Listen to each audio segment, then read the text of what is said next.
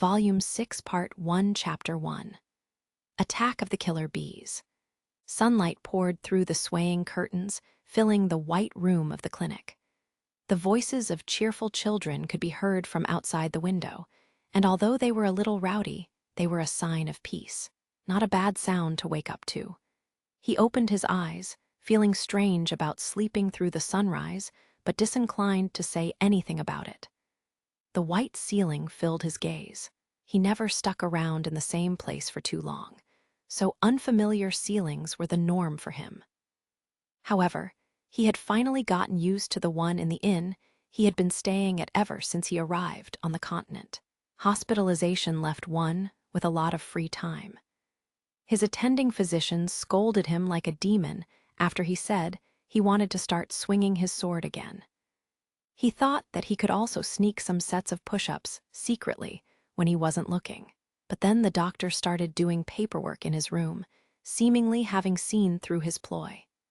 He protested, asking the doctor what he would do if a patient came along. The doctor replied, "I have someone manning the reception desk. Besides, my small clinic doesn't get many visitors." That was the end of that. The doctor had a point. People's prevailing situations prohibited most of them from going to the doctor every time they had a cold. Their finances wouldn't allow it. The patient felt a little bad about thinking this, but the clinic was too small to provide services for a wealthy clientele too. Zig sighed, sinking into his bed, resigned to being prohibited from moving his body. The bed in the clinic was softer than the one at the inn. This caused Zig some discomfort, since he was used to camping out and cheap accommodations. "Is business doing okay?" Zig asked, unable to resist his curiosity. He wasn't exactly worried, he was just trying to kill time. Doria was quite the nag despite his peaceful clinic, but he also had a portly stomach. He probably wasn't poor. Maybe he was the son of a wealthy man who ran a clinic as a hobby, but he was too wise for it to be true. Doria pushed his small spectacles up and wrote something in his medical chart. "Oh, that. It's practically impossible for doctors to go hungry in a town with a thriving adventuring industry. Not with the constant flow of patients." Doria scratched his cheek, not sure whether to take pleasure in or lament the fact that there would always be people who needed his services, revealing the integrity of his character. The constant flow of injured adventurers turned out to be a steadier stream of income for the doctor than Zig thought. "My clinic is small and isn't in the best of locations, but it's perfect for people who have been turned away everywhere else." Doria stopped, and Zig noticed his conflicted smile. "Besides, I've had many chances to work lately. It all started with some adventurers from the Wadatsumi clan who got beat up. Then more people came in after they got injured chasing a bounty. Finally, I had to take care of a certain someone who almost died. It has been terribly busy." Doria winked at him as if to say, even doctors need a day off at some point, no. Zig didn't object and only pulled the covers over his body, reminding himself that this physician was not to be messed with. Zig continued to be hospitalized, at least when he wasn't attempting to leave, slipping through his observers when he got the chance. He ended up getting an earful after that, but for the most part, his recovery was going well. While Sayasha watched over him, Zig sighed as his final medical examination came to a close. He felt strangely exhausted for some reason. "Your recovery capacity is as amazing as always. Your injuries were so dire that it would have killed an ordinary person twice over. But here you are, able to move normally. Indeed, you really looked like you were going to die back then. I should know, after killing a lot of people in my time." Doria looked amazed as Sayasha nodded in agreement. Even Doria considered Zig's regenerative capabilities astounding, and he had been a physician to many adventurers who were proud of their physical toughness. The combination of Zig's natural physical robustness and training, coupled with the healing magic unique to this continent, made it something of a miracle. They made his recovery all but normal, an unexpected advantage as long as you turned a blind eye to the one drawback: copious amounts of food. You would make an excellent adventurer if you had more mana, Doria lamented. The two factors couldn't coexist, though Doria was kept in the dark about it. Perhaps it was because one individual couldn't possibly possess so many talents, but Zig's physical makeup and the people of his home continent were different. Their prowess was a product of training, because they didn't have magic where Zig came from. On the flip side, the people of this continent were physically weaker because they relied on magic. This was Sayash's theory about Zig's recovery, but he found it very convincing after experiencing it himself. "No point in wanting something I can't have," Zig said nonchalantly, brushing the subject away. He couldn't exactly tell Doria that he came from another continent, after all. He wasn't about to let the doctor run some tests on him like a science experiment either. Being strapped to a bed this long was bad enough. He needed to get moving again, and soon. "But your companion has so much magic in comparison. I guess women really are different." Zig stopped just as he was about to get up, hankering to get a sword in his hands again. The conversation had taken an interesting turn. "What does being a woman have to do with magic?" Sayasha wondered, her thoughts lining up with Zig's. Zig had heard of this before but had dismissed it, considering it hearsay. However, Doria didn't seem to be the type to believe in rumors, so there must be some kernel of truth in the saying. "Well, let me preface by saying there isn't a definitive explanation for it yet." With that disclaimer out of the way, Doria started his explanation as he cleared his medical tools. Research has found that women have higher average and median mana values than men, taking into account individual differences. The difference is around 30%. That's pretty significant. Zig and Sayasha were surprised at the gap. That difference made sense when you really thought about it. The disparity of muscle mass between men and women was undeniable. There was no contest when it came to muscular density between the sexes, even among those who were in the same weight class. That was why there were no female mercenaries on Zig's continent. At most, they were relegated to being medics and weren't found on the front lines. Some took up swordsmanship for self-defense, but only so they could have a chance to escape. Yet the male-female ratio is still 6-4, no, 7-3, quite extraordinary. Why is there such a big difference? Sayasha was asking the right questions, but were witches even comparable to human women? Granted, there were no male witches, but the difference between a witch's mana and a human's was astronomical to the point that comparing the two seemed comical. Doria mused on the question seriously, seeming to have little grasp on the details of the subject himself. Some posit that the body compensates for the lack of muscle mass by piling on mana. But my personal theory is that the difference lies in one's ability to host life, to give birth, in short. People take it for granted, but creating life is a momentous and amazing task, and women are the only ones capable of doing it. Perhaps this is the source of their mana. I see. Zig put on his clothes as the two got even more excited in the discussion. Sayasha had the tendency to look into every detail of something she was interested in, giving her the personality of a researcher. Zig wasn't convinced of the theory, since the women on his continent gave birth like everyone else did. He was an amateur, of course, and had no evidence to back it up, but he had a feeling that the ability to bear children wasn't what made the women here capable of fighting on the front line with men. But he was a mercenary, and as such was content to leave the complicated thinking to the academics. All he needed to do was swing a sword. "Doc, I'll be borrowing your garden." Although Halion was a remote town, it was among the most prosperous in terms of size, population, and economy.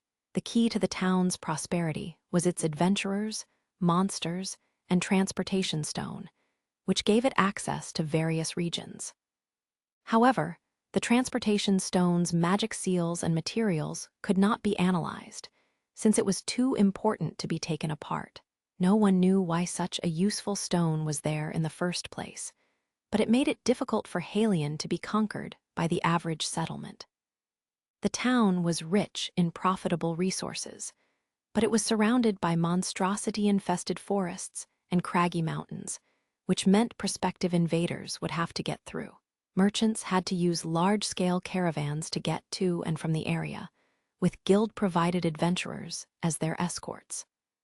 However, due to its structure, Halion suffered from numerous internal conflicts due to several organizations keeping each other in check. The Association of Merchants and Tradesmen exercised heavy influence over the Central District, where the business and artisan districts were located. They were interdependent in all things: business, armaments, food. There were some disputes here and there, but never large-scale conflicts. Most disagreements in Halion were territorial, with factions fighting for control over the cardinal districts. The southern red light and gambling districts belonged to the Cantarella, while the northern ones belonged to the Bazarta, the two great mafia families of Halion. The Jinsuya immigrated some 20 years ago and took the eastern district for themselves from the two warring families. The western district belonged to people who thought humans were the chosen race and treated demi-humans like foul sinners, the Claretists. However, just the other day, some important members of the Claretists disappeared, causing a stir among the people. The members in question were the Claretists' combat personnel and their leader, the Remitter. With them gone, the Claretists would lose a great amount of their influence, creating a major power vacuum in its place. He took a deep breath and breathed out.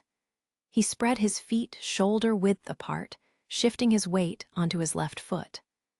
The twin blade in his hand was lowered, the left side of his body pointing forward, while the top blade of his weapon was pointed back.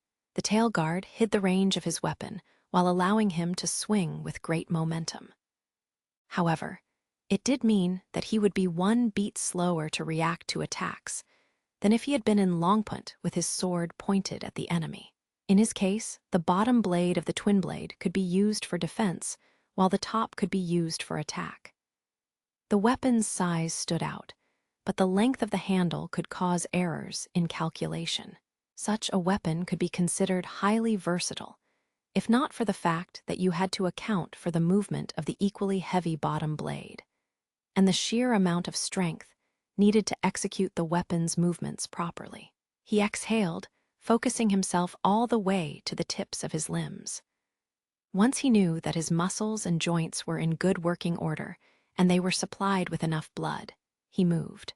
HMPH? There was a rumbling, followed by the blowing of the wind. His hips rotated, power rising from his feet, transferring fully to his blade. The twin blade transmitted his energy, creating a gust of wind. The laundry hanging in the garden fluttered in the presence of the sword-generated tempest. But a twin blade wasn't restricted to a single slash. The top blade swung in an arc from his lower right to his upper left, traveling to the twin blade's opposite side. After both blades had slashed the target, he twisted, turning around to thrust with the bottom blade. The continuous attack didn't stop as he tapped into his martial arts training to keep the flurry going. His skill with the blade was evident as he kept up the offense in a smooth and quick flow. The movement had been set into his body, making him truly one with his blade. He had sent many to their graves with the skills he honed on the battlefield, but it's not enough. No one would have the right to criticize his skill. And yet, Zig was not satisfied. Scenes from his last battle played in the back of his mind as he swung his sword. It had been a true battle to the death with the Remitter Yisar Burlan. Yisar had been a formidable opponent, far more skilled than Zig, but he managed to claim victory through sheer strength and stamina. A win was a win. Zig had no plans of changing his statement anytime soon, but if he had to fight him again, or if someone of Yisar's level came along, he didn't know if he could have the same result. He believed that combat was about one's affinity against the opponent and overall strength. Perfecting a single point of your strategy might make you untouchable in one field. But in the real world, combat was rarely that convenient. Speed, strength, skill. A time would come where investing in only one of these things would fail you. At that point, you had two options. You could either run or make do with the cards you had in hand. There wouldn't be a problem if you could run away from all situations. The right person in the right place. The logical decision would be to let someone who was an expert deal with situations you weren't good in. It would be logical. It would be ideal. Many workplaces functioned in such a way, but the battlefield was no such workplace. You couldn't say to an enemy, "Hang on while I get someone who's actually good at fighting you." When it came time to run away, you couldn't get someone else to do it for you. At that point, the more cards you had in your hand, the better. War wasn't so kind as to let you escape from situations you couldn't handle. That was why Zig was brushing up on his speed and skill. It was so that he wouldn't have to solely rely on his strength. I haven't been slacking off.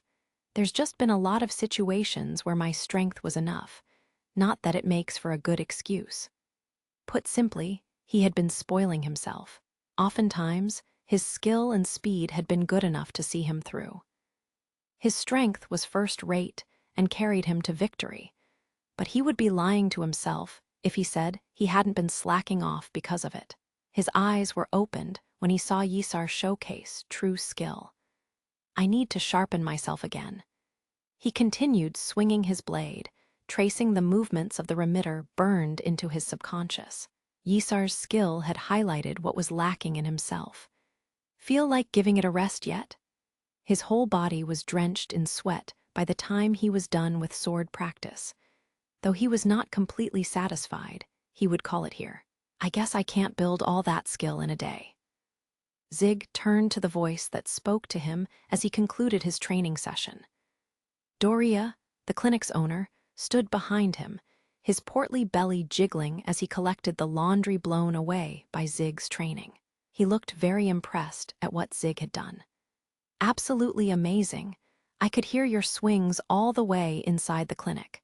So much for rehabilitation, but are you sure you don't feel any discomfort? Zig checked himself again at the doctor's reminder. He had only borrowed the garden so he could swing his sword for a little while, but it shifted completely into training. He became so engrossed that Doria had to check in on him, worried that he wasn't coming back. Sorry, Doc. No problems here. I see. Very good. Doria gave him a kind smile and handed him a dry towel to wipe himself off. Thanks for taking care of me. I'll be back. Zig thanked him, feeling apologetic for his doctor's courtesy. Doria smiled uneasily at Zig's gratefulness. I appreciate your gratitude, but as a doctor, I don't know how to feel about wanting my patients to come back. Zig's hospitalization came to an end after 4 days. He hadn't been the most patient of patients, having attempted escape multiple times. But he had made a complete recovery, and there were no signs of complications after the surgery. He couldn't complain about his health. His wealth, on the other hand, I'm broke. To avoid any misunderstanding, the price for Doria's medical services was highly reasonable, and he didn't gouge Zig a single cent. Still, 4 days of hospitalization were not cheap. Added to that was the downright violent food consumption Zig had over his entire stay. His wallet couldn't cover the expenses. It was already light from buying a new weapon. In the end, Zig had to sell his precious gemstones to cover his medical expenses, leaving his coin purse terribly empty. If he got breakfast today, he would be left with less than a child's pocket money. Zig winced painfully. He couldn't remember the last time he was so strapped for funds. Now that you mention it, you got caught up in this whole commotion because you were out of money and wanted to do some work. Sayasha felt nostalgic about the events of a few days ago, while Zig reflected on his mistakes with a frown. I'll have to account for food expenses next time I get injured. Even though Zig just got better, the two were immediately headed to the guild after his discharge. It was already noon. There were probably no more jobs left around at this time, but Zig had to work today if he wanted to eat. Walking into the guild, the atmosphere was much grimmer than he expected. Receptionists were running around in a panic, and injured adventurers were being carried off in gurneys. Most seemed to have laceration wounds, and immediate medical attention was being given to those that were bleeding the most. What happened? Maybe there's another bounty. That would be a problem. Your funds will dry up even further if we can't go to the hunting grounds. Zig sighed. If that was to happen, Zig planned to get hired by some adventurer as a bounty hunter. He would have to do it behind Sayasha's back, though. As the two stood around trying to understand the situation, one of the receptionists ran up to them. It was Ai Kasukabe, a sagacious beauty whose charm was negated by the fact that she was always expressionless. She was slightly sweating, although her face remained emotionless.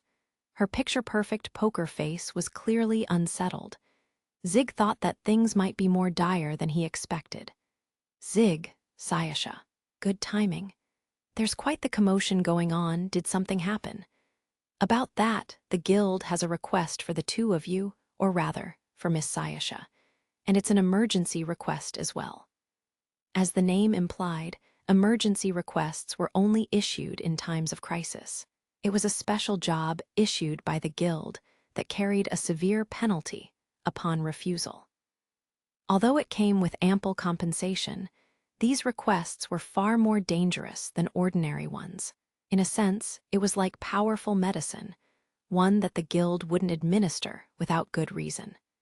Something terrible had definitely happened. Although the natural response to the situation would be a concerned frown, Sayasha was beaming with expectation. What a stroke of good fortune. See, Zig, you really can acquire money from other people's bad luck. I agree with you, but don't say that out loud, Zig chided Sayasha, deciding to turn a blind eye to his own lack of compassion. With a smile, Zig turned his attention to Ai as if to make up for his own coldness. So, what do you want us to do? A rescue operation. Who are we rescuing? Ai's eyebrows knitted together as she gave a vague answer. As many as you can. It was a strange request. A rescue operation usually had details of the person in trouble. Adventurers weren't part of the army, and a disaster might have befallen them. Excuse me. Allow me to fill you in on the details. Zig scrunched his face, knowing that whatever was going to come out of Ai's mouth next wasn't going to be pleasant. Someone kicked the bee's nest. She wasn't kidding. Though the phrase was usually metaphorical, it didn't take long for Zig and Sayasha to understand that this time it was literal. Sayasha winced, knowing the awful implications that would follow. Oh dear. Someone hit the blade bee's nest? Blade bees. These were bees that were the size of a small child with differently shaded black markings. White lines ran along their bodies, and their stingers were curved like scimitars. Though not venomous, they hunted prey by forming large swarms and putting those weapons to good use. Blade bees weren't dangerous individually, but a swarm was a suitable challenge for 8th-class adventurers. However, that only applied to swarms of 10. Their gigantic nest was known to house thousands of bees, though their exact numbers were unknown since half was buried underground. Numbers were always an advantage. Humans could probably take a nest of blade bees if they were prepared. The same couldn't be said if a whole nest of blade bees started swarming adventurers caught unawares. We don't have the details of what happened, but according to the adventurers who have been evacuated, the nest was hit by a powerful spell. Sayasha shrugged in exasperation. What? But you don't even need powerful magic in that area. Precisely. Ai agreed with her, sounding quite indignant, which was rare for the taciturn receptionist. Not only did the attacker use a powerful spell, but for it to miss and hit the bee's nest, even aiming the spell in its direction is an extremely reckless action. The error of a minor stray bullet could be solved by finding cover until the bees settled down. Such courtesy would not be extended if a powerful attack hit their nest, however. Sensing danger, the blade bees would rush out of their nest to eliminate the threat and chase whatever enemies remained in the vicinity. They were not restricted by human questions, such as, "Who did that?" They would find and kill everything they thought responsible. Zig steeled himself and asked the burning question, "How many made it out?" A lot of adventurers hunted blade bees every day, from ones who hunted them daily to make ends meet, to those who needed money to buy equipment after getting promoted to stabilize themselves. The guild seemed lonelier than it usually was with the adventurers who successfully escaped being the only ones present. AI calmly filled them in on the evacuation effort. 40% of adventurers have been successfully evacuated. Most of them were in front of the bee's nest and ran straight for the transportation stone when the outbreak happened. Those on the opposite side of the nest could only escape into the forest and were still probably being chased by bees. An estimated 80 adventurers are still out there. That's a lot, Zig grimaced, not expecting AI to put out a number triple what he was expecting. About half of the adventurers weren't hunting blade bees, but they had to run after getting caught in the crossfire. Being an adventurer was a dangerous job, and there was an implicit understanding that you consented to whatever happened to you on the field. A few dead adventurers weren't enough for the guild to do something, unless they had high ranks, of course. Even so, having this many adventurers die at once was a bad look. The guild would lose the trust of the big clans if they handled this poorly. I am calling on all available adventurers to help, but there aren't enough. Most adventurers are out this time of day. And so, the task falls to us. Sayasha shook her head in annoyance once she understood the situation. The enforced request was unavoidable. Though she had zero interest in saving human lives, the compensation the guild provided, as well as the boost in reputation, would be enough to make up for it. I'll live, Sayasha thought. Very well. I'll head out as soon as we finish our preparations. Thank you. And there's one more thing. AI glanced over at Zig. Zig knew what she was about to say and shook his head with a shrug. Sorry, but I'm not an adventurer. I have to prioritize my own jobs. He refused her tacit request. Zig wasn't heartless and would help a dying person in his vicinity if he could, but this kind of rescue operation meant proper work. He had no obligation to go along with the guild's ulterior motive of taking advantage of him as Sayasha's attendant. He wasn't so nice as to volunteer for a rescue operation either. AI was a reputable receptionist, but even she didn't have the authority to hire a mercenary for guild work. You're right, I apologize. She didn't press the matter any further and backed off. AI wasn't the type of woman to take advantage of relationships and force people to work for her. But then, someone interrupted their conversation. Then, there shouldn't be a problem if I issued the request. They turned toward the voice that had rung so clearly. Before them stood a man with neatly combed hair, already graying in some spots, along with a well-groomed face. A cold, sharp gaze lay behind his glasses. Kirk Wright, the Halian Guild's vice president, stood with his hands behind his back. Vice president? Thank you, AI. You can go back to your post. I'll take it from here. AI looked like she still had something to say to Zig and Sayasha, but she had no choice but to obey her superior. She bowed her head and left. Kirk resumed the conversation without seeing her off. First, congratulations on your full recovery. Do you need me to go through this? No, I think we're past pleasantries, aren't we? That we are. That kind of stuff is pointless between you and me. They sounded like old friends, but the truth was quite the opposite. They were only accomplices in taking advantage of other people. As much as it pleases me to get the nuisances out of the way, it has made me terribly busy, Kirk said sardonically, adjusting his glasses before getting to the point. Zig Crane, regarding your ban from the Adventurers Guild, hold on, let me finish. Kirk quickly stopped when he noticed Sayasha quietly creating a small stone spear in her hands. Though little, its creaking sounds and mana density were enough to make cold sweat run down Kirk's back. Sayasha had a chilling smile on her lips. Oh, Don't mind me. Carry on. She motioned him to continue while continuing to play with the rock spear in her hands. She had a feeling that Kirk might try to use Zig's band to get him to participate in the rescue operation. Sayasha kept her gaze on Kirk, her face betraying no emotion. Kirk desperately tried to avoid eye contact with her and began to negotiate with Zig in a hushed voice. Can you please rein in your client? Sorry, I've never been good at horse riding. Zig shrugged and pointed his chin at Kirk as if to say, well.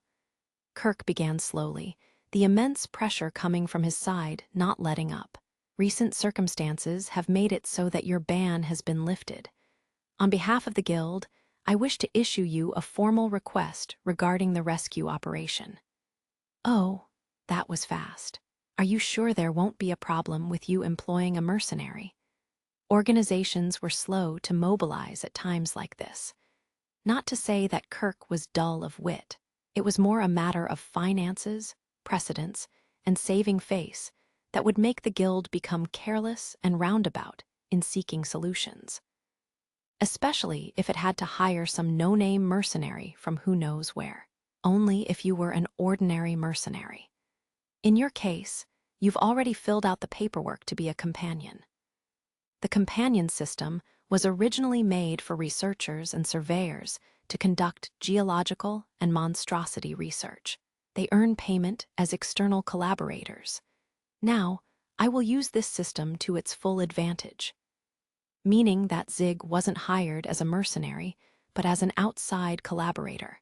Although hiring a mercenary for a rescue operation was unheard of, it didn't break the system due to how often it had been used in the past. You would have to broaden the interpretation a little bit, but the system would hold. Zig had no problem with it as long as he was getting paid. He asked the important questions one at a time. What are the terms? 20,000 for everyone you save. 40,000 if they're under 40 years of age. Zig's portion will be half of the total people the two of you rescue. And what does a successful rescue look like? Injuries must be contained so that they could still function as adventurers. Help them to get back to the Guild on their own or take them to a safe zone. Either works. Conditions for completion? You decide. I will be rating your overall performance, however, so keep that in mind. The pay was neither good nor bad. Zig appreciated the fact that they would be splitting the rescues in half due to his and Sayasha's roles of sword and magic. Sayasha wasn't getting any extra pay from this, but there were no problems there. She was still getting rewarded as an adventurer. She would probably get boosted ratings instead. Although Zig appreciated that he was free to decide when the job was over, he still couldn't afford to do sloppy work. He couldn't cut corners, but then again, he had no intention of doing so to begin with. Commission-based work was a great way to motivate your contractors. It was also a great way of lining your pockets. All right, deal? Zig casually clapped Kirk's outstretched hand. Good, you best get right to it. It was a purely verbal contract without any paperwork. The dry sound of their agreement echoed through the Guild, made weightier since it could be rendered null and void at the drop of a hat. I have a question, if you don't mind. Sayasha had dismissed her rock spear and put her now empty hand against her chin. Kirk glanced over his shoulder, still desperate to avoid eye contact. What? Why the difference in pay according to age group? Sayasha's question was not based on any moral concern. For a witch like her, the difference between a 20-year-old and a 30-year-old was like a blip, and she couldn't understand the point of differentiating between the two. Kirk was unaware of this, however, and to him it sounded like she was questioning the absolute worth of a human life. He gave a disgruntled scoff and walked away, saying with the most matter-of-fact tone, "They're human lives. Of course they're valuable." With the contract settled, all that was left to do was get ready and do the job. The more time passed, the more money would be lost, and more human lives would be lost. There wasn't much to do in terms of preparation, since Zig and Sayasha came into the Guild looking for work anyway. The survivors told them about the general terrain and direction in which the remaining adventurers fled. These are your provisions, free of charge, but there will be consequences if you misuse them. They were given a large stretcher-type dolly to transport the wounded along with a first aid kit. The male staff member, likely from the medical team, quickly explained the contents of the first aid kit. If the person is still conscious, use this tonic after you've stopped the bleeding. In the event they're unconscious, inject this syringe into the inner part of their elbow. You do that by, I know how injections work. I won't ask how you know, but all right. Zig avoided the medical staff member's gaze as the latter narrowed his eyes. He grabbed the stuff and went over to AI for a final authorization as he waited for Sayasha to receive the same explanation. Other adventurers were also present for the emergency quest. According to the latest survivors, the blade bees have split their swarms into two. One to protect their nest, and another to chase down adventurers who escaped into the forest. Although there aren't many of them away from the nest, their numbers are still larger than usual. AI pointed to the nest at the center of the map, drew a semicircle some distance away from it, and then slid it toward him. First, you are to rescue survivors while going around the nest. As soon as you're done, you can proceed to search the forest. The search for survivors around the nest is probably finished. Primarily because most, if not all, of the people near the nest were already dead. The spell that hit the nest unleashed a frightening number of blade bees who proceeded to attack nearby adventurers. However, the distribution of the bees was uneven. Perhaps the hole in the nest was on the larger side, but most of the bees ended up going into the forest. This allowed most of the adventurers that had been in front of the nest to escape, while forcing those behind it to scurry into the trees. Adventurers near the nest were either hiding or too injured to move. Blade bees weren't known for sniffing out their enemies, and mostly used their overwhelming numbers to overpower any opposition, for better or worse. Still, it was only a matter of time until the swarm found what they were looking for. Survival was impossible without a great bit of luck. The number of blade bees is overwhelming. Avoid contact at all costs. If you must engage, take care of them as swiftly as possible before reinforcements arrive. Obviously, you are to refrain from using loud magic. Zig and Sayasha weren't the only members of the rescue party. Other adventurers who just arrived or came late had also taken on the guild's request. The rescue party was split into two groups. One would be posted near the nest to secure a safe route and transport any survivors to the guild. The other group would go into the forest to search for the other adventurers. The latter was made up of higher-class adventurers, since they would be more likely to encounter blade bees. Several Watatsumi adventurers were present. They noticed Zig and raised their hands in a silent greeting. There are 80 adventurers who haven't made it back yet. Rescue as many as you can. And with that, the adventurers moved out. They filed out in an orderly fashion, teleporting one party at a time with the transportation stone. Looks like you're finally back to adventuring, Sayasha said. Yeah, looks like I can get a lot of money from this job too, Zig replied. You're not used to defensive battles, right? Don't let your guard down. Okay. Zig and Sayasha followed suit and disappeared within the light. When they arrived, the adventurers who had gone ahead had already secured the area. Fortunately, the transportation stone was clear of blade bees. The rescue team assembled without wasting time. There was a transportation team made up of 15 members and a search team of 10, which meant there were 25 members in total. The adventurers stood around, not organized but not disorderly, until a man stepped forward. I'm Norton Wilser, clan master of Sibasicle. I'll be leading the operation today. The tall man was in his early 30s, with blonde hair and blue eyes. His refreshing smile made him look youthful, but he stood with all the authority of a powerful adventurer, which nullified his young age. He looked impressive with a double-edged greatsword on his back, his body clad in black heavy armor. We'll split the team into 2 groups and look for survivors while going around the nest. We'll regroup in the forest once we're clear of the nest. I'd prefer that we play it safe, but we don't have the luxury of time. It's up to each of you to stay on alert. Any objections? Norton asked. No one raised their hands, so the team was quickly divided in 2. Zig and Sayasha were in the same group, entering the forest on the right side of the nest. Commence operation. Good luck out there. Scouts had gone ahead to plan a route for the team. 11 adventurers followed the route in formation. Among them were mages along with frontliners who protected the back line. Zig wasn't obliged to follow orders, but breaking formation would only cause unrest and get in the way of the job.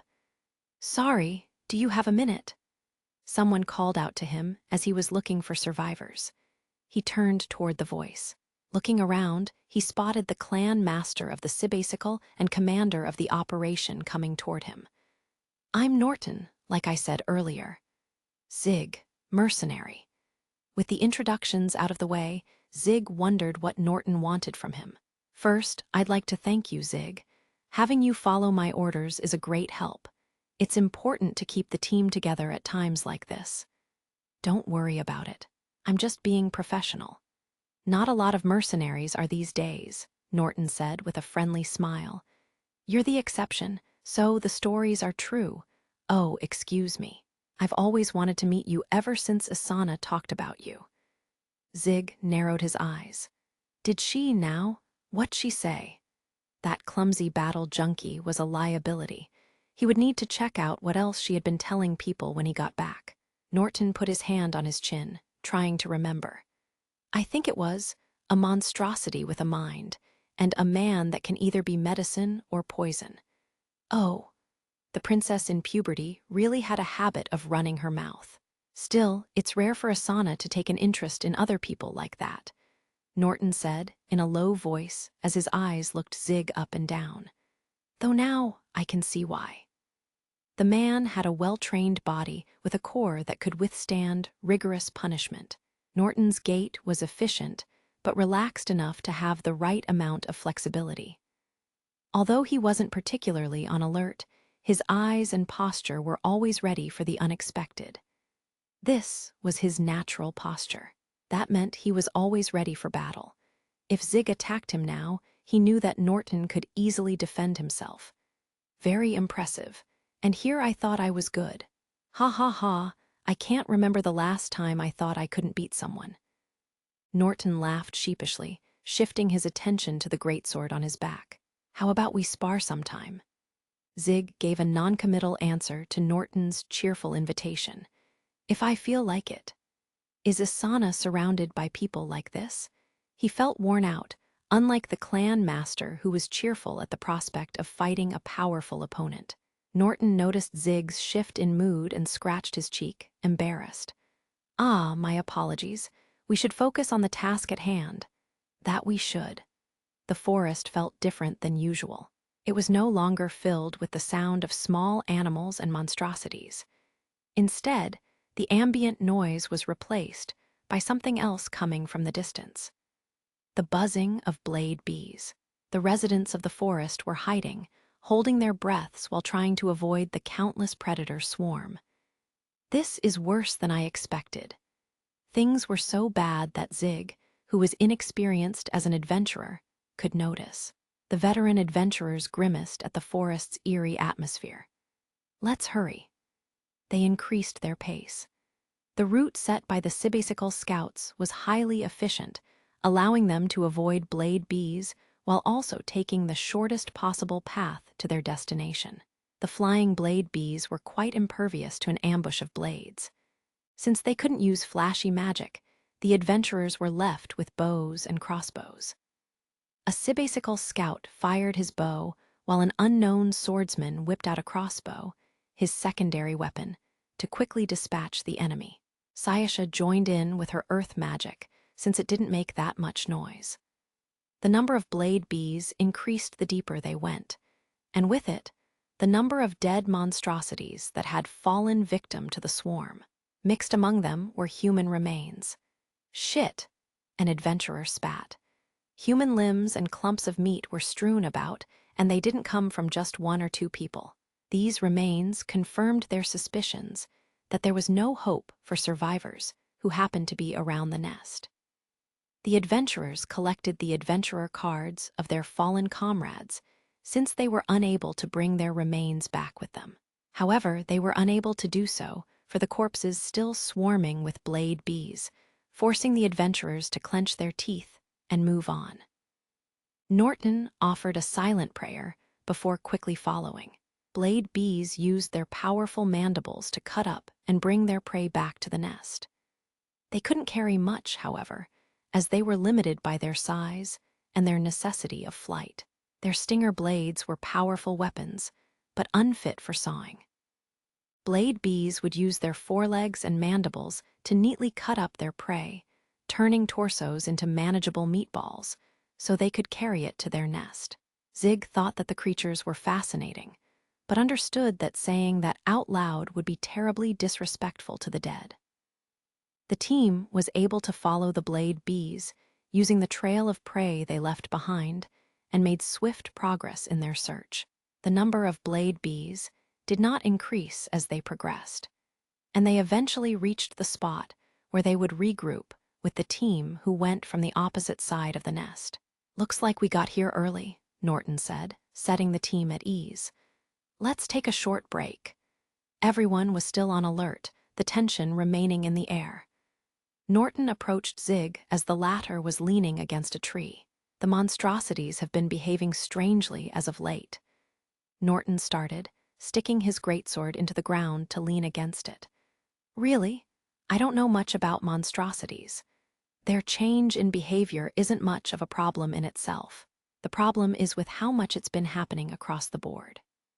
Norton counted the number of incidents with his hand. The appearance of a ghost shark, the swarm of saber-clawed insectoids, spellweaver mantises infesting double-horned blue beetles, crag-drilled dragons, and three-faced ogres appearing outside of their habitats, and now a stray spell hitting a blade bee nest. All of that happening over a short period of time seems highly unlikely. Now that you mention it, I'm beginning to think that all of these incidents are connected. Aren't you jumping to conclusions? Maybe it's just a string of unfortunate coincidences. I can accept one or two, but this many unrelated coincidences, something has to be up. I see. Norton was enthusiastic as he shared his views on the strange occurrences that had been happening. He tried to convince Zig that something was happening, but had little luck doing so. He would overreach with his speculations, putting them under too wild, in Zig's opinion. Meanwhile, Zig silently and casually calculated the range of Norton's weapon and memorized the length of his stride. He needed to prepare for the inevitable time when everyone related to the incidents would come together.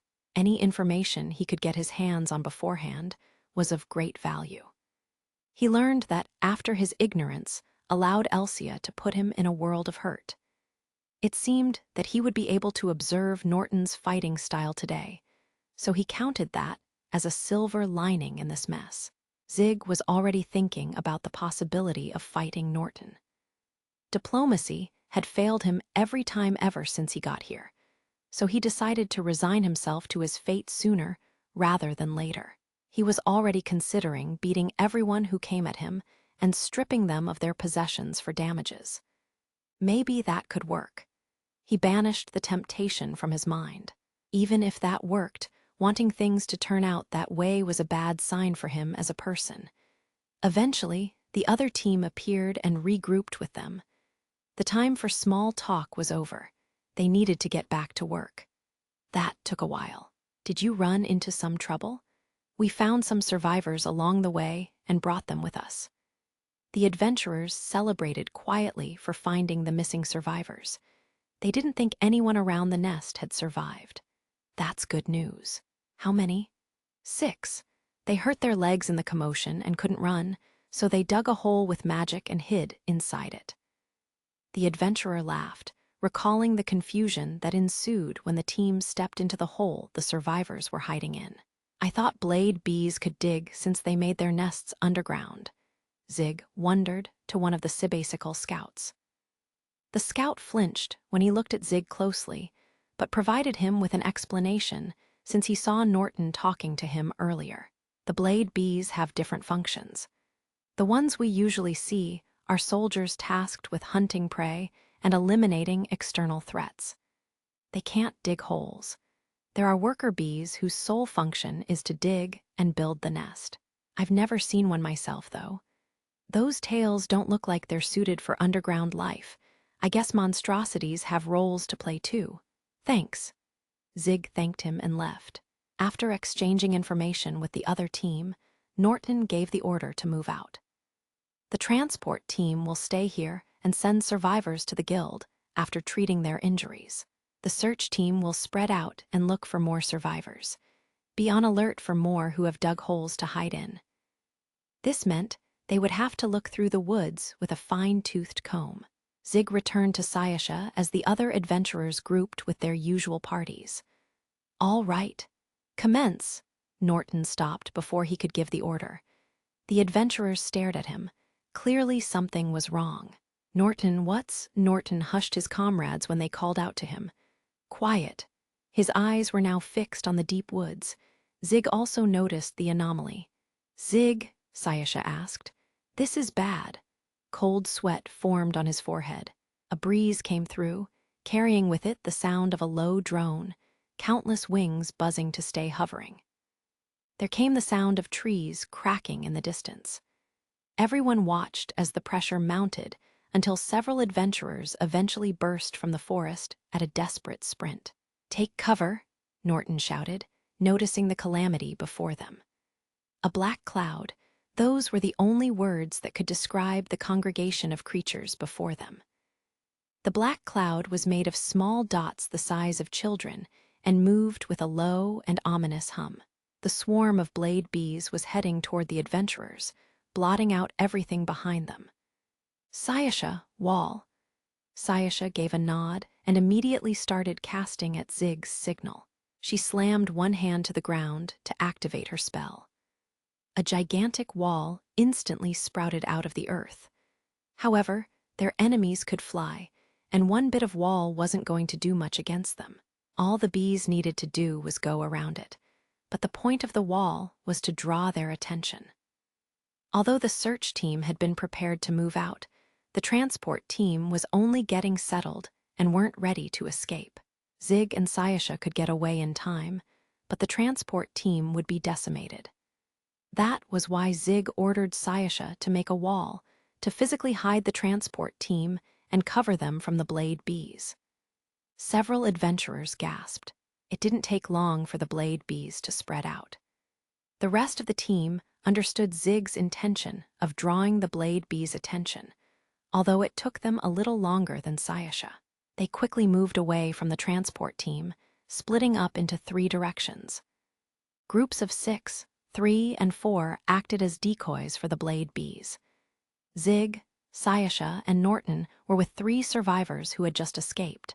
The blade bee swarm wavered in the air, seemingly hesitating after their prey split up, before launching into one direction. Damn it, just our luck. Perhaps it was their great number or the fact that they were fixated on the prey they had been chasing. But the blade bees followed the party of 6 with a loud buzzing that made your skin crawl. What happened out there? Norton asked the adventurers who had just joined them.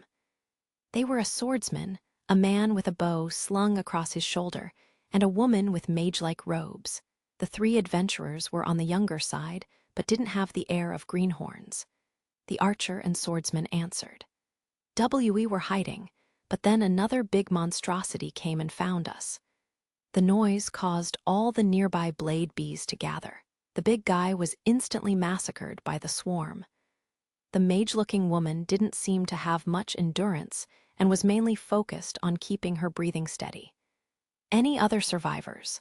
We didn't have time to check. I think there's a lot left out there, but I don't know the exact numbers.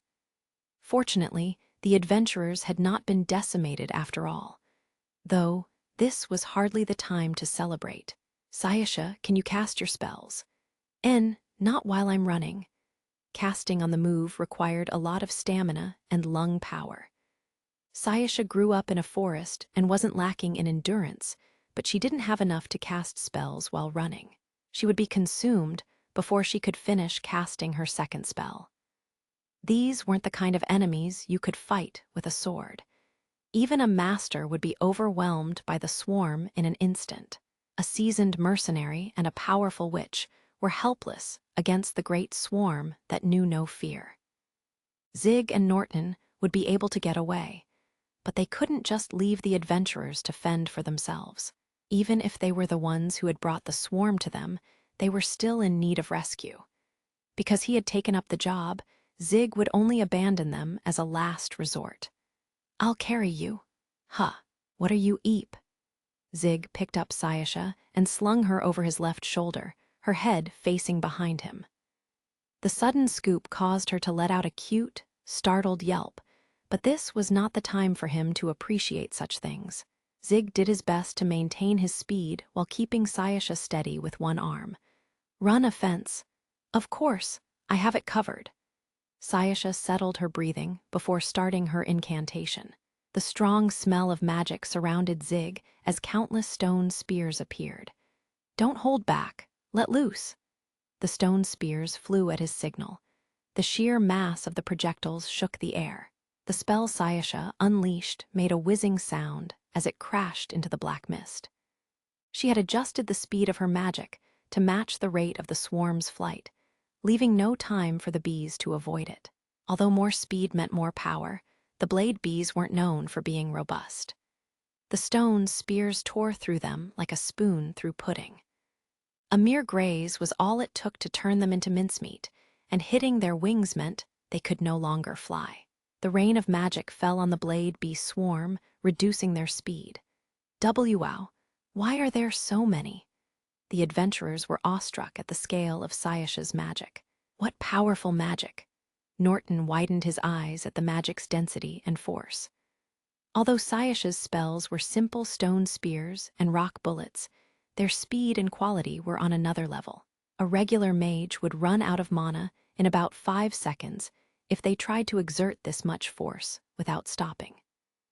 Sayasha wasn't using magic items enchanted with crystals as an external fuel source either. Everything she was casting came from her own mana source. Yet, she showed no signs of ceasing. Norton felt a chill run down his back. Her spells didn't account for the trees blocking their line of fire. The stone spears felled them along with the blade bees as they sped off into the distance. Norton could only hope that no one would get hit by one of the stray spells. Why were they the only ones who got chased? Who knows? Good for us, though. We can look for more survivors while they're acting as a distraction. Noticing that the blade bees weren't following them, the rest of the rescue team quickly returned to formation. Another Sibasical member took over command and mobilized the scouts, focusing on speed. His behavior was oddly calm, as if his clan master wasn't being chased by killer bees. "Are you sure about this? Your leader's in a rough spot? People might misunderstand if you put it that way. Look, our leader's not someone who'll get killed by a bunch of bees. He can protect himself, if nothing else. It's too late for us to go look for him anyway." The Sibasical representative scanned his surroundings as he answered the confused adventurer. "We all have a job to do. If he dies well, I guess I'll be clan master then." He smirked playfully before returning to the task at hand. Of course they were worried, but they also believed in Norton. Trust wasn't something gained just by wanting it, but something that was slowly built over time. One should trust their comrades and play their role. Inspired by the work ethic shown by the elite adventurers, the others returned to their own tasks with renewed vigor. Meanwhile, Zig and the others had run a great distance from where they started. Returning to their original position would prove difficult. Their escape would continue for some time. Although the size of the swarm had been greatly reduced by Sayasha's attack, their numbers were still absurdly high. Sayasha started using spears and walls to pierce and crush the bees. but she eventually switched to only using one spell. Spears were ineffective against the flying blade bees, and timing the walls to crush them was difficult since they could easily go around them. Sayasha's magic was strong enough, and the bees were so frail that she didn't need to do anything complicated. However, she wasn't having an easy time either. It's hard to breathe. Even if she was only using one spell, she couldn't afford to stop casting it, and being carried by Zig meant that she was in a less than ideal position for breathing. Since she was being carried like a bag of rice, Zig's shoulder was pushing into her stomach. Running through the forest meant she was also experiencing turbulence. Breathing wasn't the easiest thing to do at the moment. Blade bees fell out of the air as the hail of spells rained at them. Sayasha had a lot of mana left in the tank, but couldn't breathe. And now, an adventurer was having trouble. Huff, huff, cough. The adventurer's companions took too long to notice what was happening, since they were occupied with the danger behind them. The female mage had reached the limit of her endurance, and her legs could no longer be fueled by willpower. Her face was turning blue from lack of oxygen. Her ragged breathing, uncoordinated legs, and plain bad luck caused her toe to catch on a bump in the ground. Huh! Time slowed down as she watched the ground rise to meet her face. Her comrades finally noticed what had happened, but it was too late to do anything. She wanted to scream, but the best she could manage was a dry croak. Having lost control of her body, she could no longer right herself. I guess this is it. The fear of death gave way to the sweet surrender from suffering. As her vision went dark, she could almost see the Reaper's hands coming for her neck.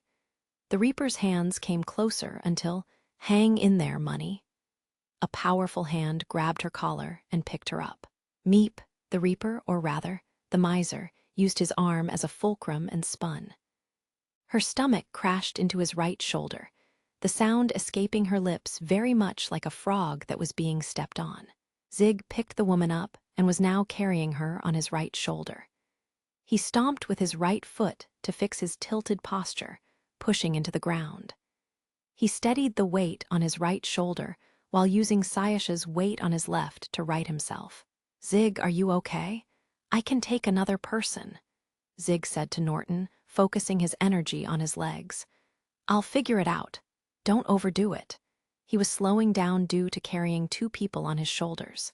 Zig managed it with his physical prowess and core strength, but the situation was bad. Sayasha had stopped her spell casting due to the turbulence Zig was producing, but the blade bees were closing in. Norton looked like he could still run, but the other two adventurers were audibly winded. Having caught her breath, Sayasha resumed firing her spells, but the endless swarm of blade bees kept up the chase. Earth magic was powerful, but it had its limits due to its lack of coverage. Although it was effective against humans due to its power to frighten them after seeing their allies die, it was of little use against insect monstrosities unafraid of death. They had to push back against the relentless swarm somehow. Wind or water or even fire would be ideal against them. Hang on. Zig remembered his other passenger.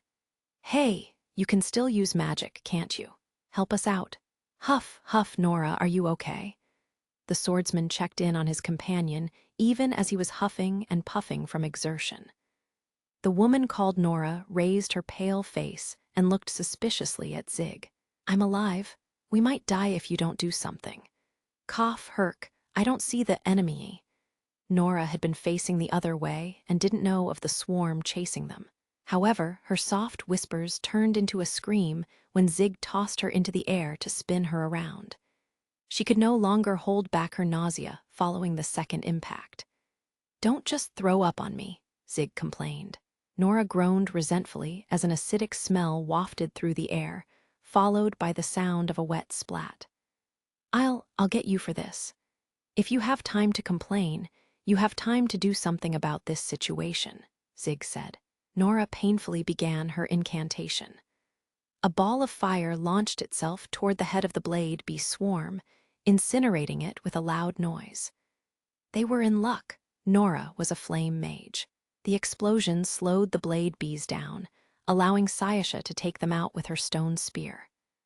Earth and flame, the two elements together kept the blade bees away while reducing their numbers. They kept running and fighting back for some time. Explosions and rock bullets whittled the swarm down. Monstrosities that lived in the forest would usually approach if they made this sort of noise, but the blade bees' bloodlust kept them at bay. In the event any of them decided to try their luck, Norton would cut them down or they would be swallowed by the swarm. Huff, huff, all right. There's a lot less of them now. The swordsman turned around, celebrating through his ragged breathing. The blade bee swarm had been reduced to a much more manageable number. I'll end this with a big one, Nora said, as she began her incantation. I'll be out of mana after this, so I leave the rest to you. Sayasha scattered larger stone bullets to buy her some time. The blade bees flew faster to make up for the loss in numbers, but they were no match for the improved stone bullets. Nora finished her incantation. A direct hit would wipe out the blade bee swarm completely. Why, yes, we're saved. The archer tripped over his own feet. Perhaps it was the sudden relaxation of his nerves, or maybe he had just run out of stamina. Zig's arms were occupied, Norton was in no position to help, and the swordsman was out of energy. The archer couldn't recover and rolled across the ground. He no longer had the energy to pick himself up after running for such a long time. Nora's eyes widened, and she hesitated as she recited her incantation. If she cast her spell now, her comrade would be caught in the crossfire. If she didn't, he was dead for sure. However, she wasn't so heartless that she could immediately decide to kill her comrade with her own hands. This time, no one extended a helping hand. It was more like a helping foot. Better not die on me. Huh. The voice of salvation sent a chill of unease down the archer's back. He watched as Zig's right leg came flying at him at full force, and without mercy. Zig planted his weight and the weight of two people on his shoulders on his left leg, and swung his right leg in an arc like the Reaper with his scythe. At that point, the archer felt closer to death than ever. No blade bee swarm, monstrosity, or bounty hunt came close. Zig's leg went in a scooping motion, making direct contact with the archer's chest. He let out a pained scream as the impact made a dull sound, sending him flying into the air. He probably said something too, but he was pretty much incoherent the moment Zig kicked him. The archer flew diagonally from where Zig and the others were running. Blood spat out of his mouth as he spun in the air. Norton and the other adventurer watched with mouths agape, but quickly snapped out of their reveries to resume their sprint. The incantation was complete. Nora unleashed her spell, unfazed by the turbulence Zig's desperate kick produced. A hot wind blew violently, and a vortex of flames suddenly erupted between Nora and the blade bees. Because they had no time to stop, the intense heat and swirling flames engulfed the blade bees. The magic unleashed using Nora's remaining mana was so powerful that it even turned the greenwood trees, which fed on mana and were resistant to fire, into charcoal. The flame vortex settled and disappeared after about 5 seconds. The heat remained, as well as a black ring on the ground where it had just been. The blade bees were completely incinerated. The only thing left of them were the ashes blowing away in the breeze. The stragglers were quickly shot down by rock bullets. Zig and the others finally stopped running after seeing that their pursuers were no more. Norton helped the archer down from the tree and stood guard as the swordsman tended to his friend's injuries. "Looks like we're in the clear," Norton said, after checking their surroundings. He breathed a sigh of relief, finally allowing himself to relax. "Huff, huff, looks like we made it." Zig was on his knees, taking deep breaths after putting the other two down from his shoulders. Even if he had been carrying 2 women, they were still fully grown adults, and he had been running in full gear. It had been an ordeal even with Zig's impressive stamina. Sayasha moved to tend to him, seeing that he was no longer able to move. Zig, are you all right? Wah, water, here. Taking the flask from Sayasha with trembling hands, Zig chugged it like he was bathing himself. He coughed midway and splashed the rest of the flask's contents on his head to cool himself off. Sayasha wiped him down as Zig groaned from lack of air. She used magic to replenish the flask and handed it back to him. He took it and slowly drank. Thanks. Not at all. Zig expressed his gratitude, feeling well enough to speak, and Sayasha returned it with a smile. He slowly got back up on quivering knees and went to check on the archer he kicked earlier. Leslie, hang in there. Radian. The archer called Leslie was being slapped back to consciousness. He groaned as he slowly opened his eyes. The swordsman looking after him and inspecting his injuries was called Radian. Leslie's armor needed to be taken off, but they couldn't move him. Since it was an emergency, they cut the straps of his armor with a knife so they could carefully remove it.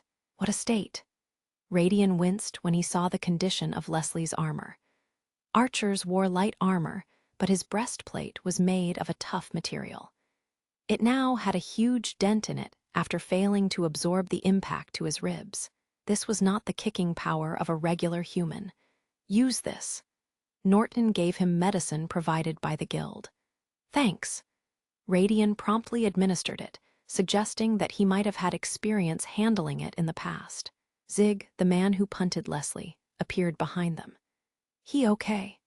He'll be hospitalized for a while, and probably would have suffered some lasting side effects if he didn't manage to land properly. Can't say he's exactly okay. Radian calmly relayed Leslie's condition as he continued treating him, his back to Zig. I see. But thanks. If it weren't for you, we wouldn't have survived that ordeal. All in a day's work. I didn't want to damage the goods, though. Don't worry about it. With the situation we were in, you didn't have much of a choice. There we go. Having finished his treatment, Radian got up and turned to Zig. I'm Radian. The one who flew through the scenery is Leslie, and the one who threw up on you is Eleonora. Zig introduced himself, shaking Radian's hand. Zig, I'm a mercenary. He could tell from the calluses and strength of Radian's hand that he was an accomplished swordsman. I've heard the stories. You helped Heinz out last time. You know him. We started around the same time, and we're in the same class right now. Radian had short brown hair, while Leslie's locks were black and Eleonora's red. The three adventurers had survived after Zig, and the others' great escape.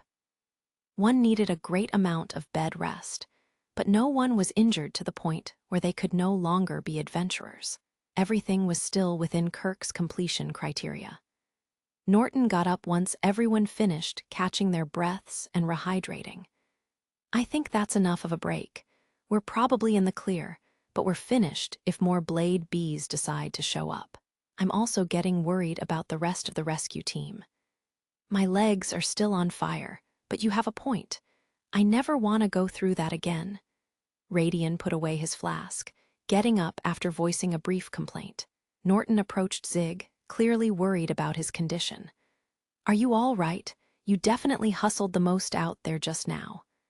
I'm fine, Zig answered casually, and then stood up. I have energy left to leave you all behind if it comes to it. Although he looked tired, he wasn't unsteady on his feet. He really did have that much energy left. That's very impressive. All of my daily running is paying off.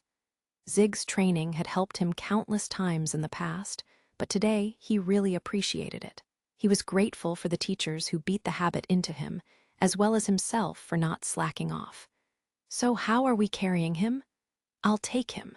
I threw my sword away anyway. Someone had to manually carry Leslie, since a dolly was not available. Radian had thrown away his sword earlier because it weighed him down, so he took the responsibility on his own shoulders. He was just as exhausted as the rest of his party, but was willing to do it for his comrade. Oh, I can carry him for you if you want. Oh no, I'd feel bad letting a mage do physical labor. Radian refused Sayasha's offer, but then saw how she had already repurposed an earthen shield for Leslie to lay on. Granted, it wasn't the safest platform to carry someone with broken ribs, but Radian bowed deeply to the woman who looked younger than him. "Thank you. He is in good hands." The group carried on to the rendezvous point while looking out for possible threats. Norton took the lead with Radian and Nora at his side. Zig was at the rear, while Sayasha and Leslie were in the middle of the formation. Suddenly, Zig called out to Nora. "By the way, how old are you?" "How out of the blue, I'm 19. "Nice." Zig pumped his fist into the air without changing his expression. He wasn't going to ask everyone for their age during the rescue operation, but the fact that he had secured a high-value target cheered him up. "Oh, I see." However, the others took it the wrong way, ignorant of Zig's contract. Nora sighed and shrugged. "I guess once or twice is fine. You did save my life, after all." Nora didn't look too shabby.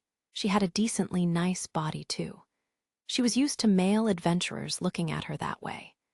Radian winced as the atmosphere became more awkward, but said nothing. Zig was only asking since Kirk would pay him more for younger adventurers, but he wasn't about to refuse a reward if offered. He had been pent up lately and wasn't thinking straight. I didn't mean it that way, but I suppose." "What's this, Zig?" Sayasha said. "Are you trying to double dip on your rewards? That will not do. The guild is already paying me for rescuing you, but I will accept your gratitude." Sayasha turned toward him with a glare. Zig peered through her flowing black hair, doing his best to ignore her gaze, and promptly refused Nora's offer. Nora and the others immediately understood the power dynamics between the two. From that point on, they diverted all their inquiries to Sayasha instead of Zig.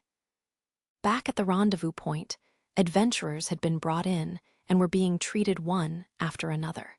"We need some help here. The bleeding is bad, real bad." "All right, this one's done. Take him away." "We don't have enough medicine. Anyone with mana left over, come over here and heal him.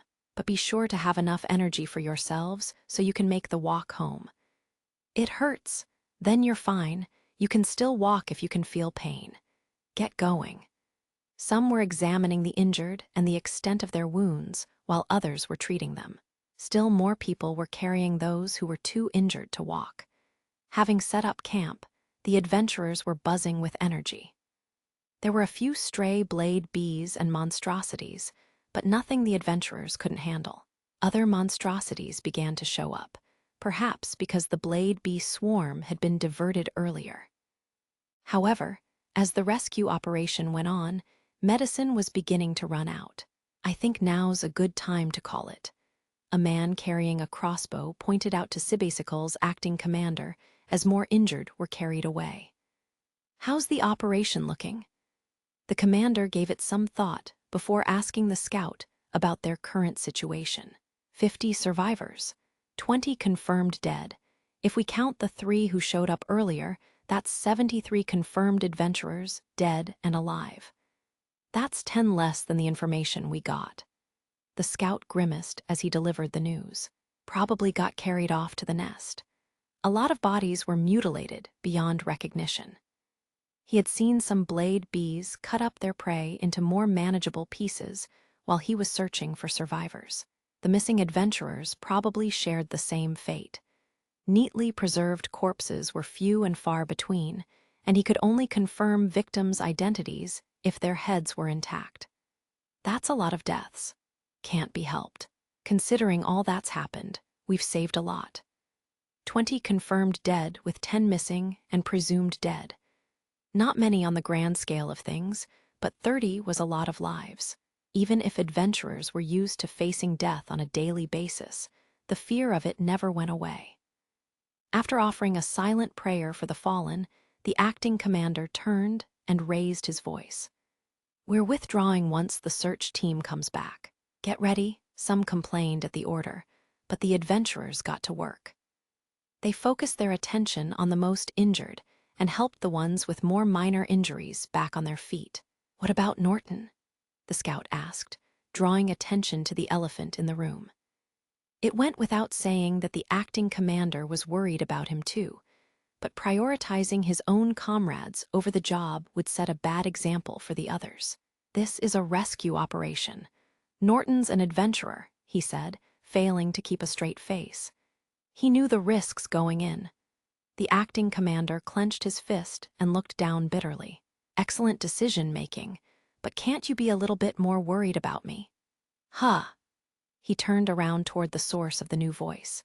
His familiar comrade stood there, raising his hand in greeting with the three adventurers in tow. "Norton, you're alive." "Looks like it. I was ready to die but somehow survived. All I did was run, though." Norton's comrades approached him. After celebrating their friend's good health, they filled him in on the situation. As they wrapped up, an adventurer called out to them, confirming that they were ready to go. "You take care of the rest. I'm not cut out for this stuff." "I disagree. Good job out there today." Norton threw a joke at the former acting commander before getting back to work. "We're going home now, but don't get careless. Our work doesn't end until we're back at the guild. If you die a silly death, you're not getting paid." Under Norton's orders, the rescue team returned to the guild. Perhaps it was because some time had passed since the nest was hit, and the main threat had been dispatched.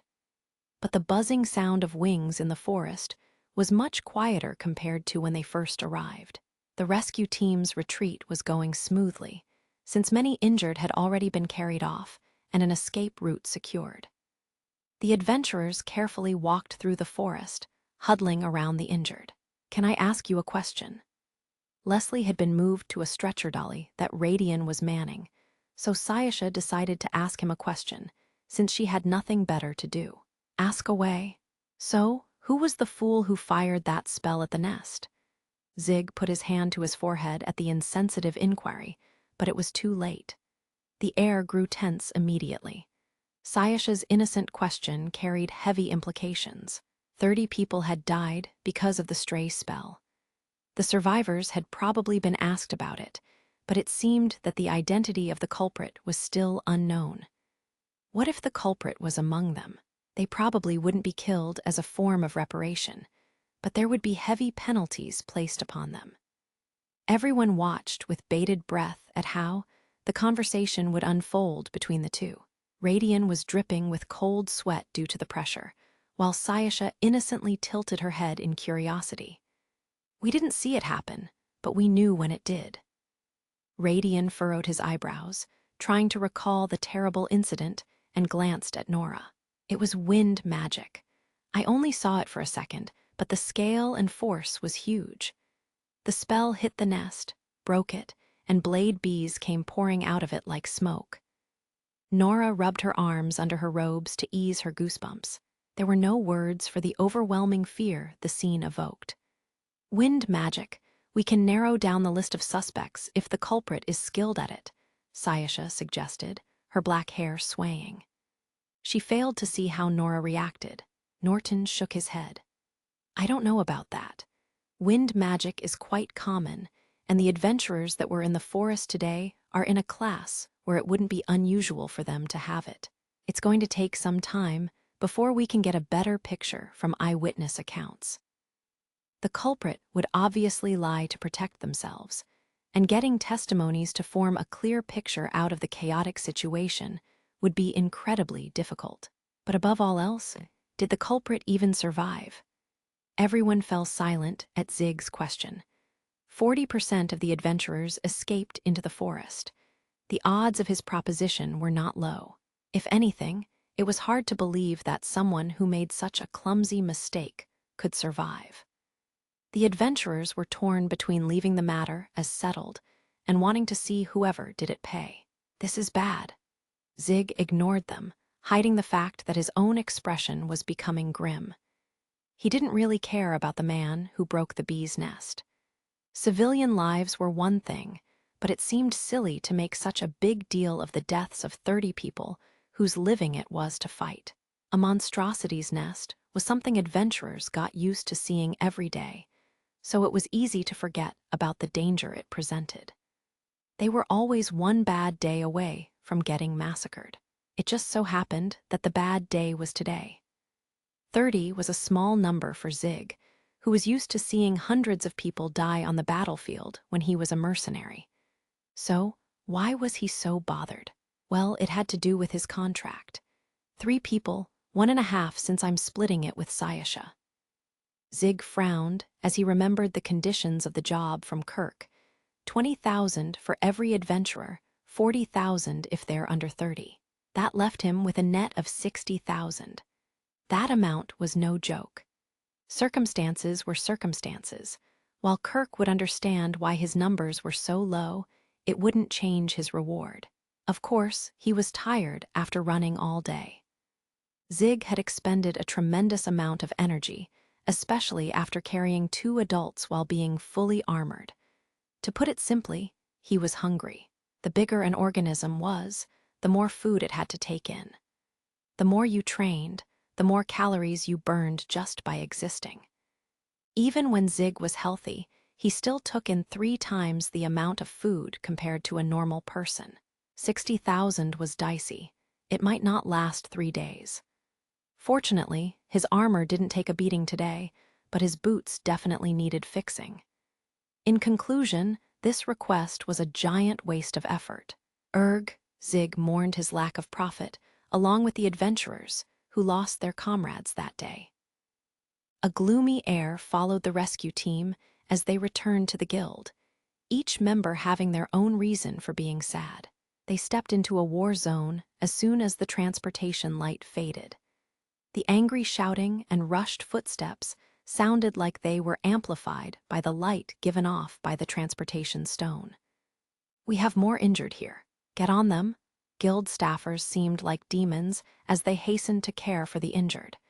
The adventurers quickly moved to steer clear of them, expertly handling the situation. "Excuse me, but the request report. Now's not the time for that, you idiot. Want me to heal that muddled brain of yours?" Sorry. Some were not as experienced as their peers, however. The guild staffers turned their rage on adventurers, who just returned from another job site. An older adventurer smacked the young rookie upside the head after he retreated. All guild activities ceased as the building was temporarily converted into a field hospital. First aid came first. They stopped the bleeding of heavily injured patients so they could be transported to a proper hospital. The number of physicians was limited, so guild staff took over anyone they couldn't look after. Some of them were quite knowledgeable, allowing them to spearhead the operation and weather through the storm. Idle adventurers were also drafted to the cause. "Hey, you there, why don't you buy us more medicine if you've got nothing better to do?" A staffer shouted at Norton, handing him a grocery list of medicines. Me?" "Yes, you. Move it." Guild staff were usually placid, behaving more like civil servants than anything else. Today, they were channeling their inner sailors. Adventurer class didn't matter under these circumstances. Even a high-rank adventurer could be reduced to an errand boy. Buy everything you can get on that list. The guild will reimburse you for it. Try to filch any of it, and I'll kill you." Even Sayasha was taken aback at the scene. Whoa, hearing the clear threat behind the staffer's voice, the Sibisical clan nodded and moved out. Next, the demon staffer turned his eyes to Zig. "The big one over there? Oh, you're an outsider. Excuse me." "It's all right. What should I do?" Zig still offered to help the obviously perturbed employee. The guild's field hospital setup reminded him of his old battlefields. He was more than used to this kind of treatment. "Well, it's just that the vice president is looking for you. Go upstairs. We'll be borrowing the mage, though." "All right, Sayasha. Of course, I have it covered." Zig left Sayasha on the first floor and climbed up the stairs. He looked inside the waiting room, but found no one there. Remembering that Kirk probably wouldn't have noticed Zig and the others returning, he took the liberty of going through the room until he reached an impressive-looking door. He knocked on it. "It's me. We just got back." Zig waited for an answer before entering. "Come in." The room was sparsely decorated, probably matching its owner's taste. A wide desk was set before a sofa that could fit 4 guests. Behind the desk, Kirk was doing paperwork. Although today's events had kept him busy, his hair was still neatly slicked back. As vice president of the Adventurers Guild, he was probably used to these types of situations. Kirk motioned Zig to take a seat without looking up from his paperwork. Zig sat down, and Kirk started the conversation, his pen not stopping. "Good work out there," Kirk began, closing off any avenues of escape Zig might have had in mind. "I've heard reports from the other adventurers." Zig wouldn't be able to pull a fast one on him.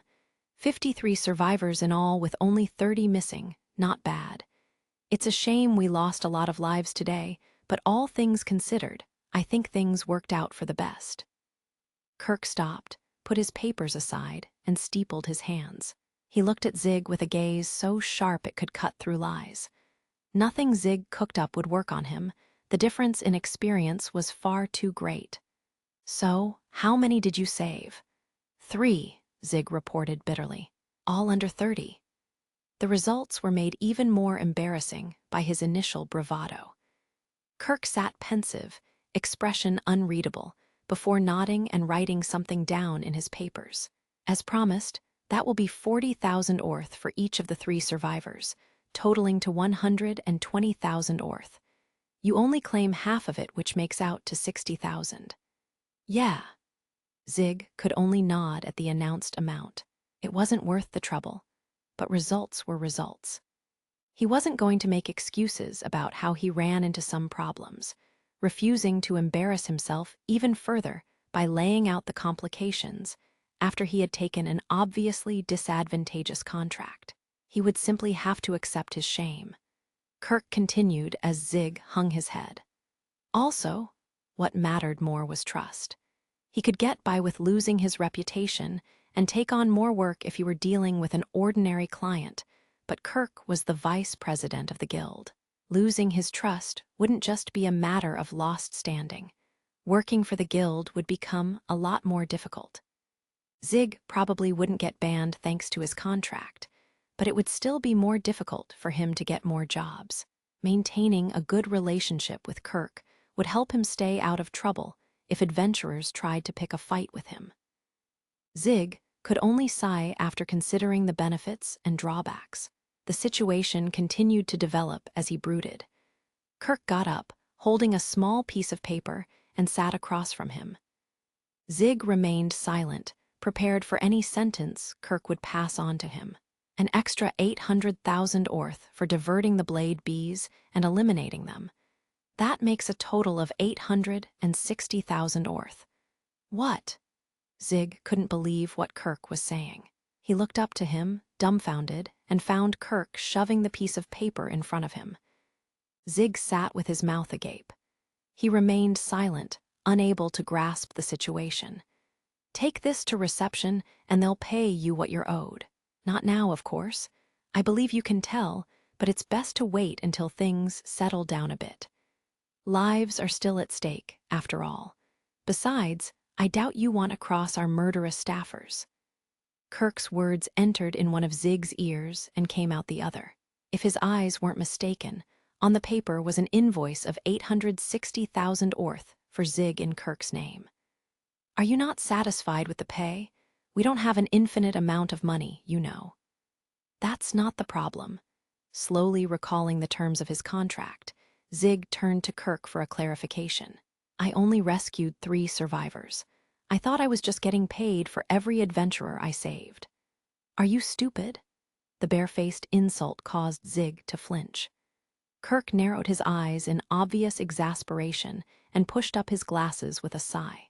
"I did say your reward depended on how many lives were saved. But what kind of rating do you think an idiot would get if he got in the way of others for the sake of fattening his pay?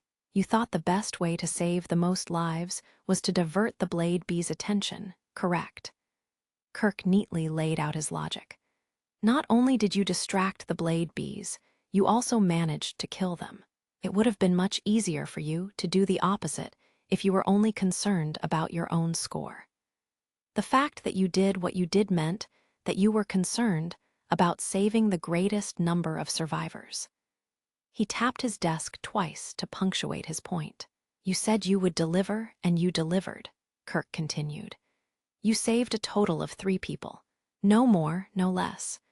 but I also said that I would be rating your overall performance, and you were free to decide on the terms of completion." Kirk pointed to the piece of paper, repeating what he said to Zig when he took the job. "I'll only say this once. Good job. On behalf of the guild, thank you for saving our adventurers," Kirk said with a serious face as he bowed his head so deeply that it almost touched his desk. "Now, regarding the incident." Kirk's grumpy demeanor returned as he lifted his head again. It was over so fast that it was as if him thanking Zig never happened. It didn't feel like Kirk was only paying lip service. He really was doing what was best for the guild. Kirk looked at everything through a lens of profits and losses, meaning he was no friend of Zig's. However, Zig didn't hate that side of him. Kirk narrowed his eyes, suspicious at Zig's shift in mood. "Yes, nothing. I just wasn't expecting you to bow your head like that. HMPH, I do whatever is necessary when necessary. Praise only matters when given by someone in a higher position than you." Zig had to smile at how forced Kirk sounded. Although Kirk seemed annoyed, he didn't regret bowing his head to Zig. His attitude toward his work was evident in the way he refused to let his ego get in the way of doing what was best for the guild. Back to the point, we don't know who it was exactly that fired the spell at the nest. Norton said that too. Is wind magic so common? The lack of certainty was surprising considering the guild had information on all their adventurers. There are more wind users than other elements, but the difference isn't too big, and that's if they're being honest. "You think people weren't being forthright when they signed up?" Kirk's eyebrows furrowed, and he nodded. "People don't want everyone to know what they can do. You're in the business of violence, you understand." Of course. Tactics could be devised against a particular fighting style as long as the opposition weren't complete fools. When fighting against archers, it was best to avoid open areas and look for zones that made it difficult to get a clean shot. Against spearmen, fight them in cramped spaces and corner them so they would no longer be able to turn. Having this information was enough to make or break a battle. But that only applies to mercenaries and bounty hunters, since we fight people. Wouldn't it be better to advertise your strengths as an adventurer? Precisely. You would get jobs which suit you more according to your supposed strengths. However, there will always be people with devious intentions. Fortunately, they're rare. But the thing with wind magic is that it leaves very little evidence. Zig pursed his lips. Earth, lightning, water, and ice magic all left traces, with fire being the most obvious one. However, wind was different. Whatever it left behind could barely be distinguished from a sword cut. Zig put his left hand at his side. There was a man in Elsia's party who used wind magic. Zasp, Zig thought his name was. The cuts his wind blade made felt very similar to that of a sharp sword. Zig could understand the concern. With its silence and lack of a trail, wind mages tend to commit more crimes compared to the other elements. The stereotype doesn't apply to all of them, obviously. Maybe the problem is with having just the right tool for the job when the opportunity to do mischief arises. Kirk had seen adventurers do just that, having worked for the guild a long time. Though Zig noticed that the vice president's words were deflective, as if covering up a past shame. So, it's possible that some adventurers may have falsified their personal information. That's how it is. Look at this. Kirk slid a document across the desk. Looking at it, the file contained the names of various adventurers. They were separated by parties and had additional information such as their class, weapons, and the types and strength of the magic they could use. The list contained about 30 names in all. "This is our list of suspects. Are you sure I can see this?" Kirk scoffed, while Zig was taken aback that he was sharing confidential guild information with him. That alone was enough to tell Zig what the man wanted. "You trying to get me to run internal affairs for you? Thought you said you'd do anything as long as you got paid." "I did, but mercenaries basically did anything for money. Anything." Although you no longer needed to take extra jobs once you were attached to a big enough mercenary group, freelancers and mercenaries who had too much time on their hands were more than welcome to do so. Anything from bodyguarding, training new recruits, to unloading cargo from carriages or ships were on the table. However, that didn't mean they would take on every job. This isn't your usual line of work. Am I reading you right? The edge of Kirk's lips curled into a grin, having read Zig's mind. It's not, Zig replied. I don't have so much free time on my hands that I would play a practical joke on you just to see how you would react. Zig felt a rush of relief at what Kirk said. He already had a feeling that was the case. The man hated inefficiency and always did what was best for the guild. He wouldn't go out of his way to hire a mercenary unless he had a very good reason to. Kirk got up and made sure the door was locked before activating the cylindrical magic item on the wall. The magic item was familiar to Zig. It was used to soundproof a room, and was the exact copy of the one Kirk used when they talked about the Claretists last time. The old one had been destroyed in Sayasha's fit of rage, and Kirk's usage of it sent Zig very clear signals. This whole incident reeks, Kirk said with a heavy voice, his crow's feet making deep lines at the corners of his eyes. We've had similar incidents in the past, so the dangers revolving around the Blade Bee nest is common knowledge. That's why we thoroughly drill that fact into adventurers who are heading out into the zone. Sayasha had received the same instruction. Warnings concerning the Blade Bees were so thorough that even an outsider like Zig was aware of them. Yet this happened today. I don't think it's because we've been lacking in our instructions. Maybe it was someone who just got promoted. People who just don't listen are common enough. We can't rule it out, but there is very little evidence that that is the case. Zig saw the logic in Kirk's words. Even an idiot knew what would happen if you kicked a Blade Bee's nest. Someone would have spotted said idiot messing around if he really did exist. The fact that there were so many adventurers present with no name to the culprit made it far too unlikely. The list is made of names that couldn't be ruled out after eyewitness testimonies, Kirk continued, pointing to the document. As long as the culprit isn't dead, he should be on that list. You seem to think that he's not. That is what I would like you to investigate. If he is dead, all the better. If not, Kirk trailed off. You'll make him pay? Don't be silly, Kirk smirked, his gaze becoming sharp. There are limits to what money can do. His eyes weren't smiling one bit, however. If this whole thing was done intentionally, what happened today wouldn't be the end of it. There will be a next time. You're probably right. If there was someone behind this incident, then they wanted to hurt the guild as much as possible. This morning's attack of the Blade Bees would be considered a failure by their standards. The scope of damage was small, and far too many people survived. There was a high likelihood that the perpetrator would want to cause more mayhem. If there is a culprit, Zig wasn't fully convinced. Although he understood the lack of closure in writing this whole thing off as an accident, he didn't understand why anyone would try to pick a fight with the guild. Kirk probably knew some people that had a good reason, but he kept Zig in the dark about it. Contract period is 20 days with a reward of 500,000. This is your minimum payment even if you don't find anything. If you find additional evidence, that's an additional 500,000. Find the perpetrator and I'll pay you 1,500,000. Zig whistled, impressed at the unexpected payout. Hugh, that's generous of you. That's how important this investigation is, but I'm still on the clock as a bodyguard. I don't think that thing even needs a bodyguard, but fine, it won't be a problem. You won't appear out of place looking into adventurers while you're on your current contract.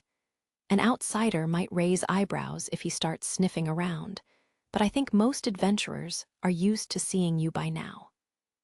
Kirk didn't mind Zig going about his usual job. You also know your way around the underworld. Ask around. It's not uncommon for some adventurers to have connections to the mafia.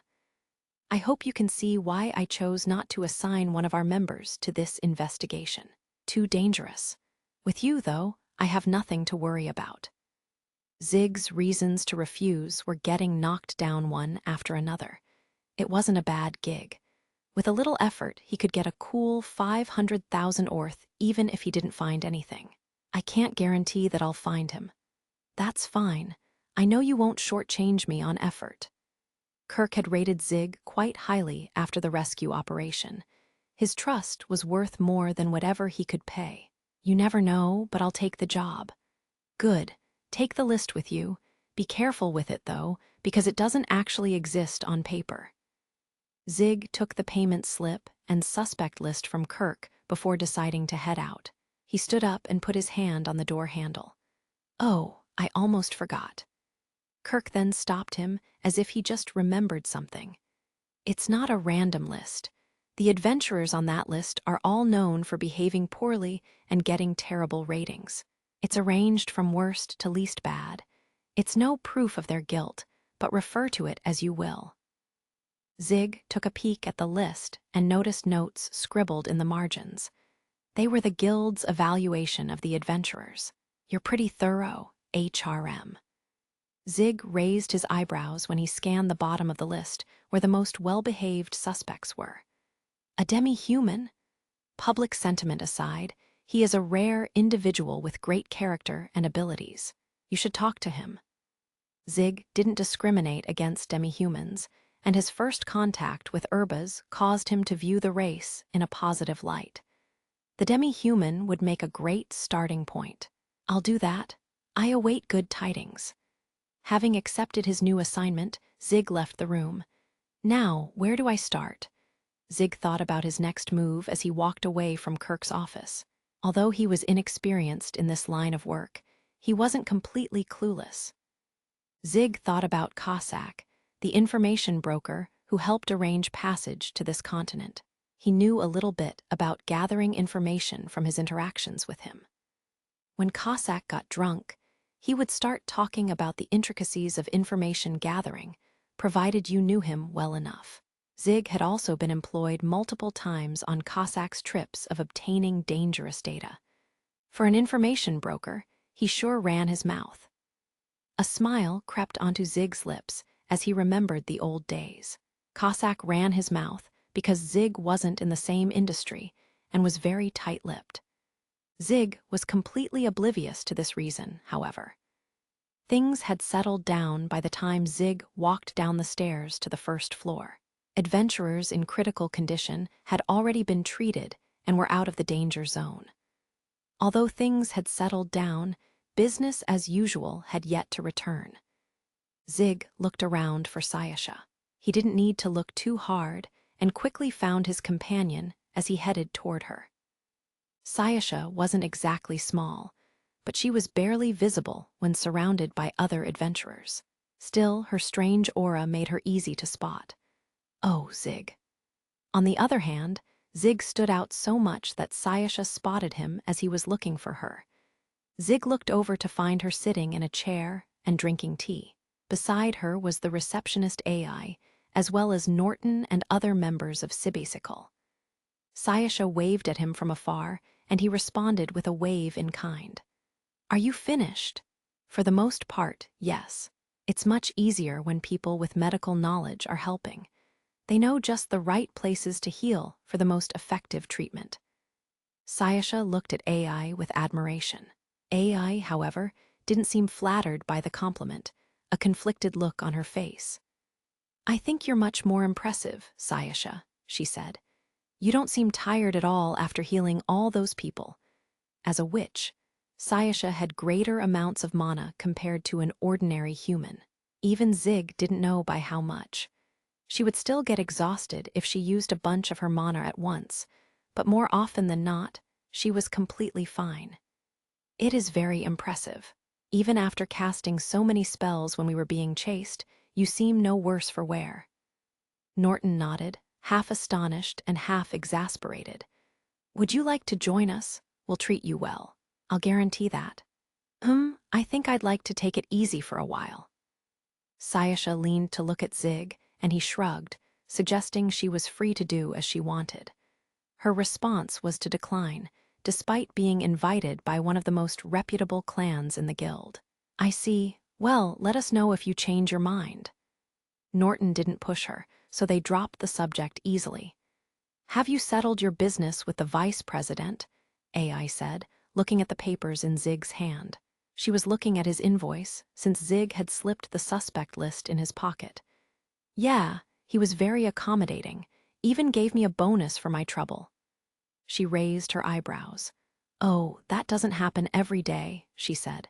The old bespectacled recluse. Excuse me. It might rain blood tomorrow, since our vice president is usually quite pragmatic. AI then followed with, oh, I suppose it already has started raining, to deliver the punchline to her bloody joke. It was a rare response from her, since she usually treated everyone equally. There was always some tension between superiors and their underlings, so she probably hated Kirk to some degree. Kirk did seem to deserve it, and her response showed Zig that he wasn't far from the mark. Zig and the others seemed rather taken aback by her behavior. Can you process this when you have the time? Best to let sleeping dogs lie. AI's professional smile returned after Zig gave her the invoice. I'll get on it right away. Thank you. He felt a chill up his spine despite seeing her smile for the first time. He diverted his eyes from the ferocious beauty and saw her leave from the corner of his eye. With the storm now past, Zig turned to Norton. I wanted to ask you something. What is it? Like Zig, he was still a bit rattled, but he was more than happy to talk about something else. Have you heard of a party called the Forest Fangs?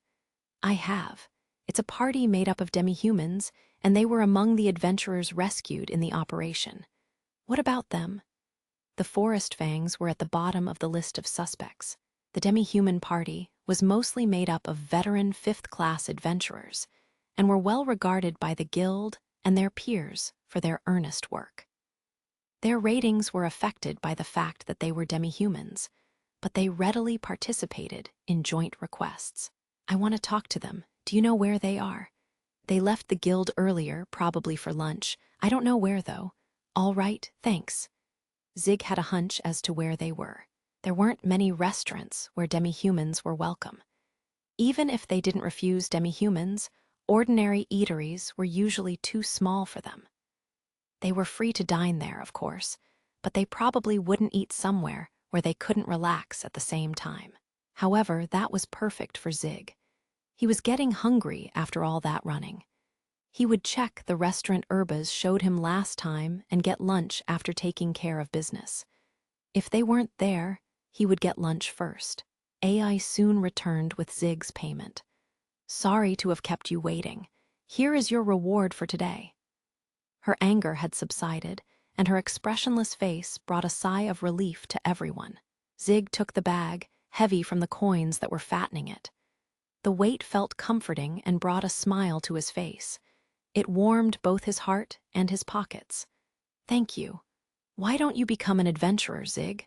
Norton said, concerned for Zig's money bag. Carrying all that money with you isn't convenient.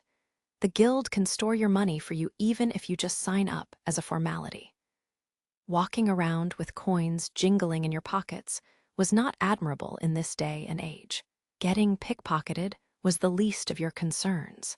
Some people might just kill you on the spot. Norton didn't think Zig would get taken out by any thug, but he still wanted to keep him out of unnecessary trouble. I know there are merits to being in the guild, but it still comes with responsibilities. Like today's assignment, for example. I suppose you're right. Excuse me for my rudeness. Don't worry about it. I'll convert it to smaller coinage. I don't want any trouble either. Norton quickly understood where Zig was coming from, realizing that he was the type who didn't like belonging to a group. Despite his appearance, he was well aware of the proverb, different strokes for different folks. He was easy to get along with. Zig considered it an extra benefit to get to know him today. So, you are suggesting he abused the guild's account system. You're quite bold, Norton. Good luck. Zig turned away just as AI grabbed Norton's shoulder. Like true veterans, his own comrades had already slipped away from the scene. Zig and Sayasha left the guild, hearing the faint sounds of AI lecturing Norton. "Did you take on a new job?" "Yeah, but I can do it while I'm guarding you. You're going adventuring again tomorrow, right?" "Yes. I had so many interesting experiences today. I can't wait for tomorrow. It won't be boring, I'm sure." The battlefield and his current job were much alike. Both required the use of his sword. Zig felt an odd sense of fulfillment that he couldn't quite explain. He still didn't know where it was coming from. The two headed to the restaurant Urbaz showed them last time. The town was more restless and bustling than usual, probably owing to the incident at the guild. Pharmacies were out of medicine due to the influx of injuries, and craftsmen were placing orders for materials to repair damaged adventurer equipment. Fortunately, Zig's gear was spared during the rescue operation. His boots were in need of work, but everything else was in good shape. Sayasha's hair bounced as she looked about at the state of the town. She turned to Zig. "It's good that you got a lot of money from that." "Yeah, I can get by for a while."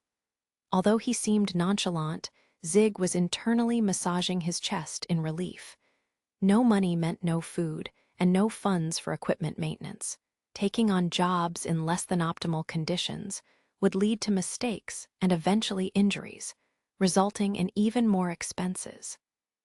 Being broke was a universal problem, both for mercenaries in his homeland and the adventurers of this continent. Fortunately, the unexpected windfall would tide him over until his next assignment.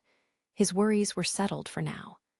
"Good thing I didn't break anything during all that running. I was just being carried around all day, but all that spell casting did wear out my throat." Sayasha made some random sounds to check its condition. An ordinary mage would run out of mana long before their throat would start hurting. "I'm still impressed you managed to carry 2 people and run at the same time. What amazing stamina." As the saying goes, a soldier's job is to run and dig holes. Soldiers carry materials before a battle starts, carry the injured during a battle, and carry corpses after the battle is over. We didn't have time to be bothered by the weight of our own equipment, which was why running was demanded of soldiers. Swinging a sword and defeating the enemy came after that. A new recruit would be made to keep running until he passed out. Even if you couldn't swing a sword, you could beat anyone if you kept running and threw rocks at them. Sayasha nodded, recalling the events of the rescue operation. "When you put it that way, that doesn't sound too different from what we did today." Since she used magic, she couldn't completely agree with Zig's meathead philosophy, but she couldn't deny the violence that sheer numbers could do. "If a bunch of humans swarmed me like those blade bees, I would be easily done in," she thought. Sayasha turned to the mercenary and smiled fondly at him, grateful that he defeated her before she was swarmed to death. "Still, carrying 2 people and running at full speed wore me out. Let's get some rest after we eat." "Of course." Zig's legs felt like lead, still feeling the aftereffects of the morning. He had every intention of carrying out the investigation, but rest and nutrition were still important. Most importantly, he was starving. It was time for dinner by the time they arrived at the restaurant. Zig couldn't help but recall the trouble he ran into the last time he came here. Ironically, the circumstances surrounding his current visit weren't peaceful either. When they entered, the waiter bowed apologetically. "I'm sorry, sir, but we're full at the moment." "No problem. You still have tables upstairs, don't you?" Zig motioned with his chin when the waiter was about to suggest another restaurant. The restaurant was indeed filled with adventurers, but that only applied to the humans on the first floor. There weren't enough people to fill the second floor, which was reserved mainly for demi-humans. "In that case, come on in. I'll come to get your order later, so take any table you want." The waiter had worked here for a long time, so meeting a customer like Zig wasn't a first. He led him upstairs, mistakenly thinking that Zig had demi-human acquaintances. Zig scanned the second floor, full of dining demi-humans. Spotting the ones he was looking for, He motioned to Sayasha and headed over to them. The 4 demi-humans put their guards up when they sensed the humans approaching. The others looked on with interest at what was unfolding. The 2 continued approaching, ignoring the stares, and stood in front of the party. Their description matched the one that was on the list: furry demi-humans with wolf-like heads. "You the forest fangs. What's it to you, human?" A demi-human spat back. His tail was standing on end and his legs were tense, ready to pounce at a moment's notice. Meanwhile, Sayasha stared at his tail intently. Zig chose his words carefully so as not to escalate the situation. "I wanted to ask you something. It's about the Blade Bee incident today." The 3 demi-humans looked at the one sitting in the back. This demi-human was bigger than his peers and had gray fur. A scar ran diagonally across one of his eyes, and he carried himself differently from the others. He looked at Zig with his one eye and spoke with a low growl. "Why us?" His gaze had enough menace to make an average person cower in fear. However, Zig answered him casually despite the threat-laced tone. "You seem to have better ears and noses than the rest of us." The wolf demi-human bared his fangs, his mouth stretching from ear to ear. Although it was a terrifying display, the shaking of his shoulders and the sound of his voice revealed it to be a laugh. "What's your name?" "Zig, I'm a mercenary." "Mercenary? Yeah, I've heard about you." The one-eyed demi-human nodded, not at Zig's name but at the word mercenary. He looked at Zig as if appraising him. "A giant merc wielding a twin blade." His eyes shifted to Sayasha. She was unfazed despite the wildness of the demi-human's gaze. A foreigner who brought a menacing girl along with him, just like the rumors. "Chief, who is this guy?" the younger demi-human asked, not taking his eyes off of the 2 humans. He looked like a young wolf determined to protect his pack from outsiders. "Bare your fangs against that man, and they'll be broken." The older wolf rebuked the young wolf who looked like he was ready to pounce. "Stand down if you want to protect your comrades." "What do you ack?" The young demi-human yelped before he could finish his question. Startled, they turned around to discover that Sayasha was holding his tail. "Wow, it's so fluffy. What's this lady's problem?" The demi-human looked thrown off by the excited Sayasha. He turned to his chief for help, frozen to what appeared to be a young girl gripping his tail with a force not befitting her looks. The elder took one look at Sayasha's azure eyes and quietly turned away. "The adults are talking. Be quiet." "Huh. Sayasha, go over there for a second," Zig said. "Okay." The demi-human, abandoned by his comrades, was dragged away by Sayasha by his tail. Although they all felt bad for him, they knew that the conversation would go smoother without him. "Sorry about her," Zig apologized. "My runt was being rude too," the chief said. The 2 began with a mutual apology and then pretended the whole thing never happened. "The name's Balto. I'm head of the Forest Fangs. These are Leif and Rolf." The gray wolf nodded as he introduced himself. The other 2 followed suit. "The one with the tail in your girl's hands is Seb." Balto jabbed his thumb at the young wolf, who now had a blank look on his face. "So, you wanted to talk about the Blade Bee incident," he continued. "Did you notice anything odd when it happened?" Zig asked. While the average person might have overlooked some oddities, perhaps the demi-humans noticed something. Balto's nose twitched slightly. "And why are you looking into it? This thing's got nothing to do with mercenaries." "It's for the safety of my client," Zig said, doing his best to hide the fact that he was on a guild assignment. "We did the rescuing today, but tomorrow might be different." In actuality, the incident would put both Zig and Sayasha in danger if it were to happen again.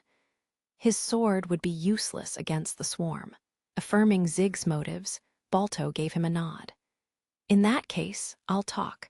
I don't know how much of it'll be useful since we were running for our lives at the time." With that disclaimer, Balto proceeded to tell Zig everything he knew about the incident. Sayasha and Seb returned when the conversation was over. She had a satisfied smile on her face, while the young demi-human looked drained and exhausted. "I've never had such an experience," Sayasha said. Maybe I'll ask Urbaz if I can touch his tail next time. This is the problem with you humans. You think of our tails as playthings. Despite complaining about how Sayasha handled his tail, Seb didn't actually pull away. Perhaps he was nicer to humans than he let on. Sorry, Zig said. She's very inquisitive. I'll buy you a drink to make up for it. HMPH, I don't need favors from a human. The young wolf rebuffed as he groomed his messy tail back to its original shape. Although demi-humans weren't exactly like dogs and cats, having their tails manhandled probably wasn't a good feeling. It's not a favor. It's a thank you and an apology. I wanted to get dinner while I'm here, but the tables downstairs are full. We'd appreciate it if you don't mind sharing your table. How about it? The young wolf pursed his lips and met Zig's eyes with a look of confusion. You'd break bread with us with demi-humans? I'm not picky about the people I eat with. The young wolf looked at Zig, then at Sayasha, who was still looking intently at his tail, and finally at his chief. I won't say no if the chief's okay with it. Very well, we can get to know each other over dinner. Balto then called a waiter to take everyone's orders. Chapter 2. A creeping presence, the mercenaries returned to their base after a hard day's work. It was too early for dinner, but there wasn't enough time to gamble or fool around with women. The group had just accepted a new job and situated themselves in an empty field on the outskirts of the city, loaned to them by their clients. The boy gasped and watched as the wooden sword spiraled through the air, carried by the wind. There were no words to accompany it, but the wooden sword admonished him for daring to take his eyes off the enemy. The weapon struck his cheek, squashing it into a funny shape with a loud noise, and sent the boy flying. Being struck with the flat of the sword wasn't a kindness. It was simply a method to extend his training time. Vice Captain, don't you think that's a bit much? Rael asked the man who looked like he was in the prime of his life as he pulled Zig out of the wooden crate where he had landed. For Rael, yet to receive his badge of a new recruit, the vice captain, sharp in body and mind, commanded more fear than respect. Just meeting his gaze was enough to make Rael want to run away. He feared that if he said or did anything stupid, he would end up just like Zig. He asked for it, Victor, the vice captain said. Zig had indeed been pestering Rael to train with him before dinner time, and Rael took him up on it. Victor then passed by, and Zig turned his attention to him. Rael tried to talk him out of it, but he didn't listen. However, even the vice captain knew when to call it quits. He shouldered his wooden sword and told Zig it was the end of the training session. I can still fight. Zig's determined voice stopped Victor in his tracks. The boy had somehow gotten back on his wobbly feet and readied his sword again. The daily drills he had been doing brought the boy one step closer to being a full-fledged soldier. The difference in power was overwhelming. There existed an absolute discrepancy where Zig couldn't win no matter how hard he fought. Even so, it didn't smother the boy's fighting spirit. He pointed his sword at his opponent. Come on, you're gonna kill yourself. Huh, Rael let out an exasperated sigh. Meanwhile, a faint smile formed on Victor's lips. Zig was talented with the sword, but not by much. He was above average, below gifted, and he possessed skills that would be something to brag about if you were the best in your village, but would be buried by true talent. But this boy, Zig, had more than enough potential to make up for what he lacked. Even if he was easily crushed by his instructor in the moment, Victor wanted to see what lay in store for this boy with the head of a rock. No matter how much potential he possessed, the difference in power between them was insurmountable. After Zig was beaten down 5 times and gained 7 new bruises, the training session finally came to an end. A young lunch lady came looking for Zig, Victor, and Rael after they failed to show up for dinner. We can't clear up without you, she shouted. Their well-honed swordsmanship was of no use in everyday life. Nobody, from the new recruit all the way up to the vice captain, wanted to get on the lunch lady's bad side. The 3 of them received a scathing lecture, but were grateful to be able to eat a warm meal afterward. Large, medium, small, each plate represented the size of the man eating, and they all ate quietly.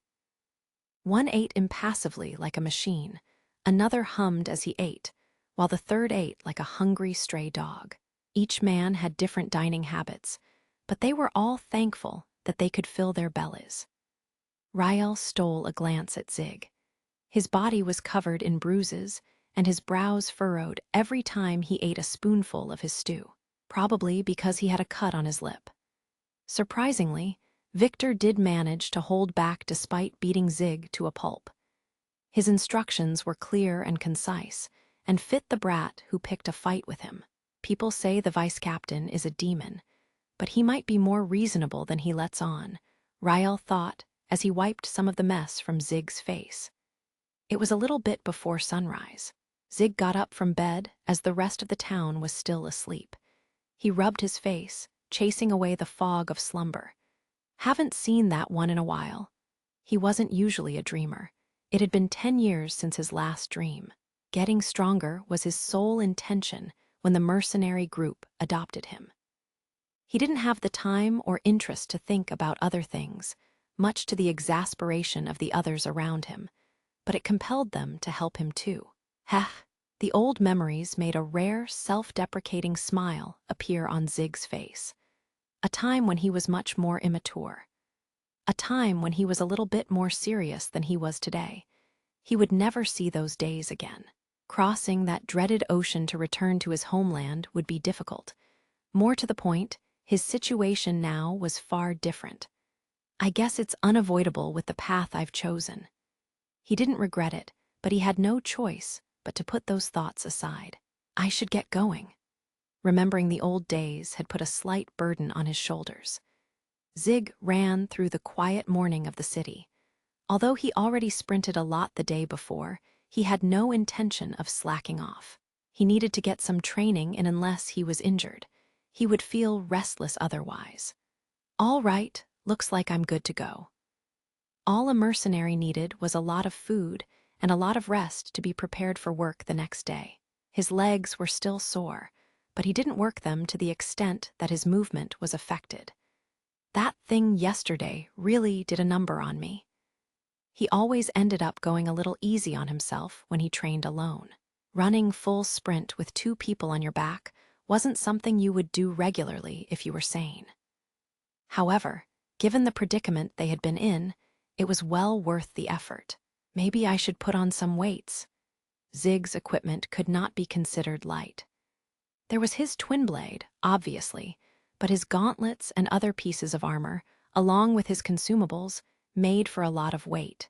He thought about increasing his pace, but focusing on endurance rather than speed better suited his strengths. I guess I can increase my speed while wearing weights. In the end, Zig decided on a slapdash solution to his woes. He hadn't changed much, if at all. Rael would laugh. Zig thought about those times again, probably because of the dream he had.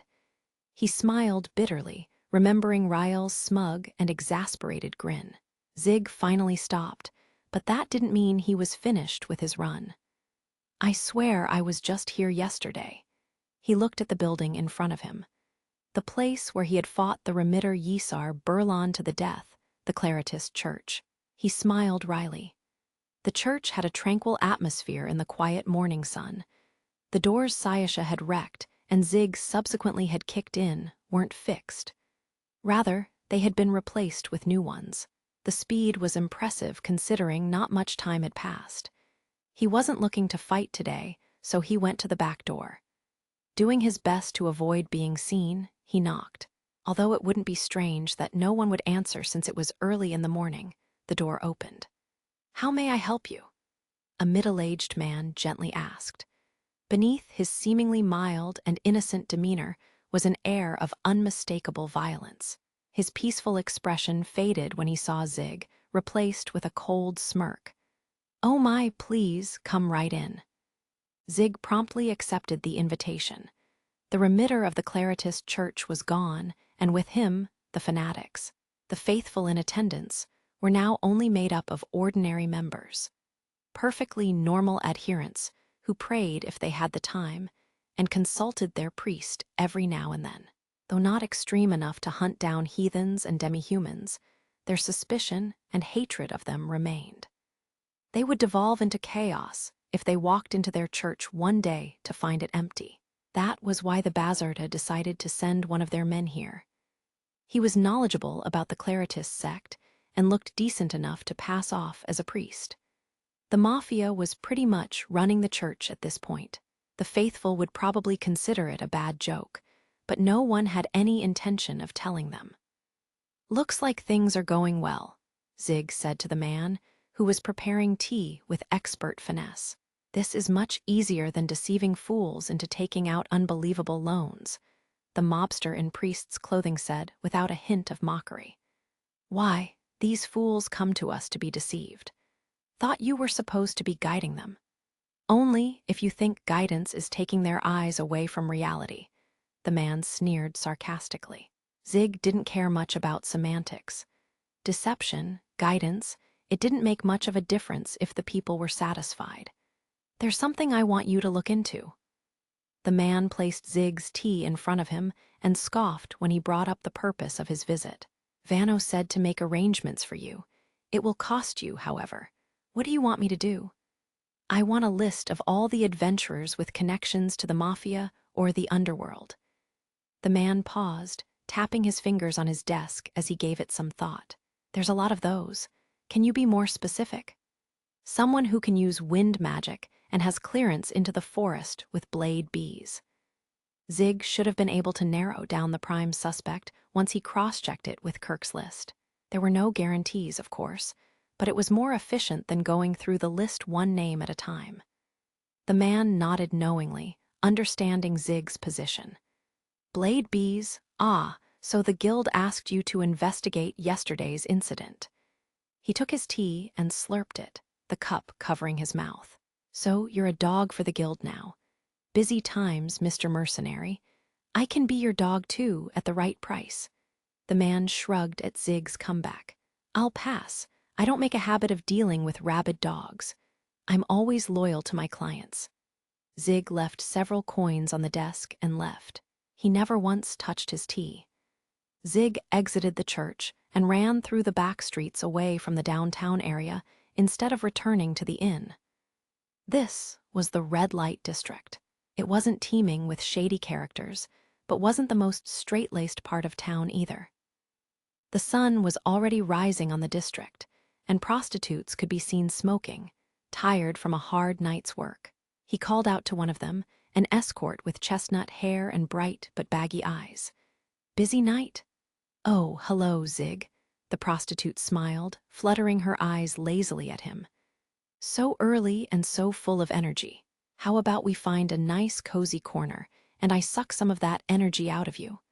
Her words were dirty, but they were exactly the kind that turned a man on. Her eyes looked lustfully at Zig. Zig wasn't immune to the gaze of a woman of the night whose profession it was to suck men dry, but he had work to do. "Maybe next time. There's something I want you to look into." "I can't believe you. Who in his right mind would come here to buy information instead of a woman?" "I can give you info on the side if you spend a night with me." She pouted, her pride as a woman taking a hit. "Please, if a punk like me slept with you, you'd take everything I own." "HMPH, it won't be cheap." Although she sulked, she agreed to help Zig regardless. He had good standing with her. Prostitutes were always looked down on as cautionary tales, but Zig's impartiality made him well-liked in the community. As far as Zig was concerned, it was a more honest job than killing people. In addition to that, he also helped carry crates of empty wine bottles for them from time to time, increasing his reputation. Rael and the other senior mercenaries had once taught him that being rude to prostitutes is a sign of a third-rate mercenary. He was glad to have received this wonderful lesson. "Thanks." Zig started running again, leaving the prostitute behind. "You better buy something next time." He returned to the inn, sometimes greeting the prostitutes he came across. "I guess this is what I have for now." Cossack used to say that information is eaten up by those in a hurry. But this was the best Zig, who was not a professional info broker, could do. He had time, and he was going to do this the right way. As he ran, he remembered what Balto said the day before. I can only guess, since we didn't see it happen with our own eyes, but I think it was done on purpose. His reasoning was that there were no sounds of a conflict from where the spell was fired. If that were the case, it would be a stretch to call it a stray spell that someone happened to cast during a battle with the monstrosities.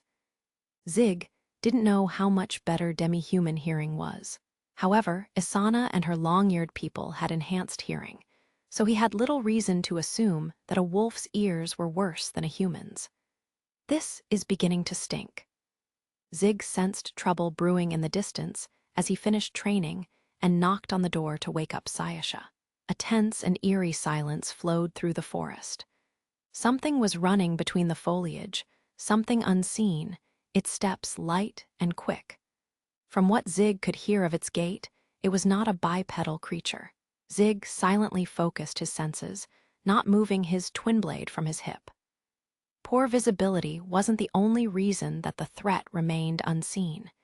He was familiar with this scent of magic, despite its weakness.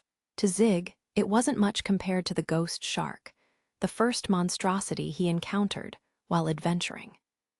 The difference in how a flying and a grounded creature concealed themselves was night and day, compared to the ghost shark, which could hide itself and become a blur to its prey at the same time. This monstrosity relied on its ability to blend into the environment through camouflage. However, the fact that it was still able to stay out of Zig's sight meant that it could not be underestimated. The sound of footsteps seeking an opportunity stopped near Zig. Overflowing bloodlust assaulted him. It was coming. Zig readied himself, just in time for the monstrosity to pounce from the trees behind him. It came out of its camouflage, revealing itself as it sailed through the air. A leopard-like creature with a lithe body. Lustrous black fur covered its 2-meter-long form. The scimitar leopard. Its unique feature were the blades protruding from its front legs. They were gray in color, and although they were non-metallic, they were sharper than metal and could be used to decapitate the leopard's prey. Ambushing its quarry from behind was its strategy. However, its killing blow was blocked by a dark red blade. HMPH! Lifting the bottom blade of his twin blade, Zig blocked the arm blade aimed at his neck. He turned his body, flipping to nullify the scimitar leopard's attack. Another scimitar leopard came at him once he was open, and although he wasn't able to counter its attack, he managed to swing his twin blade in time to block a third leopard. 2 more leopards appeared to cover the failure of the ambush. However, this was a bad move for them. Scimitar leopards were known for their pack hunting tactics.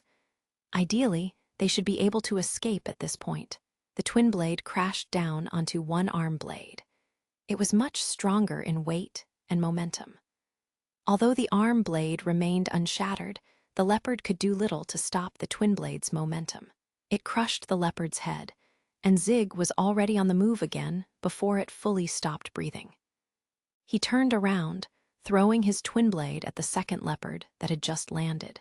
It pierced the scimitar leopard diagonally just as it was trying to escape, pinning it into the ground. He looked around for the final leopard. "I'm done, Zig." Sayasha had already placed the headless carcass of the scimitar leopard on an earthen shield. The battle was over. "This place is quite dangerous, isn't it?" Sayasha said, preparing to carve the monstrosity's skin.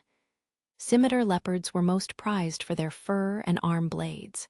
Its lustrous black fur was not strong enough to be used as armor, but was sought after by the wealthy for its quality. On the other hand, its arm blades were sharp and hard, but unattractive. These were made into daggers for adventurers. Both materials traded at a high price and were in demand. However, few adventurers actively hunted these creatures. It can't be helped. There are a lot of stealthy monstrosities here. They were in a deeper section of the forest where they encountered their first monstrosities. Euratoria forest was dense with greenery, lowering visibility and earning it the nickname Invisible Forest. It was home to sly monsters that took advantage of their environment and used various attack methods, from camouflage to movement to magic. These presented a different type of hazard compared to straight-up strength, and they stayed away from large hunting groups in the name of safety. Adventurers avoided the forest if they only had combat prowess and no necessary detection abilities. The lack of rivals made Euratoria highly lucrative. The forest was very profitable for adventurers with the right skill set, and it was famous for the quality materials it produced. So, what were Zig and Sayasha doing in such a dangerous hunting ground? It's all because that other place is restricted now. That can't be helped either. The blade bee nest had been cordoned off after the incident. The creatures were still a threat, since their hive was attacked and the guild didn't want to risk a repeat of what happened the other day. Thus, the area was restricted until the blade bees settled down. Adventurers who used to go there are forced to find other hunting grounds. Looks like fights are breaking out because of it. I feel like this has happened before. It has, back when there was a bounty. Who took care of that one? Sayasha looked at Zig as she twirled her knife, which was stained red from skinning the leopard. The blood splattered on her cheek made her look unsettling. A similar thing happened during the double-horned blue beetle bounty. The young members of the Watatsumi took on the job, and Zig was hired to keep them safe. Eventually, the creatures were dealt with, and the restriction for lower-class adventurers was lifted. However, not everything went according to plan. Zig was heavily injured, and Sayasha was very upset about being left out. Was it the Watatsumi? You know, Sayasha, you're getting better at carving. Zig changed the subject after realizing he was on thin ice. To her credit, Sayasha was, indeed, doing a great job. She was much faster and neater compared to Zig, who only carved if he had to. They had already split their work. Zig was on arm blade duty, with Sayasha on fur duty. You know, I've done this a lot back in the forest. I got good at it eventually. My first time was awful, though. Sayasha was not pleased with how Zig changed the subject, but she accepted the compliment anyway without pausing in her task. When he thought about it, he realized she was very efficient when she carved her first pouch wolf. He only remembered her holding back tears because of the pouch's smell. Still, pretty good for someone self-taught, Zig praised as he worked on the arm blades. The arm blades didn't just grow from the scimitar leopard's front paws. Their dull gray blades were actually bone growing of their elbows. Zig first cut the leg off before sliding his knife through the muscle fibers, removing the meat. Once he carved off a good chunk of flesh, he wiped off the blood and moved the arm blade to the dolly. The process needed to be done as fast as possible, since the smell of blood would attract more monstrosities. I'm done here. Sayasha finished first, tying the fur down with a leather strap and moving it to the dolly. She did a big stretch, her back popping after being in the same position for a while. Zig thought she looked like a cat while she was stretching, and he reached for the final arm blade. I'm almost done, huh? The back of Zig's neck broke out in goosebumps before he could finish. He followed his instincts, moving out of the way before he knew exactly what was going on. His head almost touched the ground as he ducked even further from his kneeling position. A green arc flashed through the air where his head was just a moment ago. However, Zig's attacker was unfazed and followed up with a second slash. HMPH. Zig had his weapon on him, but it was difficult to defend himself from his position. He picked up the nearest bladed object available, the scimitar leopard's arm blade, and blocked the incoming attack. The gray arm blade sparked as it clashed with the green razor blade. The arm blade was being pushed back, but Zig had predicted that this would happen. He knew that it was impossible to fight back from where he was kneeling, and used his opponent's momentum to roll out of the way. The green razor blade left a cut on Zig's cheek. Zig! Sayasha fired a spell once Zig was a safe distance away from the monstrosity. a powerful stone spear instantly materialized and hurtled itself toward its target with deadly force. However, the creature's strange movements caused the spear to miss. It was then that Zig saw his attacker for the first time, a monstrosity with a cicada's head and body. It had sickles for limbs. Its body was mostly a dark green color to blend in with the trees, the exception being its brilliant green scythes. They gave off an eerie gleam. The monstrosity used its hind legs to hang from the trees and launched itself to try and decapitate Zig. It also used its hind legs to jump away from Sayash's spell. A razor-bladed decapitator mantis. Sayasha recognized the monstrosity, calling it by its ominous name. Zig readied his twin blade to face it. The razor-bladed decapitator mantis hung from the trees, swaying as it watched them, scythes held up. Warm blood flowed from Zig's cheek and dripped onto the ground. The mantis's scythes were terrifyingly sharp. A chill ran down Zig's back, realizing that a light scratch was enough to split him open. Good thing the scimitar leopard's arm blade was made of tough stuff. He would have lost his head if he had defended himself with a measly knife. The mantis's scythes were obviously dangerous, but what was more concerning was the fact that he hadn't smelled any magic coming from it. The monstrosity's stealth, ability to cling to trees, and three-dimensional movement were all its own abilities. No magic required. Although it was barely 2 meters in size, its full reach with the power of its legs and length of its scythes was unknown. The mantis's scythes made no sound, even as it swooped from above. Zig only managed to survive because he was always on alert. He knew that there were monstrosities that didn't rely on magic, but he wasn't counting on seeing one this powerful. I guess you're not interested in seconds. The mantis barely looked at the scimitar leopard's carcasses, suggesting that it was quite aggressive. Be careful, Sayasha yelled. If you get decapitated, it'll slurp your whole body with its proboscis. I don't need to know this thing's eating habits. Huh, now stop being silly and help me. Zig ran with twin blade in hand. The razor-bladed decapitator mantis swayed as it hung from the trees, watching him with indecipherable compound eyes. Sayasha fired a stone spear. It whizzed past Zig as it hurtled toward the monstrosity. Its target was what it was using to cling to the trees, the monstrosity's legs. The mantis let go of the tree, flipped itself right side up, and landing on the ground without a sound.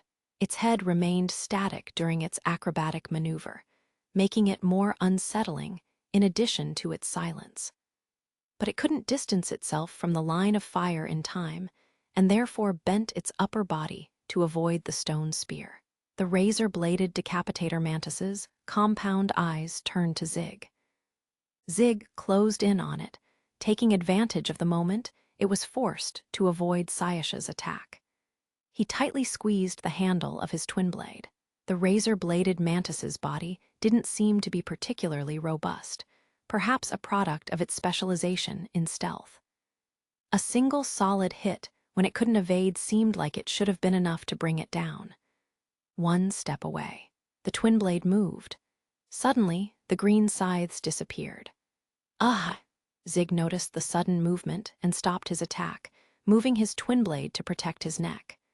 A shrill clang rang out as 2 green scythes collided with the dark red blade. The well-polished surface reflected Zig's shocked face. It's so fast. The exceptional speed of the blades caused a bead of sweat to form on his forehead. The mantis was fast and long. It leaned in. Combined with its scythe's length, its reach surpassed that of the twin blade.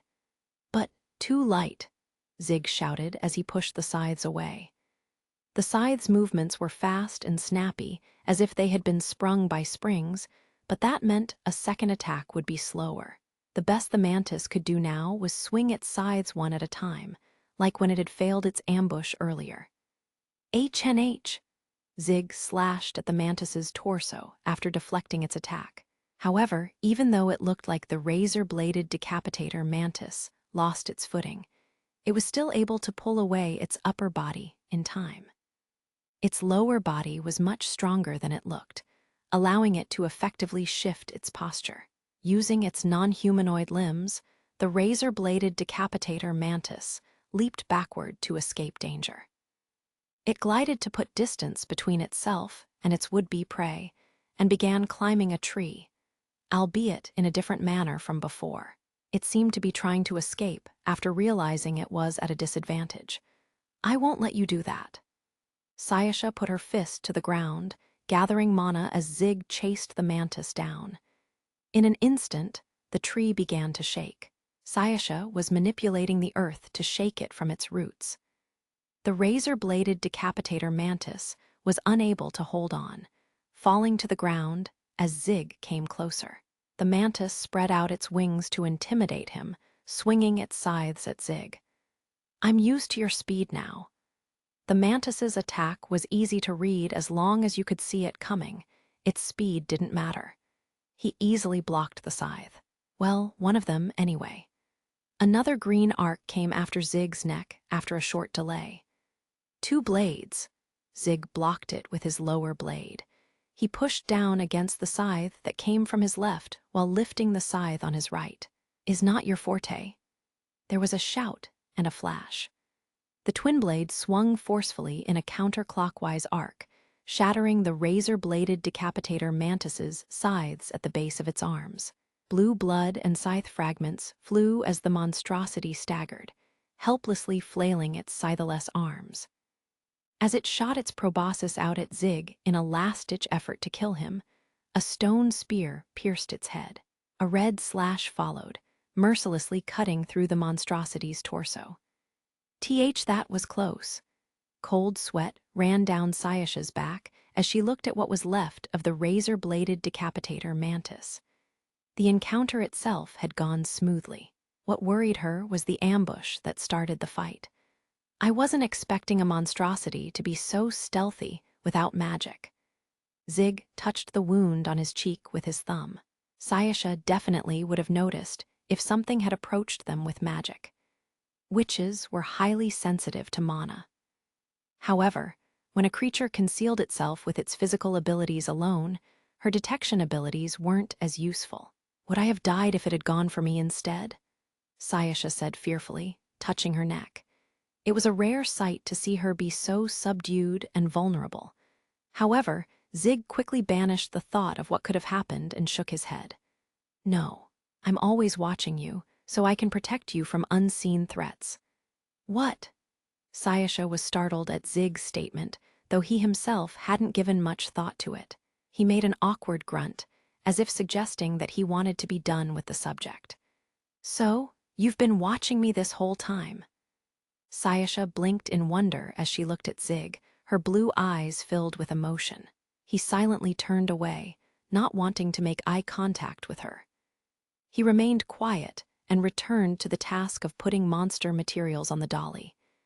In his silence, he caught Sayasha's stare in his peripheral vision. It had been trained on him the whole time. All he could do was scratch his head.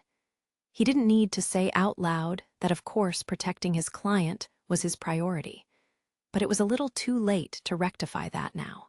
He tried to think of something to say, but all he could come up with was an awkward deflection. "This place is profitable, but it's best if you don't hunt here alone," Zig said. "Especially not with those things around. Let's get going." Zig walked away, not waiting around for Sayasha to answer. He didn't turn around once. Sayasha watched absent-mindedly as Zig picked up the pace. He was walking so fast that he looked like he was running away from something, not something you saw every day. Just as she thought it had nothing to do with her, his words from earlier finally sank in. Someone was watching over her. Honestly, that was it. However, this fact felt so new and foreign to her. He. Before she could stop herself, she was smiling. It was a strange comfort. She didn't know what to name this feeling.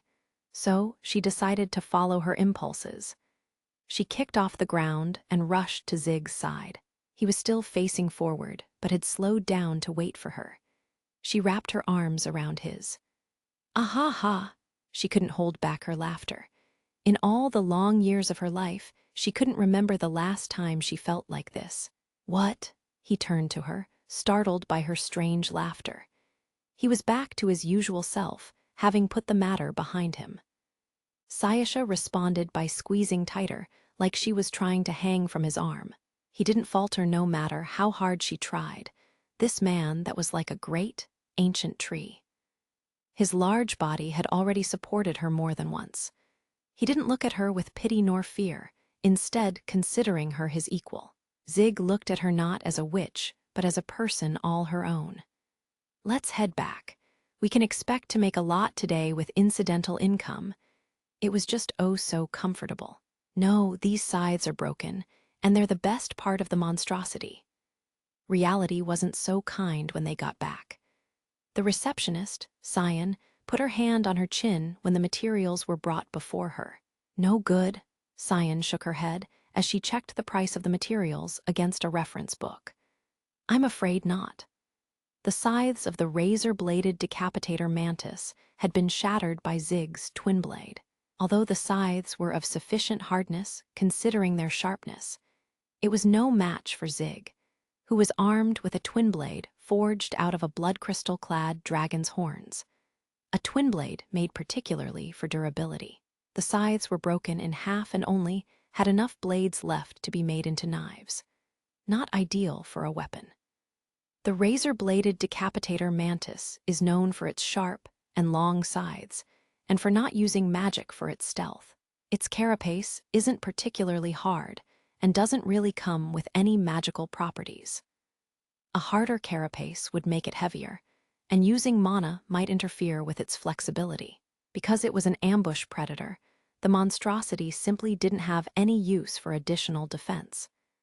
The mantis's body is flexible and quiet in exchange, however, Cyan continued. It relies on the sharpness of its scythes because it isn't very strong. Without them, it's basically a meat pie without the filling, just a shell without any flavor. Cyan examined the other scythe. It was in relatively better shape, though she lamented that the proboscis hadn't survived. She traced the blade along a notepad, taking care not to cut herself. It glided easily through the paper. A letter opener would be way too sharp. It probably won't fetch a good price, but we can hold on to it for you. What should we do? Sayasha looked at Zig with an uneasy smile. Take care of it, Zig said. Then we'll hold on to it for you for the time being, Cyan said. Someone can probably make a knife out of it. Hearing Zig allow Cyan to handle the fate of the merchandise, Sayasha wrapped the scythes in cloth. It's very impressive that you came out of a razor-bladed decapitator mantis ambush without any injuries, and you defeated it on top of that, Cyan said with a smile. Since you don't have any requests related to it, and the materials are in a dire state, the guild can't compensate you for it. The two left the reception desk after that. All that work for nothing. However, Sayasha seemed happy despite the letdown. Looks like it. Strangely, Zig didn't feel that bad after seeing her smile. Well, these things happen. With that consolation in mind, it wasn't a bad day of adventuring for them. Someone called out to them after they left reception. Zig, it's been a while. You too, Sayasha. It was Alan, a fourth-class adventurer known for his striking red hair. Next to him were his little sister Melina and his party member Listy. Are you wrapping up for the day? Zig asked. We have today off, went shopping. Alan gave a tired smile, making it clear who it was that was doing the shopping. Look at you, Mr. Popular, Zig commented, accompanying two ladies to do their shopping. I'd rather you not count my sister in there. Alan winced and scratched his head awkwardly at Zig's quip. Meanwhile, the girls jabbed at him with their elbows. They certainly got along well. Come on, big bro, I thought you loved me, Melina said. You should appreciate the fact you're actually acquainted with women, Alan, Listy said. All right, all right. I've been blessed with a cute sister and a beautiful party member, Alan replied with a deadpan voice. Watching them, Sayasha wordlessly tugged at Zig's coat.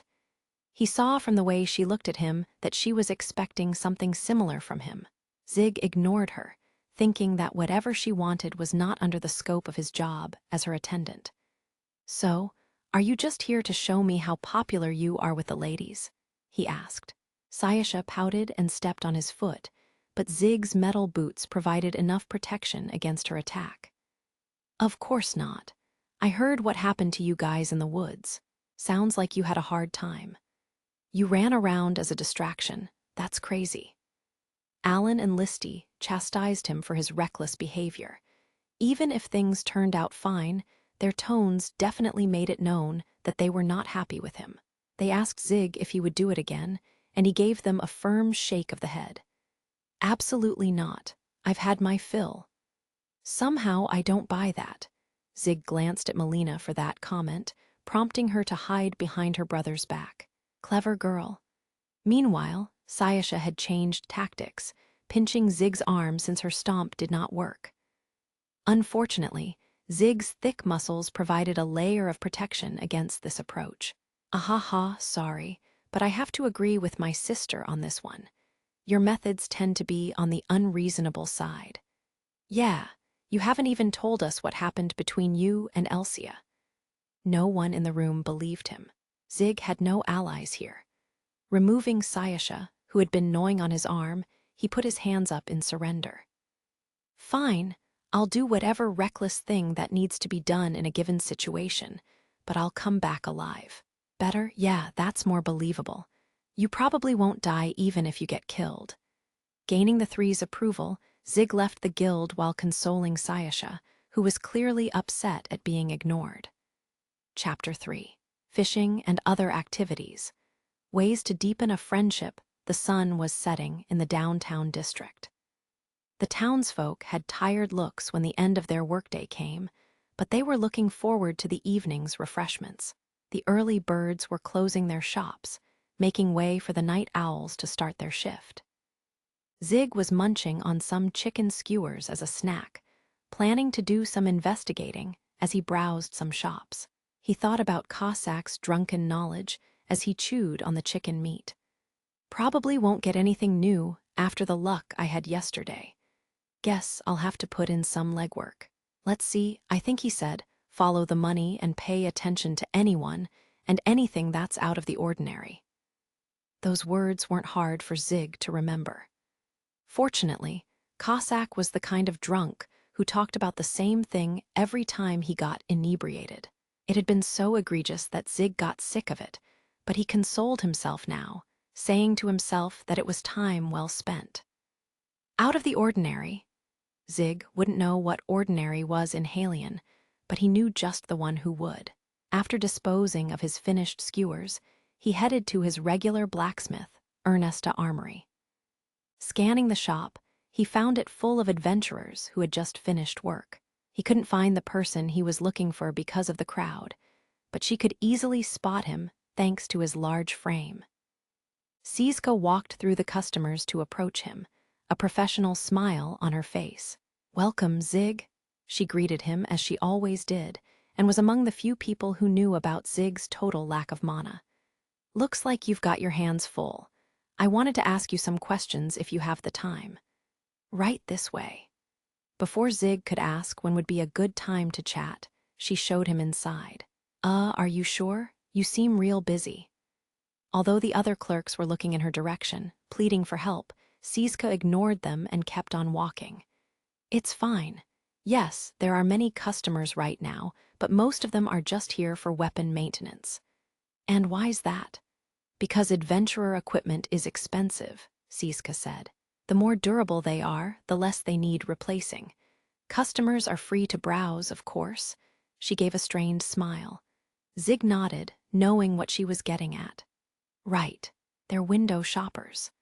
"Yes, well, the adventurers enjoy looking at equipment they can't quite afford yet. Some customers even do a preliminary inspection of weapons they're planning to get." Zig understood the sentiment. He quickly glanced at a deeper section of the store. There, a young man stood before a pedestal where the store's crown jewel was kept, passionately admiring the craftsmanship. The greatsword was easily recognizable as a masterpiece, even from a distance. The fact that its price wasn't on display made it a truly terrifying prospect. Men who were probably the shop's security glared at the young man, but he was so enchanted by the sword that he didn't seem to notice. The guards soon stopped the venomous looks, but continued watching him anyway, deciding that the young man was a lost cause. Other adventurers like him were also present, but none matched his intensity. All were satisfied with simply adoring the weapons they desired, and only a few actually asked a clerk for help. Preliminary inspections. Well, at least they're serious about their work. Zig could relate, but couldn't help but feel sorry for the clerks involved. The clerks couldn't turn them away, since they might become potential customers in the future. They are all wonderful customers, of course, but we have no reason to ignore the ones actually paying. Zig was led into a room reserved for business negotiations. They were far from the ruckus now, and the distance allowed them to converse without a soundproofing magic item. On that point, you have a high likelihood of purchasing something every time you visit the store, Zig. I do? Yes. There are very few customers who need to replace their armor so often. It is only natural that we prioritize you. He required tough and expensive adventurer gear. Zig's ability to break them made him a prized customer of Ernesta Armory. He had started with a small purchase before moving up the price brackets. His latest buy was the blood crystal-clad dragon Twinblade, which solidified his position as a valued customer. Zig wondered if he was seeing things, noticing that Siska's professional smile seemed to be shining more brightly than usual, almost like it was made of gold. Just as Siska was about to pour him some tea, he refused and got right to business. Unfortunately, I'm not going to live up to your expectations today. I'm looking for information. Meaning, to be clear, I cannot share our customers' personal information, even with you. Siska sat down, her gaze becoming sharper as if to keep him in check. I'm sure of that, considering my own circumstances haven't been leaked yet. The only ones who knew about Zig's lack of mana were Vano, the mafia executive, and Kirk, the guild's vice president. Aside from those two and Sayasha, he hadn't told anyone other than Siska and Gant. As long as his information was protected, he wasn't going to ask Siska to divulge anything about her other customers. I want to know about market activities, whether or not large sums of money are being moved. Maybe there was a large purchase of weapons recently. Market activities, a shipment of rare materials, extraordinary spending by some trade associations or wealthy individuals, stuff like that. Siska looked to the side as she gave it some thought. A few moments later, she answered him with a question of her own. And why are you looking for such information? I might be more inclined to tell you what I know if I knew the reason. Guild work, that's all I can say. Guild work. I see. Officially, Zig was investigating the incident because it involved Sayasha's safety. At least, that was the way he phrased it to lead people on.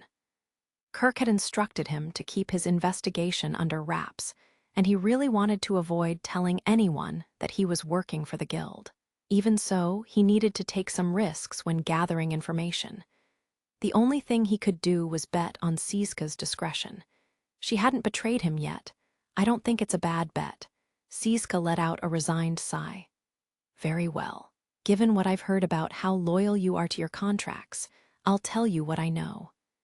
Thanks. What did you hear about me? Zig asked before he could express his gratitude. Siska seemed somewhat surprised by his question and smiled. Oh, you didn't know? There's a crazy mercenary out there who likes taking on dangerous jobs. He's highly capable, but things always get bloody around him. Best to steer clear.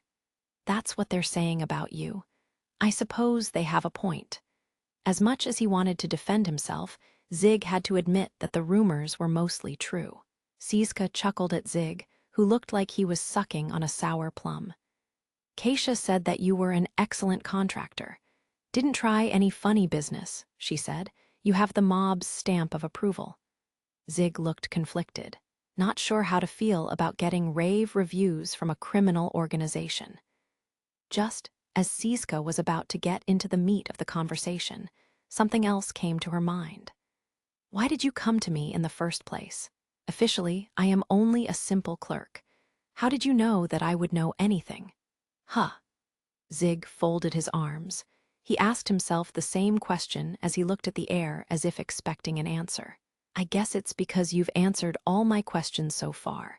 I just thought you'd tell me something if I came to you with this. In the future, he would probably be better off talking to a manager or someone else of a higher position. Asking Siska, a regular clerk, had not been the right play, and he had been completely oblivious to that fact until she had pointed it out. It was a rookie mistake committed by someone who barely knew how to collect information. No wonder his old war buddies told him to look before he leaped. Goodness, that won't do, Zig, Siska playfully joked with him. You're lucky that I can answer your question, and I am quite pleased that you're relying on me. Sorry, I'll make it up to you by buying something. She gave a satisfied nod when he replied in kind. Zig paused, another matter coming to mind. Do you mind if I ask you something else first? And what would that be? How do you know? It was a little too late to ask that question. Siska's eyes widened for a moment before she put on her best professional smile. She put her index finger to her luscious lips and winked at him. That is a secret. The sun had completely set by the time Zig left the armory. He had wanted to talk about buying equipment, but Gant had the day off.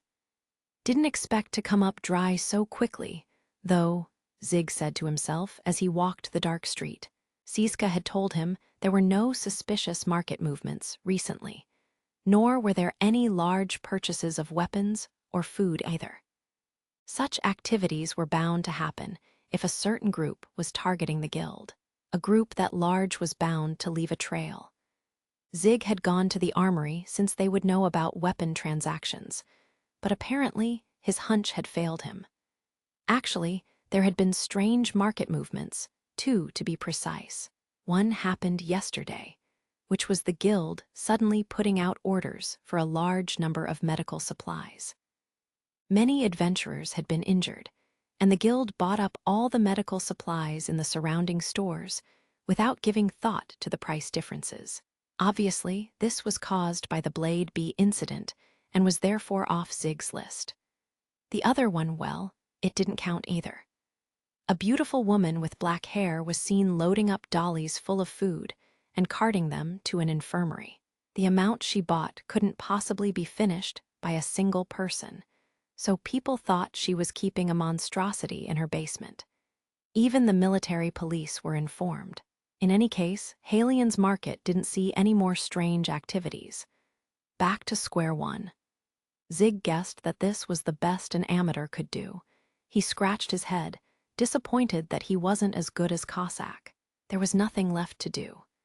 Then again, maybe it isn't a group at all. Maybe someone is targeting the guild, not to mess with their operations, but out of a personal grudge. Antagonizing the guild in the name of personal gain came with a huge risk. It was the only other motive, an angle Zig's investigation had left out until now. He took out the list of suspects and put a hand on his chin. Continuing to read it, he turned a corner. HRM? Well, obviously. The Forest Fangs, the adventurers he talked to yesterday, seemed the most suspicious. Kirk had said that the list was ordered in terms of the guild's ratings. That meant the odds of the Forest Fangs being the culprit were extremely low given their behavior. However, their conduct was only how the guild rated them. There could have been other reasons why the demi-humans might have turned resentful. Revenge on the humans for their poor treatment, that's the first thing that comes to mind. Going by how Seb reacted to him, the young demi-human certainly harbored ill feelings toward humans. Not everyone was as patient as Urbaz and Balto. Perhaps a demi-human failed that test and allowed his emotions to get the better of him. At least, that was what Zig initially thought when he started this investigation. That's how wars break out. He had seen many wars where the oppressed and religious groups finally decided to fight back. He still thought it was the most likely motive for the incident, but he had no real evidence and only had a psychological profile at his disposal. Really, it was just his imagination. Zig was only acting the role of an information broker. He knew that he had probably overlooked something and that his guesses were wildly off the mark. He turned another corner. He pondered on strengths and weaknesses, as well as the right person for the right case. Information brokers and mercenaries each had their realms of aptitude. If he didn't distinguish between the two, he would get in trouble. The sphere of the information broker was looking and following threads of information to get results. So, what was the mercenary's realm? To force a result at any cost. That went faster than expected, Zig muttered, stopping in a cramped alley that wasn't illuminated by the glow of the streetlights. It was a dark street away from the hustle and bustle of the crowd. Zig sighed as he cast his eyes toward the darkness. I thought I was in over my head with this investigation. It's a good thing you decided to come to me. He grunted that last word as the air around him whistled. Zig reacted, turning and guarding his face with his right hand. There came the light clang of two metallic objects. A knife clattered onto the pavement. The knife, which had been going for his neck, was painted a matte black. Two men stepped out from the darkness from which it came. A tall man stepped before Zig, and a short man came up behind him. With frazzled, unkempt hair and tattered rags concealing an emaciated frame, they looked like any other homeless people. The only difference were their eyes, which gleamed as sharp as a blade. You don't look like an ordinary thug, Zig said. He cautiously scanned the area as he grabbed the handle of his twin blade.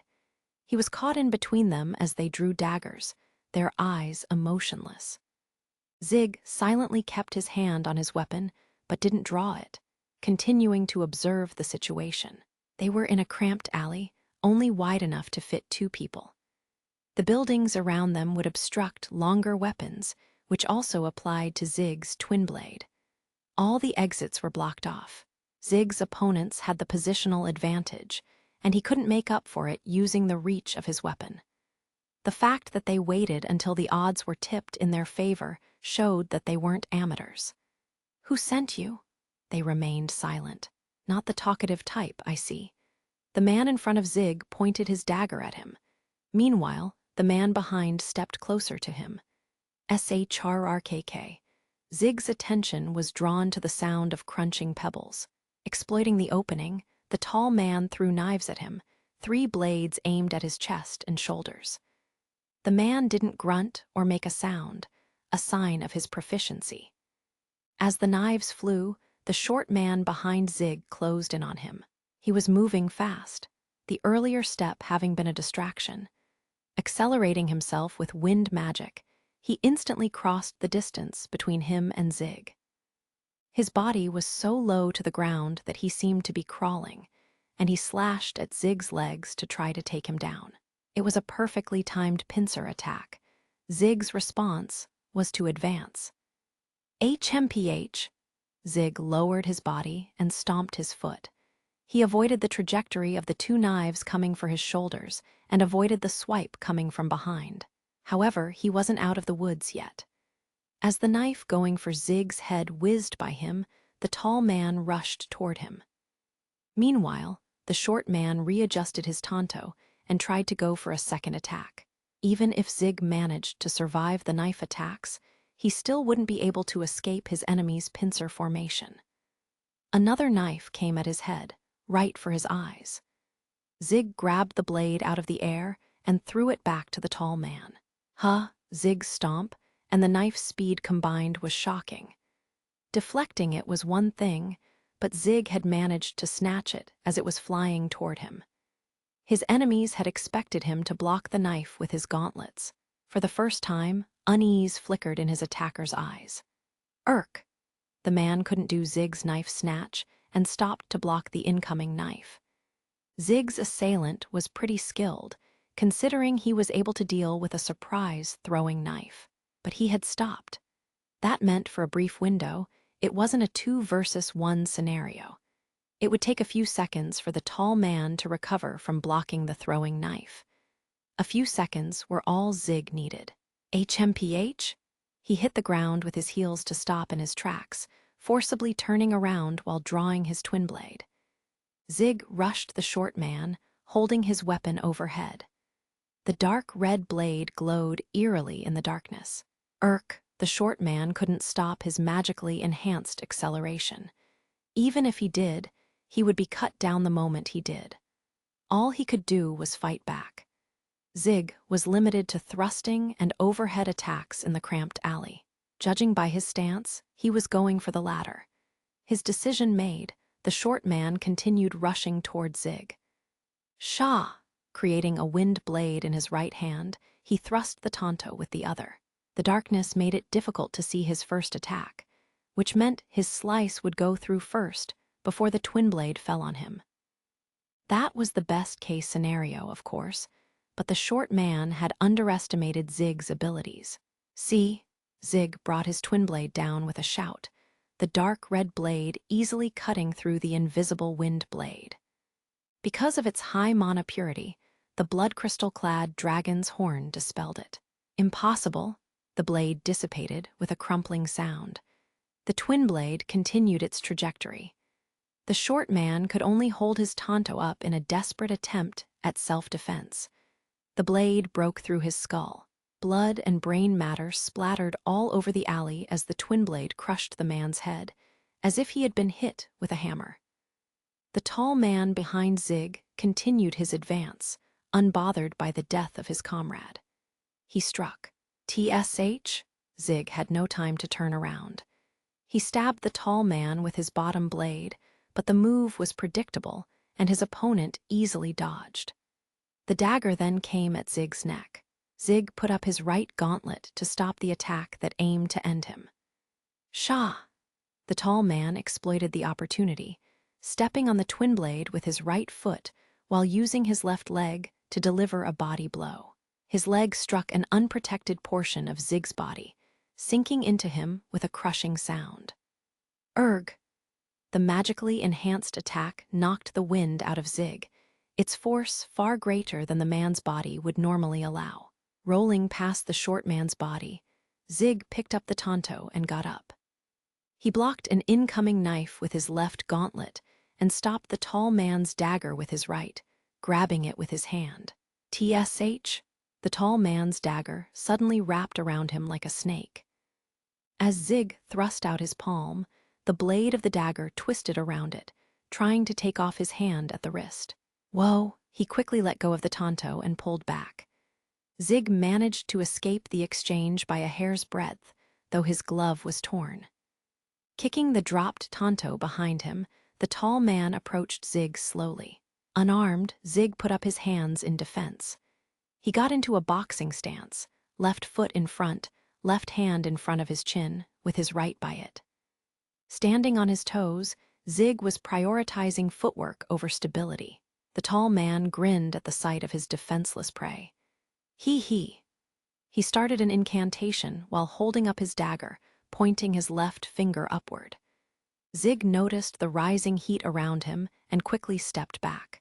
The tall man lunged toward him as Zig dodged the pillar of fire, doing multiple cuts in rapid succession. He focused on light and quick movements so Zig couldn't grab his arm. Zig used his gauntlets to quickly deal with the attacks. If he got careless, he would pay for it with a dagger sinking into his side.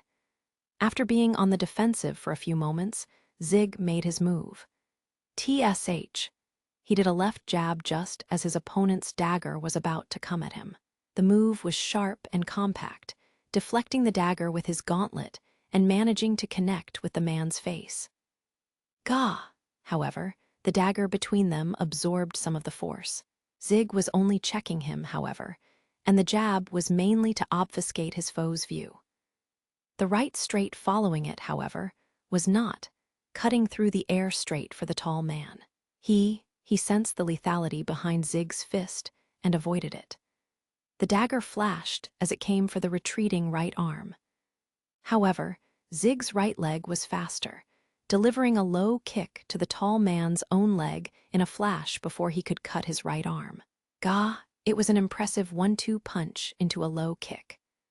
The combo finally knocked the tall man's legs from under him, the dull sound signaling to Zig that the limb had shattered. His opponent's posture broke after that excruciating kick from Zig's armored leg. Zig wasn't about to let the opportunity pass by. He swayed to avoid a frantic dagger swipe and delivered another kick with his left leg into his attacker's stomach. He let his toes sink into the tall man's belly until he let go of his dagger and fell to his knees. It was over. He pivoted on his kicking leg and spun to the right with his left leg planted to the ground. Eat shit. Zig's next deadly move had the force of a battering ram, a spinning kick to the head using all his strength. Leaning into the right roundhouse kick, it collided with the tall man's head. The force was so great that it wouldn't be surprising if he ripped his opponent's head right off his neck. However, that was only if it made direct contact. Whoa, I have to ease up. When Zig brought his leg down, he saw a body lying on the ground. The man's head was still in one piece. His jaw was broken, his mouth hanging lazily as saliva and blood dribbled out of it. The white shards swimming in the pool of red were probably teeth. He wasn't dead, but he wouldn't be able to eat solid food for a while. Checking the man's pulse, Zig let out a sigh of relief. Alive barely. He wasn't someone I could hold back against, but I can't just go killing my only lead. Then again, there's always healing magic. Although he did tell the man to eat shit, he couldn't kill his only source of information. He rummaged through the man's belongings and found a broken bracelet. The magic item had activated and created a barrier, just as Zig's roundhouse connected. The shape of it suggested that it was of great value. It might have been good enough to deflect a blade, but unfortunately, it was of no use against blunt force. The magic item was small and portable, though that meant that it wasn't very powerful. The barrier broke because of the force of Zig's kick, but it did its job and prevented the man from dying. Zig had noticed the bracelet's activation, and that's why he put his whole weight into the kick. However, he hadn't expected the barrier to be so fragile. He only wanted to knock the man out, but had given him a broken jaw instead. The fight could have gone better in a more open space, though he doubted that the men would have attacked him there. Didn't think anyone would come after me, though, Zig said in an exasperated tone as he scratched his head. Things had been going so well that he didn't quite know what to do now. If he was being honest, he had zero expectations going into the dark alley. The whole thing stank of a conspiracy, but he hadn't expected assassins to be sent to deal with a nosy mercenary. He didn't have enough evidence and wanted to avoid doing anything that might worsen the situation. Whoever it was must not want him to be snooping around. In any case, the mastermind probably hadn't realized that he had been hired by the guild. If he did, they wouldn't do something so careless as to take out a guild investigator. I'll definitely have to report this to Kirk tomorrow. The situation was getting worse by the second. Zig left the dead body behind to tie up the live one. Though when he tried to look for something to identify the tall man, he came up short. He thought he should perhaps give him up to the military police and inform Kirk so the guild could interrogate him. He probably won't say anything. He wasn't expecting much from the interrogation. There were always exceptions, but good hit men tended to be tight-lipped. This man's stealth was top-notch. Zig had managed to fend him off, but that was only because he had been expecting to be attacked. If he wasn't, he wouldn't have noticed him in time. Although he failed the ambush, the man could hold his own in a fight. Assassins had no need to be amazing at combat. Their job wasn't to trade blows with their target, but to kill them as silently and efficiently as possible. But this narrows it down. Not everyone can hire a competent hitman. A competent hitman required a lot of money and good connections. Kirk should be able to look into that. Too bad I don't know who you are, Zig said to himself, feeling somewhat sorry for his attacker, whose face he hadn't even seen yet. Things were going well for the culprits. He had yet to narrow down the list of suspects, and there was no solid evidence pointing to them yet. Even Kirk only had his gut feeling to rely on. However, they made one big mistake. Despite things going so well for them, they had demanded perfection. They were probably unaware of certain individuals who didn't give a damn about the process as long as it brought results, or forced the outcome they wanted at any cost. Someone definitely didn't want this matter to be investigated. That's enough for me. Zig was pleased as long as he had some kind of answer. The other pieces would fall into place soon enough. Although he wasn't good at this whole investigating thing, he knew someone who was. The right man in the right place. Comforted by the fact that he could toss this problem into someone else's lap, Zig disappeared into the darkness. Kirk Wright, vice president of the guild in Halion, always started his day early.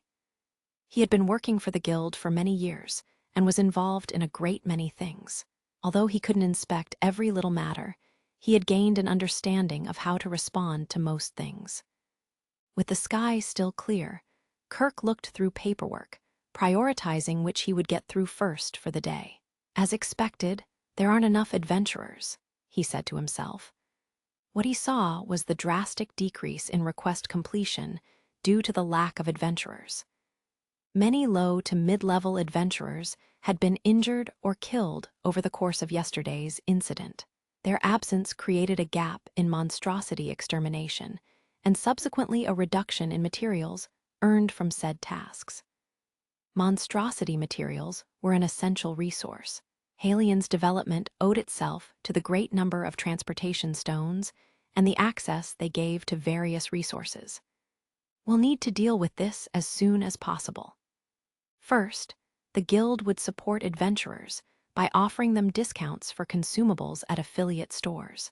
Slowing down adventurers would be bad for the guild's economy.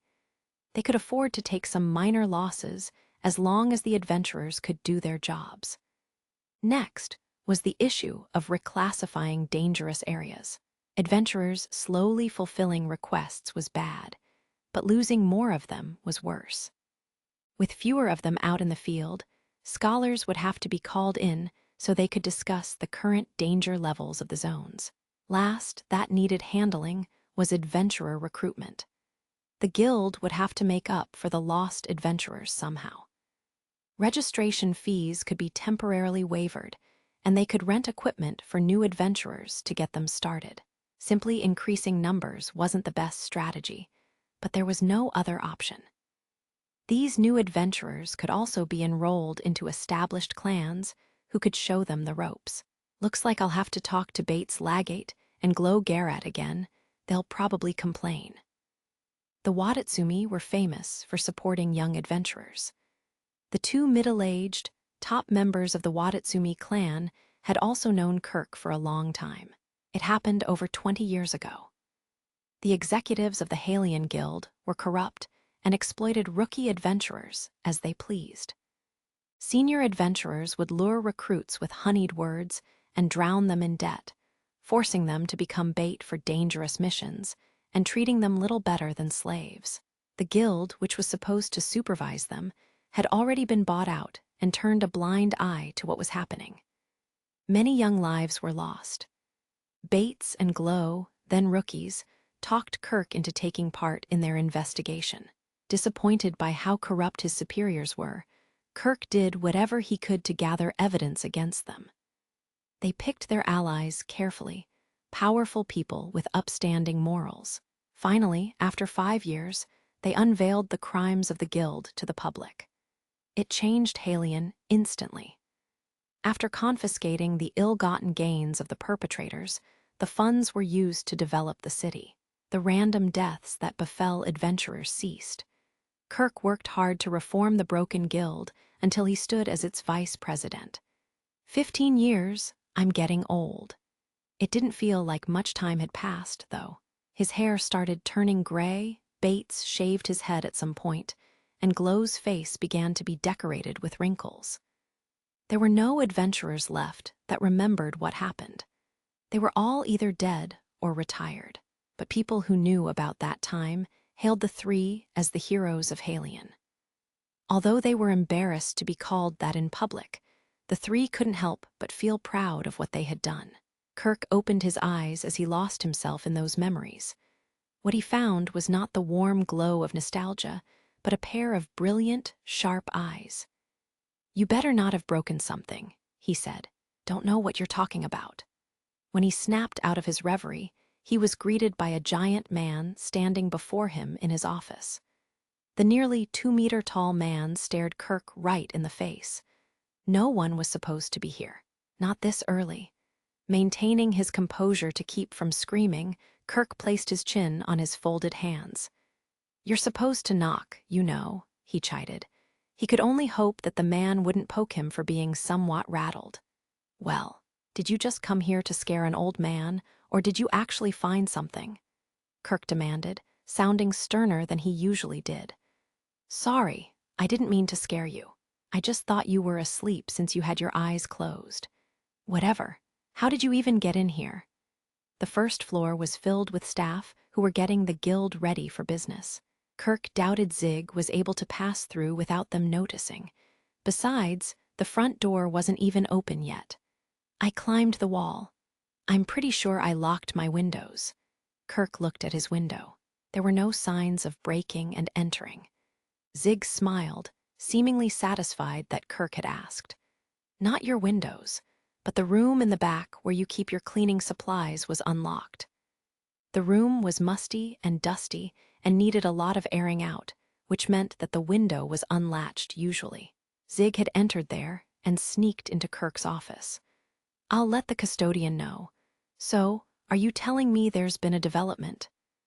That was the only explanation as to why Zig would visit him at such an ungodly hour. However, things were progressing quickly. Too quickly. Locked in a state of disbelief, Kirk prepared himself for Zig's report. Zig nodded and filled him in on what happened the night before. "I have a feeling Zig's gotten himself involved in something dangerous again," Sayasha said to herself, having been awakened by Zig earlier than usual. Her hair was a mess as she stared at where Zig had been just moments ago. Usually, she looked hungover when she woke up, but this morning she was much more alarmed. Zig had been looking into something recently. He still accompanied her on her requests, but he was clearly investigating something else on the side. He had probably gotten into a fight last night. Whoever he fought had been strong enough that Zig was still tense when he came to wake her earlier. The change was subtle, but Sayasha had spent enough time with him by now to notice the difference. He's so passionate about his work. For the most part, Zig didn't talk about his side gigs. Even when things got dangerous, he tried to pass them off as business as usual. That was his policy and outlook regarding his work. "Consistency is key," he says, she said sleepily, washing her face and then brushing her hair with a comb. "Not if it consistently gets you in trouble." Sayasha didn't quite understand, but respected it nonetheless, since Zig considered the way he worked as important. If he came back with the stench of blood on him, she could just heal him. She also erased the smell of women off him whenever he came back with that. Having him brush her hair for 2 hours did the trick. However, that was another matter. "I'm getting bored just waiting here," Sayasha said, deciding that a woman couldn't just sit there and wait all day. She didn't quite know what that fully meant, though. Zig getting hurt was a given. He was that kind of person, and he wouldn't appreciate her overreacting to it. However, she was annoyed that he seemed oblivious to how much it bothered her. Sayasha put away her comb and wet a towel hanging by the sink. She flipped her lustrous black hair back, and it glistened in the sunlight as she slipped out of her nightgown, revealing the ethereal beauty of her bare body. Her perfect form and aura as a witch gave her a truly captivating air. Her beauty alone could drive men mad. She was a beauty so sensual and mysterious that weak-willed men would likely lose their minds and assault her. However, Sayasha herself was unaware of her loveliness, despite her long years of existence. It only added to her fatal allure. Phew! It was good to be naked. Not that she was an exhibitionist, but not having to wear anything in the comfort of her own room was nice. The last time she had invited Zig when she was naked, he had sternly asked her to stop.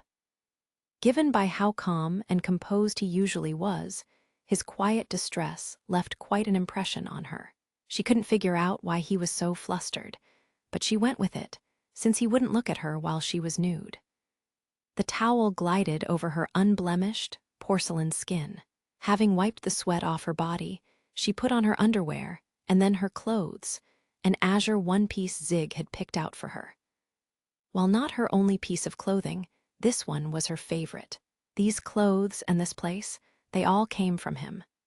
The human called Zig had broken into Sayasha's world. It only made sense that she entered his world too. That was what it meant to be equals. Sayasha nodded, reassuring herself of that, and exited the room. She was neither going fast nor moving slowly, but the swaying of her black hair was enough to tell anyone that she was in a good mood. Sayasha headed to the guild after she got ready, though she was technically taking a day off from adventuring today. She checked his room before she left, but Zig was already gone, probably out to work. She chewed on a fish sandwich she got for breakfast and walked the streets downtown. She paid extra for some more mustard, an excellent addition to the sandwich.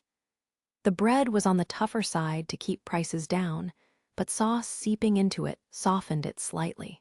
Zig likes meat, so I end up wanting to eat fish when I'm by myself. The fish was an unknown species. Whatever it was white and cheap, since it was caught in bulk and fried whole. The shopkeeper smiled and said that her next order might not taste the same. Her thoughts went to Zig as she kept eating the crispy fish. He's been acting weird since the Blade Bee incident. That much is certain. She would have to take the long way to get to the truth. She knew him well enough by now that he wouldn't answer questions about his job if she asked him directly. I think our conversation with the wolves was about that. However, she had been so occupied with Seb's tale that she couldn't remember any of the others' names.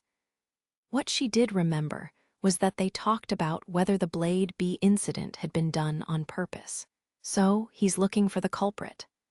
If Zig had gotten into a fight because of his investigation, there really must be a culprit. She didn't care about that, of course. She didn't care if humans wanted to kill each other.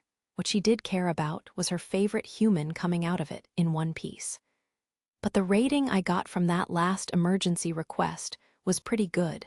Then again, it doesn't amount to much since the hunting area got restricted after that. As she weighed the pros and cons, Sayasha seemed to reach a conclusion. She crushed the sandwich wrapper and looked at the sky. All right, the fiends. We mustn't let them get away with this. Her own personal interests and overflowing sense of justice made her determined to crush the unknown perpetrators. As an adventurer, I will not sit by and allow my comrades' deaths to go unavenged. Yes, this will do. Now that she had a plan figured out, all she had to do was put it into action. By this time, Sayasha had reached the guild and opened the familiar doors. She slipped through the busy crowd, exchanging greetings with whoever called out to her, and headed toward the reception area. Zig was very tight-lipped when it came to his work. Even Sayasha couldn't get him to talk if she tried. He would only give her the shortest possible description of it. All I have to do is change my approach. What about his client? Zig was incredibly unique among humans. Sayasha didn't know any other that was so principled and strong-willed. And so, she would ask his client, a perfectly normal human. Fortunately, she had a hunch as to who it was. A person asking Zig to investigate matters involving the guild would probably be related to the guild. Likely, it was someone with the authority to commission such a task. Someone in a senior position. While putting out a contract for purely personal reasons was possible, it would take far too much time to determine who it could be if that was the case. It was better to give up and take a different approach. Oh, hello, Sayasha. I thought you were taking today off. Sayan smiled when she came up to her desk. She was one of the few people Sayasha considered herself close to, especially since the receptionist had been looking out for her since day one. Sayasha greeted her and stated what she came here to do today. "Hello, I'm here on a slightly different matter. There's someone I would like to meet." Kirk was working with the hustle and bustle downstairs as his background music. The scratching of a pen was soon drowned out by a knock that echoed throughout the office. "Come in," he said, without lifting his eyes from his papers. The door was opened with polite aloofness. Vice President?" Kirk sighed and put down his pen. He looked up to the source of the quiet and pensive voice. This was one of the new receptionists. What was her name again? Yes. He couldn't remember, so he tried to play it cool. The guild wasn't so overstaffed that he could just intimidate every other new hire that interrupted him. He didn't smile, but reassured her with his tone that she could proceed. "There's someone who would like to see you. Are you available? A guest." He took out his notebook where he kept his appointments, but couldn't find anything down for that day. However, these things did happen on occasion, so it didn't bother him. "A representative of some trade association, I take it? Tell them I'm busy. Maybe another time." Just as Kirk was about to return to work, the new hire shook her head. "That isn't who is looking for you," she continued.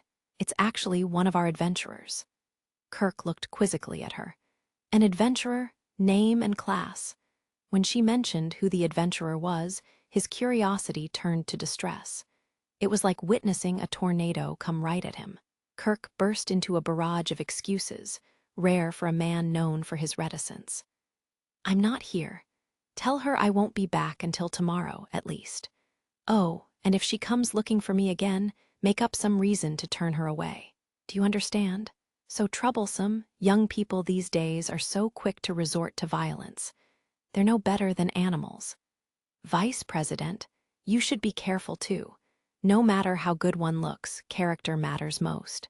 One cannot just go intimidating people to get what one wants. No wonder that man is so grim. Vice President."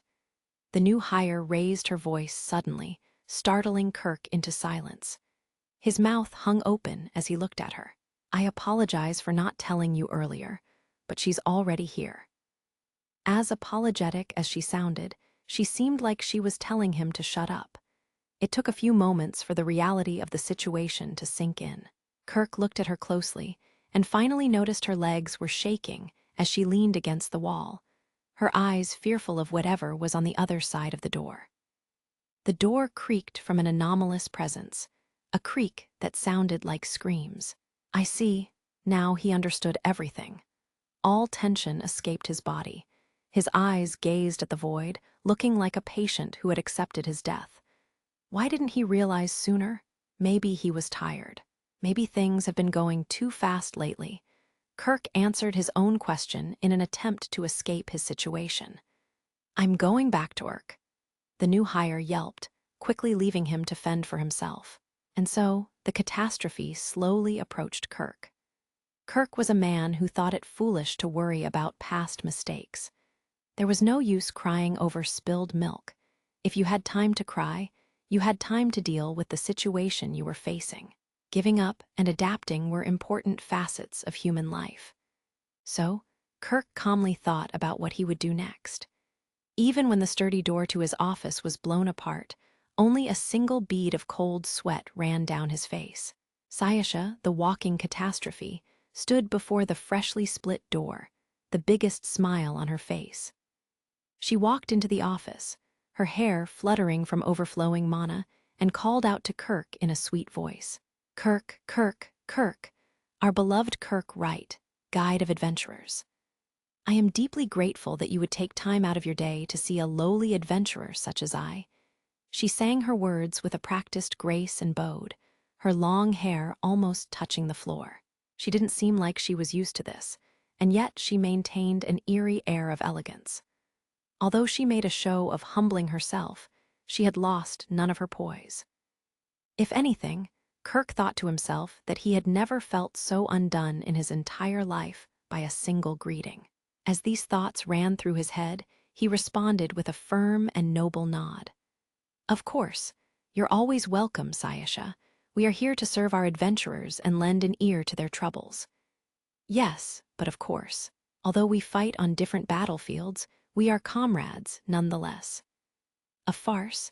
That was the only word to describe this exchange, but it was a necessary farce. Kirk wasn't about to ruin it by calling her out. By the way, Comrade Kirk, I do believe that the door to your office is quite fragile. I thought you would have had a better one installed. Ha ha ha. Oh, but Comrade Sayasha, that was not a double door, you see. Goodness, how clumsy of me. Her face bloomed into a smile. A man oblivious to the situation might have fallen in love with that grin, but the air suddenly grew cold. Although Sayasha maintained her expression, the look in her gaze had become icy. It was enough to make it feel like the temperature of the room had dropped. Kirk felt a menacing chill running down his back. Here it was. Kirk braced himself, doing his best to pick his words with the utmost care. By the way, Kirk, what were you talking about earlier?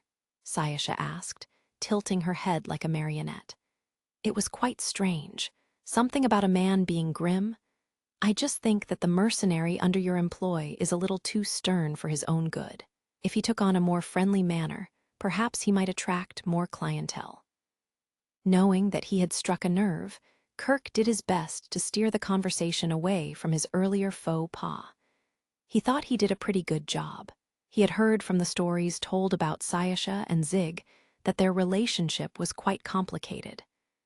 Zig himself said that they were client and mercenary, nothing more, nothing less. Still, her attachment to Zig was quite peculiar. Calling it love, whether romantic or platonic, wasn't quite right either. However, Kirk had no intention of even bringing it up. It was far too dangerous. She elegantly placed her fingers to her chin and nodded, seemingly accepting Kirk's excuse. I see. Yes, I suppose Zig can be quite intimidating. And that was all you were saying, yes. Of course, I have no complaints about Zig's work ethic. As someone who stands by his side, you should understand why. Because you're Zig's partner, Kirk tried to say between the lines. Subtle flattery was most effective when you didn't want to further anger the one you were talking to.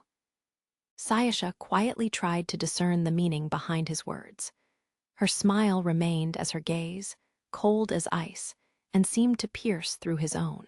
Her azure eyes were as beautiful as gemstones, though they were as cold as the rocks you found on the side of the road. Very well. The sensation of time itself had become strange at that point, but that was over now. Sayasha turned away, seemingly losing interest, and with it, the pressure Kirk felt lightened. Kirk took a deep breath quietly, so as not to be heard. He felt as if his own words had somehow shortened his lifespan. Right, while we're on the subject of work, Sayasha said, as if remembering why she had come to see Kirk in the first place. Meanwhile, Kirk was thinking about how he would need to educate his staff on what to do if she wanted to see him. Actually, even Kirk forgot that she must have had a reason to see him if she came all the way here. Can you tell me about the job Zig is on? He wanted to give himself a quiet pat on the back for not furrowing his eyebrows.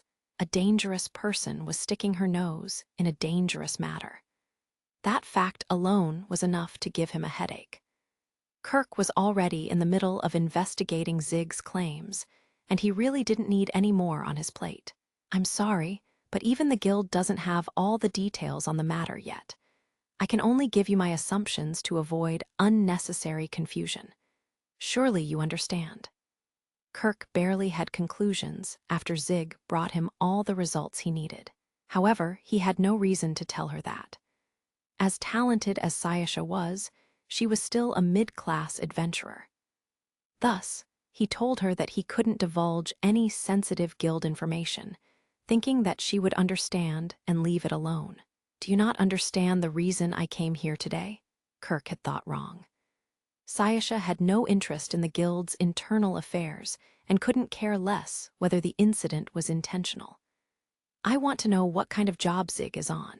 That's all. Even so, I would still have to tell you much of the same information. With Kirk reaffirming his position, Sayasha let out a lament. Oh, Kirk, I am saddened. saddened by the fact you would abandon a friend in need. Why, cracks may start appearing in our friendship. Wouldn't that be a frightful thing? She approached him, boots clicking on the floor, until she reached his desk and sat on it. Tap, tap. She tapped her fingers on Kirk's desk to draw his attention. Our friendship is supposed to last forever. But what if cracks started appearing?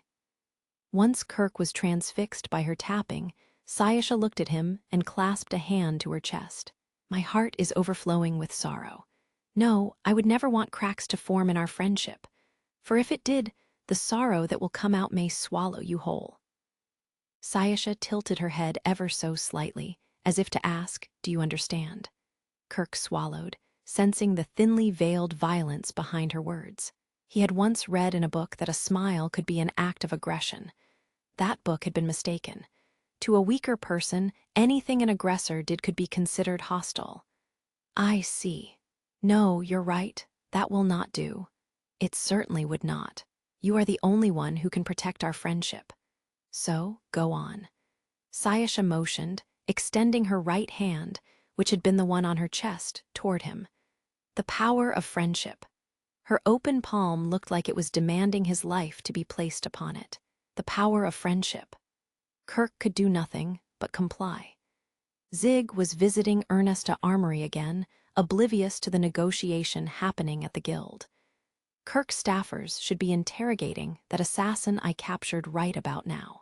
He doubted the hitman would talk, but there were various ways of making a man sing, even if he didn't want to, from torture to drugs and everything in between.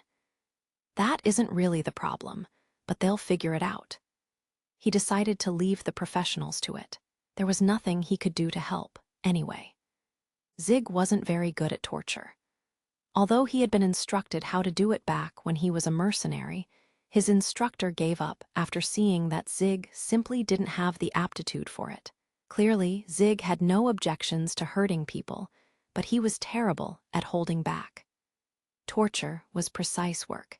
You needed to hurt someone enough to force them to give up information. Various types of pain and pacing were necessary, and you also needed to be good enough at talking to see through their lies. Too much would make them die of shock or blood loss. It needed a craftsman's skill set, really. When Zig was told to break someone's fingers, he broke all of them in one go, nullifying the stages of pain. Peel off the guy's fingernails. Well, he did all of that in one go too. His instructor kicked him out after seeing Zig's utter lack of understanding in the field. Zig specialized in killing his opponents as fast as possible. Little wonder he was bad at torture. Amateur that he was, he could still get other amateurs to talk. However, the assassin this time was different. You know, we didn't have magic back home. Zig pointed out to himself and wondered how magic could be implemented in torture. What interested him was how healing magic could keep the suspect in a perpetually healthy state. I wonder what happens if you heal someone when they're being stabbed. Zig, can you not speculate on such violent things outside the store? You're scaring away the customers. He turned to see Siska, a familiar face by now, giving him a concerned smile. Apparently, he had been thinking out loud. From the corner of his eye, he saw a young adventurer quietly back away from him. There were a decent number of customers in the shop despite it being in the afternoon. Sorry, I'll be more careful. Zig bowed in apology, and Siska's professional smile returned. Thank you. So, what brings you here today? He took out a magic item from his pocket and showed it to her. A circle of metal about the size of one's palm. A spiderweb of cracks was spread out from the center, clearly indicating that it was broken. I want Gant to look at this. It was the magic item Zig's attacker wore yesterday, the one that created a barrier around him. He kept it, since it could very well be evidence. He had handed it to Kirk earlier in the morning, but Kirk declined and said he should be the one to look into it. Kirk said that he didn't want it to be known that the guild was investigating an ordinary magic item. Do you know what it does? It made a barrier, a small one. Siska examined it, then charged it with mana, since activating a defensive spell wouldn't be a problem inside the store. However, the magic circuit engraved into it was broken, and the seal failed to activate. You want us to look into it and not fix it? Yeah. The thing broke from the impact of Zig's kick, but Gant was familiar with creating both weapons and magic items. He should have been able to figure out something about it. Very well, right this way. Siska wondered why Zig wanted to inspect a broken magic item, but she didn't say her question out loud. She knew that Zig didn't have mana and didn't know the implications of him wanting to investigate the magic item. As he nodded in gratitude to her, Siska turned to him as if remembering something, the ends of her hair brushing against her shoulders. What she had on her face was not her usual professional smile, but a genuine one, and it was so gentle that it captured Zig's attention immediately. As a side note, the wound will close around the blade itself. Zig only nodded at her answer to his earlier question. He wasn't about to be so foolish as to ask how she knew that. She would definitely say that it's a secret. Zig followed Siska through the sales floor into the room where Gant was working. He was wearing a jeweler's loop and seemed to be engraving letters into a metal object. Siska remained silent, knowing how sensitive the task was, and instead knocked on his workbench to draw his attention.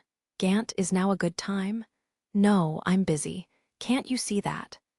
Gant continued working on his project, not even bothering to look at Siska. His tone was blunt too, showing how focused he was. The intricate engravings he was making seemed to be a magic seal. It looked like this was a bad time. Just as Zig was about to show himself out, Siska stopped him and knocked on the workbench again. Gant let out a great sigh as he was once again interrupted and finally relented. He made a show of setting his tools on the bench and glared at Siska with the loop still over one of his eyes. Now look here. Don't you know how precise I have to be right now? You know what? You don't have to know. So why don't you shut up and... Are you sure? Are you sure you want to turn away the customer who brought you from stockpiling your unwanted equipment in our store to third place in sales? Just stop interrupting. What was that? Gant shut his mouth before he could launch into a rant. His eyes then went over to Zig, who was standing near Siska.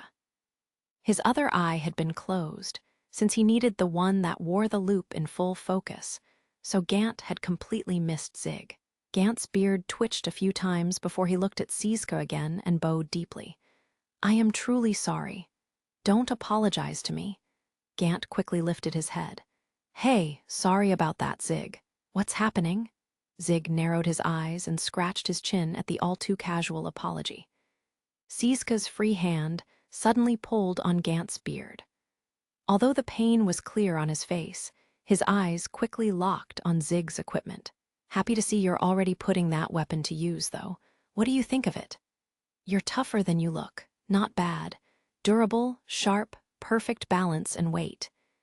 Gant happily beckoned Zig to his workbench and made space for him. The blacksmith couldn't wait to see his creation. Zig gave a wry smile as he set the weapon on the desk and removed its fabric covering. Gant took off his loop and ran his fingers along the dark red blades, squinting to get a better look. You've used this a lot given how recently you bought it. Yeah, the sharpness is great, but the fact that it can cut through magic is really convenient. Fights are a lot different now that I have an option other than dodge. Are you sure you could have sold it to me at that price? The blood crystal-clad dragon twin blade was expensive. However, given the weapon's features, its price tag was on the cheaper side, and Zig wondered about that. Well, weapons using this class of materials are usually more expensive. Gant's answer was nonchalant as he looked for warps and misalignments in its points of balance. I knew it, Zig said. Since you didn't ask for the lightweight treatment, it made the price a lot cheaper. Lightweight treatment? What? You've never heard of it. Tell him. Caught off guard by Zig's ignorance of what was considered common knowledge in Halion, Gant pushed the responsibility of explaining to Siska. Weapons like these are usually given the lightweight treatment, either by physically altering the weapon or engraving a seal on it to make it lighter. Siska handled it easily, probably because of her experience explaining the process to other customers. The harder and stronger a material is, the larger they usually end up being, making portability an issue. I see. The treatment was usually requested by those who lacked the physique to wield large weapons or women who lacked the necessary muscle mass.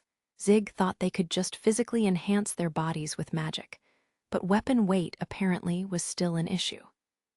We do our best to make it as compact as possible, but if all else fails, a magic seal is engraved on it. The weapon you purchased is about 30% cheaper because it didn't have the lightweight treatment applied on it. Yours is also the first time anyone ever purchased a weapon of that weight without the treatment, at least in this store. That's the gist of it. Not everyone is as stupidly strong as Erg. Siska had elbowed Gant for the unnecessary comment. He then tugged on Zig's sleeve. Hey, what? The gesture only made the man more annoying, but Zig looked at him anyway. Gant had scraped the blade with what looked like a spatula and was staring intently at the debris he gathered. Did you cut someone recently? Yeah, just yesterday. Gant let out a tremendous groan at Zig's declaration. Zig didn't quite know what to make of it, but the blacksmith didn't sound pleased. What are you so bothered about? Wait, hang on. What Gant said nagged at Zig's memory. His previous weapon had broken during his job with the Mafia. Elsha's greatsword-wielding ally had smashed the twin blade in two during their pincer attack. He had fought the three-faced ogres with a rental longsword. This weapon had been made right after that encounter. Then I cut down some guys who attacked me in the guild, and then the whole congregation of the Claritist church. I didn't really kill any monstrosities with it during the Blade B incident. The most recent monstrosity kills on this are probably the mantis thing and panthers. Zig nodded after running through his memories. This weapon has been mostly cutting down humans lately, he said. You really don't have to tell me that, Gant said. I see, he continued. So, you've been cutting down more humans than monstrosities. Zig wasn't expecting Gant to be saddened by the fact that he had been killing people. It's just I make weapons so that adventurers can take down monstrosities. But hey, I was the one who decided to sell it to you anyway. Ideals don't put money on the table, so I'm not about to complain. Though complain he did, casting side glances at Zig. He was being very annoying. For Zig, a weapon was a tool to kill his enemies, nothing more, nothing less. As bad as he felt for Gant, he wasn't about to give up that mindset. I was the one who killed them, not you, Zig said. A tool is just that, a tool. Weapons don't kill people, the people wielding them do. So, I'm innocent of all charges, is that it? Gant scoffed as he stroked the blade with his firm, calloused fingers. How convenient. Sorry, but I'm not as shameless as to say that I don't have blood on my hands after crafting weapons designed to kill things. I know I'm complicit in all this. The man had principles, and although he sounded like he made light of them, Zig knew better than to interject. But we're getting off topic, Gant said. So, what did you want again? Doesn't look like this baby is in need of maintenance. After Gant polished the twin blade, Zig thanked him and gestured to Siska to hand him the magic item. He wants you to inspect this. A magic item? It's busted. Gant gave it a once-over first before putting on his loupe to get a better look. Wow, yellow silver, fancy stuff for a magic item, and it's engraved with a barrier seal. This one's a working second rate. What a shame, shouldn't have been fooled by the material. I'd file a complaint if I was the one who bought it. Gant kept mumbling to himself as he inspected the magic item closely. As brusque as he was definitely a skilled craftsman. Yellow silver? Zig asked.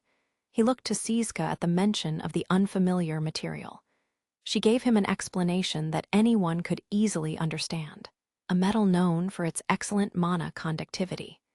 It is also softer than most metals, making it suitable for engraving detailed crests. Although it is resistant to high temperatures, it is easily deformed by physical strikes and is usually employed for internal magic seals. The only soft metals that Zig could think of were lead and tin. Is it expensive? Siska didn't seem to mind his stupid question at all. Quite. You can say it's about as famous as the indigo adamantine, if it helps. Oh, so. It's in that family of materials. He knew about indigo adamantine. It was a special metal with monodisrupting characteristics. A small dagger made of it was worth millions of orth.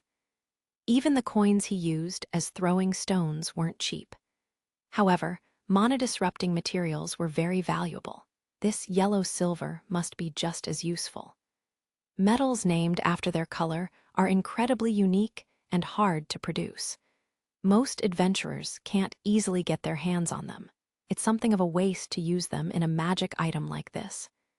Even amateurs can engrave crests, so unscrupulous craftsmen drive up the price by using expensive materials. Gant picked up Siska's explanation, shrugging as he held up one of his tools in his hand. Whoever made this is a failure of a blacksmith for using materials to cover up for his shoddy craftsmanship. As a man who was meticulous about his work, he couldn't bear the thought of someone mishandling precious materials. It broke due to overload. What you do? He ruffled his beard, clearly unhappy, as he examined the magic item in his other hand. Zig didn't think much of it. I kicked it, he said, reporting the magic item's cause of destruction. Oh, the way Gant looked at Zig changed. It was like he was looking at an uncivilized barbarian. Zig quickly defended himself. Wait, hang on, don't get it twisted. I kicked the barrier, not the magic item. Even if he didn't care about his reputation, he didn't want to be seen as a savage who just kicked anything he didn't understand. I don't think you're that dumb, Gant said, and sighed loudly. It irritated Zig, but going by Siska's wry smile, it looked like he was the one being unreasonable. Gant proceeded to lecture him like he was a child who was slow on the uptake. The piece is definitely second-rate, but in another sense, it did its job. It's small, and the barrier it made could be strong enough to fight monstrosities. And you kicked it so hard you broke it. Are you actually human? Don't look at me, Zig scoffed. He folded his arms and turned away. The guy who made it must be third-rate. Well, that's suspicious. You're not some kind of humanoid monstrosity, are you? If I were, I'd start with massacring you. Now stop being dumb and look into it. I don't care if you have to disassemble it. All right, no need to pout. With his jokes made, Gant carefully took the magic item apart. Removing the clasp and slowly opening the cracks, he peered inside with his loupe. Do you know where it was made? Zig asked. The methods of manufacture are quite orthodox. Common design that'll make it hard to pin down. No engravings of the guy who made it either. Some blacksmiths and goldsmiths inscribed their names on their work. The distribution was about 50-50. Gant himself was among the ones who didn't sign his work. Just as Zig thought it was going to be hard to get information out of the bracelet, Gant let out a confused noise as he inspected the cracked cover. Did you find something? Well, there's nothing strange about the magic item itself, but brush. Here. Siska handed him a brush. Gant's eyes remained fixed on the magic item. He held his breath so whatever he found wouldn't be blown away and carefully brushed the inside of the broken cover, collecting its contents onto a plate. 2 small particles fell upon it. Gant picked one up with a tweezer. What is this? At first glance, the hardened white powder looked like a sugar crystal. Did it get in through the seams? Zig asked. No, while the construction isn't watertight, it could mostly keep water and moisture out. There's no way something like this would slip through the seam. The fragment was the size of the point on a pen. Even if the item was cracked, it seemed unlikely that the particle was in there by chance. Whatever the substance was, it was placed inside the bracelet during its creation. I take it back. This guy's worse than third-rate. He was having lunch while engraving a magic seal. I'll beat the shit out of him if I see him. Gant clenched his fists as veins popped in his temples, unable to stand the shoddy craftsmanship any longer. Meanwhile, Zig took a closer look at the white particulate. He pressed it between his fingers. It was hard. He smelled it odorless. He nicked a piece of it with his fingernail and licked it. It held a unique bitterness. However, he recognized it and immediately understood that it wasn't meant to be ingested in its pure form. Whoever made this wasn't having lunch. His head was probably in the clouds when he made this. In the clouds? What are you, oh? Gant slapped a palm to his face when he realized what Zig was talking about regarding the white particle. He wore an exasperated look. Siska looked hatefully at the white particle. So that's what it is. But can you do precision work like seal engraving when vacationing on the moon? Some types let you do that. Drugs could be roughly categorized between stimulants and depressants. Some dulled the pain, some sharpened the senses, some chased away fatigue. But most fell into one of these two types. The drug forces the user into an awakened state, Zig said, allowing them to work for long hours with greater precision. It does sound like it would benefit precision work, Gant mused. Doesn't sound sustainable, though. Of course, Siska said. There is always a price when pushing the body past its natural limits. Besides, Gant, you do excellent work even without it. Hard work fits humanity best. Relying on them too much is dangerous, so I just use them like a tool. Although Zig knew there were long-term consequences, they meant nothing if he couldn't survive today. For him, drugs were tools to be used when the occasion arose. Using everything at his disposal was the best way to get out of a sticky situation, of which he had gone through many. However, Zig kept these opinions to himself. The fact was that not using drugs altogether was the best option, though many who used them wanted a means of escape during a war. As for what this substance is, I guess I'll have to ask a professional, Zig said. Wait, Siska said. I'll write to Keisha as well. Thanks. Keisha, the daughter of one of the mafia dons, seemed to have some kind of relationship with Siska. They weren't exactly friends, but they were on speaking terms and seemed to be stuck with each other. Each was in a place where they could pull a favor or two from the other. It's not really a favor. I'm just going to say, can't you manage your territories properly? Siska said, her tone a cold bite. He groaned as he set a steaming white cup on the desk. The amber-colored liquid settled in the ceramic. Kirk's brewing method combined efficiency and artistry, producing a fragrant tea without wasting expensive tea leaves. However, the amber liquid was fueling a blood-red conversation. Of the two people who attacked Zig, one's head was crushed to the point of no recognition. The other one was successfully captured. He is now in custody, and proper measures are being enacted. That's why Zig was hurt when he came home yesterday, I see. It doesn't sound like a task for an adventurer. A mercenary was expendable. No one would question the death of a convenient pawn. He was also far cheaper than hiring an adventurer, since the guild wouldn't need to risk losing one of its members. Sayasha wasn't pleased by this insinuation, and her gaze bore down on Kirk. The cup rattled, the tea making waves under her gaze. However, Kirk didn't get the position of vice president on a whim, nor was the title decorative.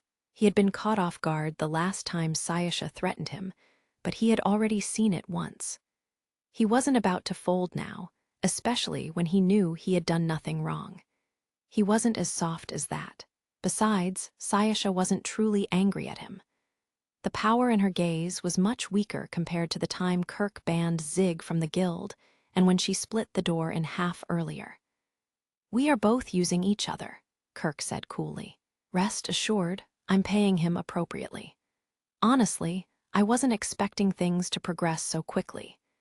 Violent as he is, he's great at his job.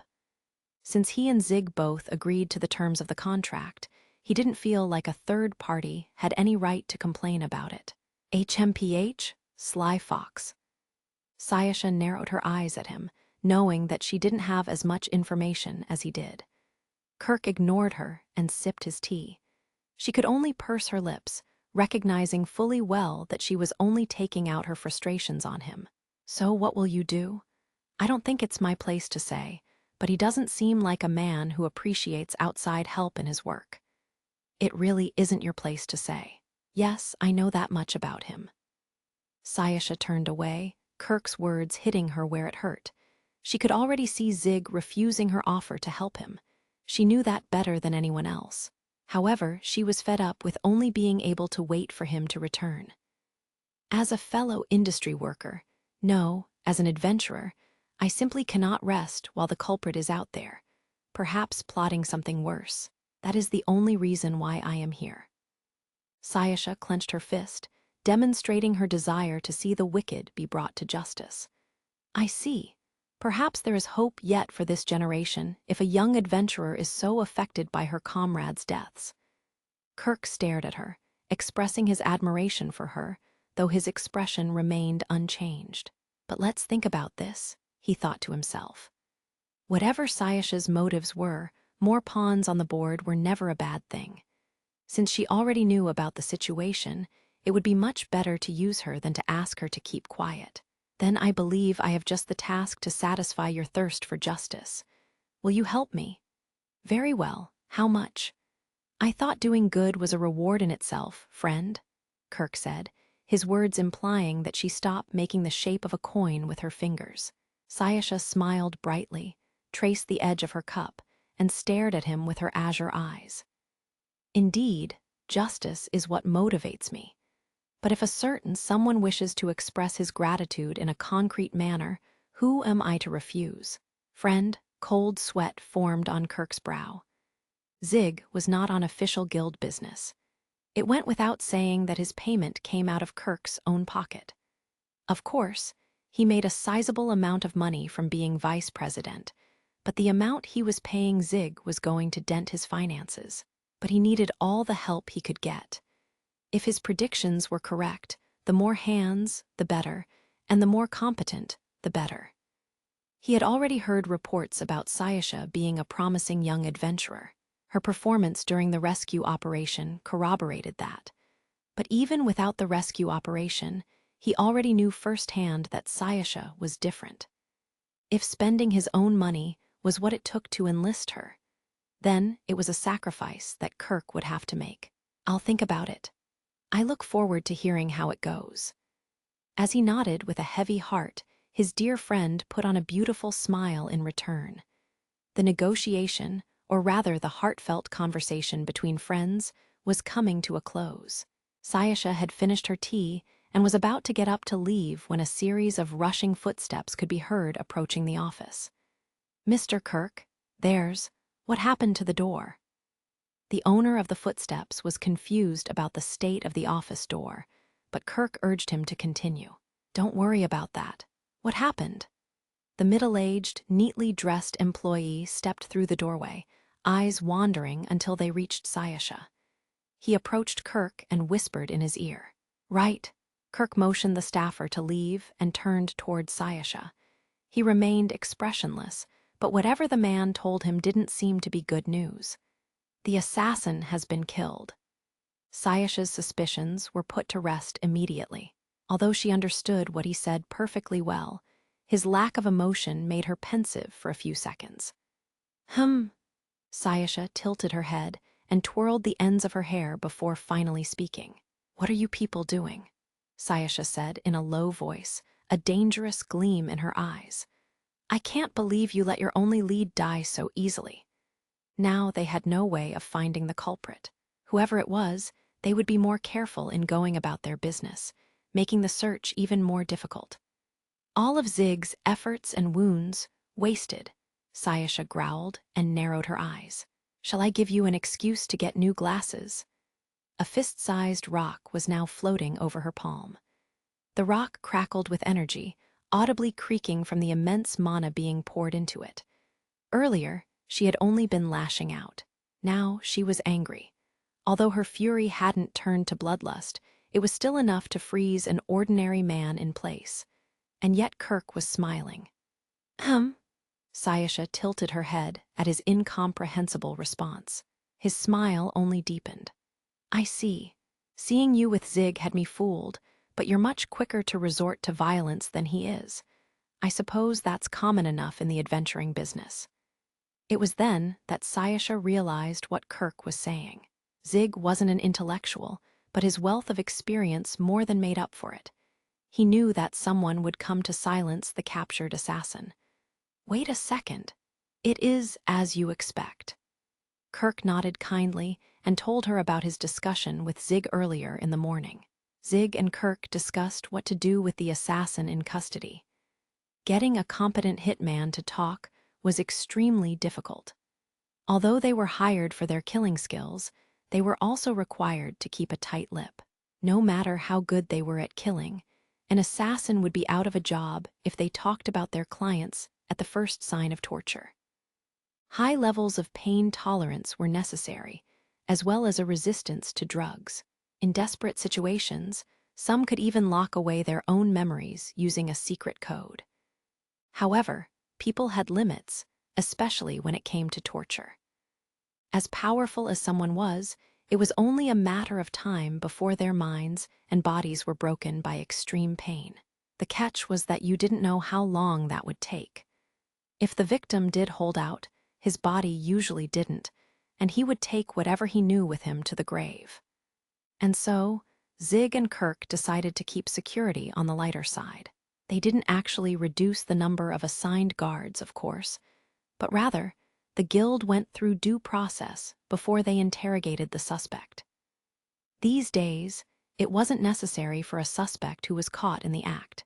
Procedure was only followed if the suspect in question was a person in a position of power. The whole thing was an unspoken agreement. However, there were individuals in the world obsessed with proper protocol. These people were called sticklers. They allowed one such stickler to process the suspect, and as expected, he went through the proper channels. The guild couldn't lay a hand on the assassin until the powers that be gave them clearance. Fortunately, our culprits caught a whiff of this and came to silence our hitman. "I see, and the hitman's killer." "We're chasing them as we speak," Kirk said with a sharp gleam in his eyes. Sayasha squeezed her fist, erasing the rock bullet. "I thought you wanted me to get new glasses." Kirk's smile was smug, despite the undercurrent of violence the conversation had thus far. Sayasha's only answer was a wry smile as she put her hands up in surrender. "I did, but it seems you can see well enough." Chapter 4. A cornered rat bites back. The northern district of the city of Halian was under the rule of the Bazarda family, one of the two great mafias of the city. The streets were lined with men of an unscrupulous persuasion and shady shops whose wares were kept hidden. On the surface, it was a pleasure district with brothels, gambling clubs, and fighting arenas as its primary draws. Zig headed for the northern district after he left the armory. He had patronized the brothel several times and gone through the district on his morning runs.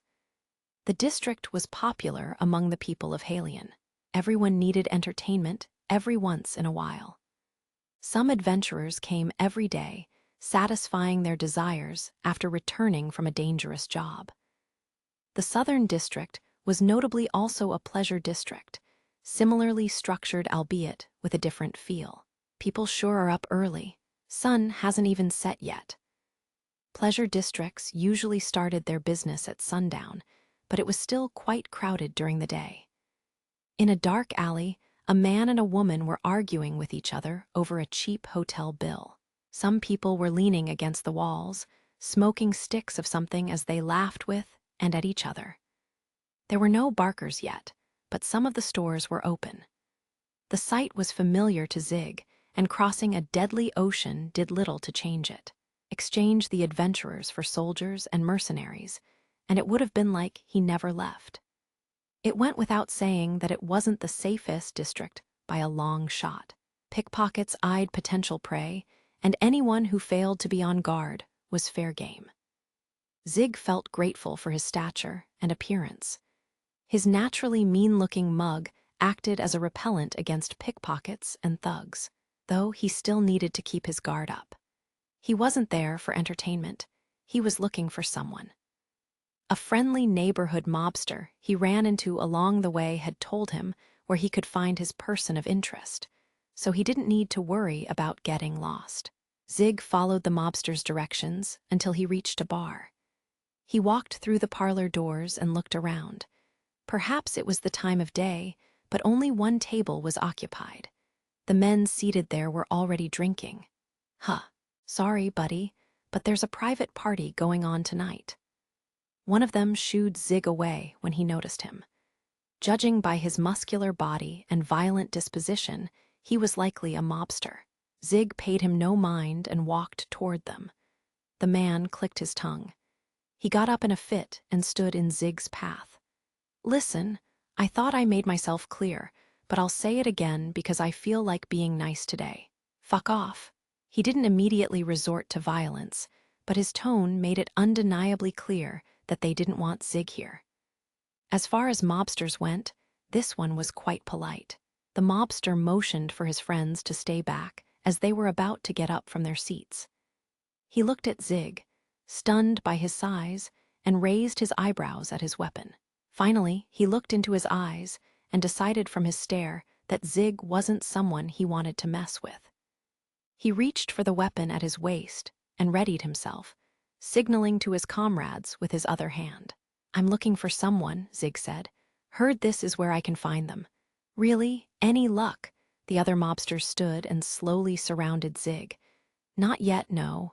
Too bad. You should go look somewhere else. Can't do that. I haven't finished with this place. Use your eyes. We're the only ones here. The air was becoming thick with tension. Zig remained unfazed and cast his gaze at the bar. Behind the bartender was a door for employees. You have one more person with you. I'd like to see her. Cheeky bastard. The man's expression twisted, and he bared his teeth when he noticed Zig look at the back door. The mobsters were about to become violent.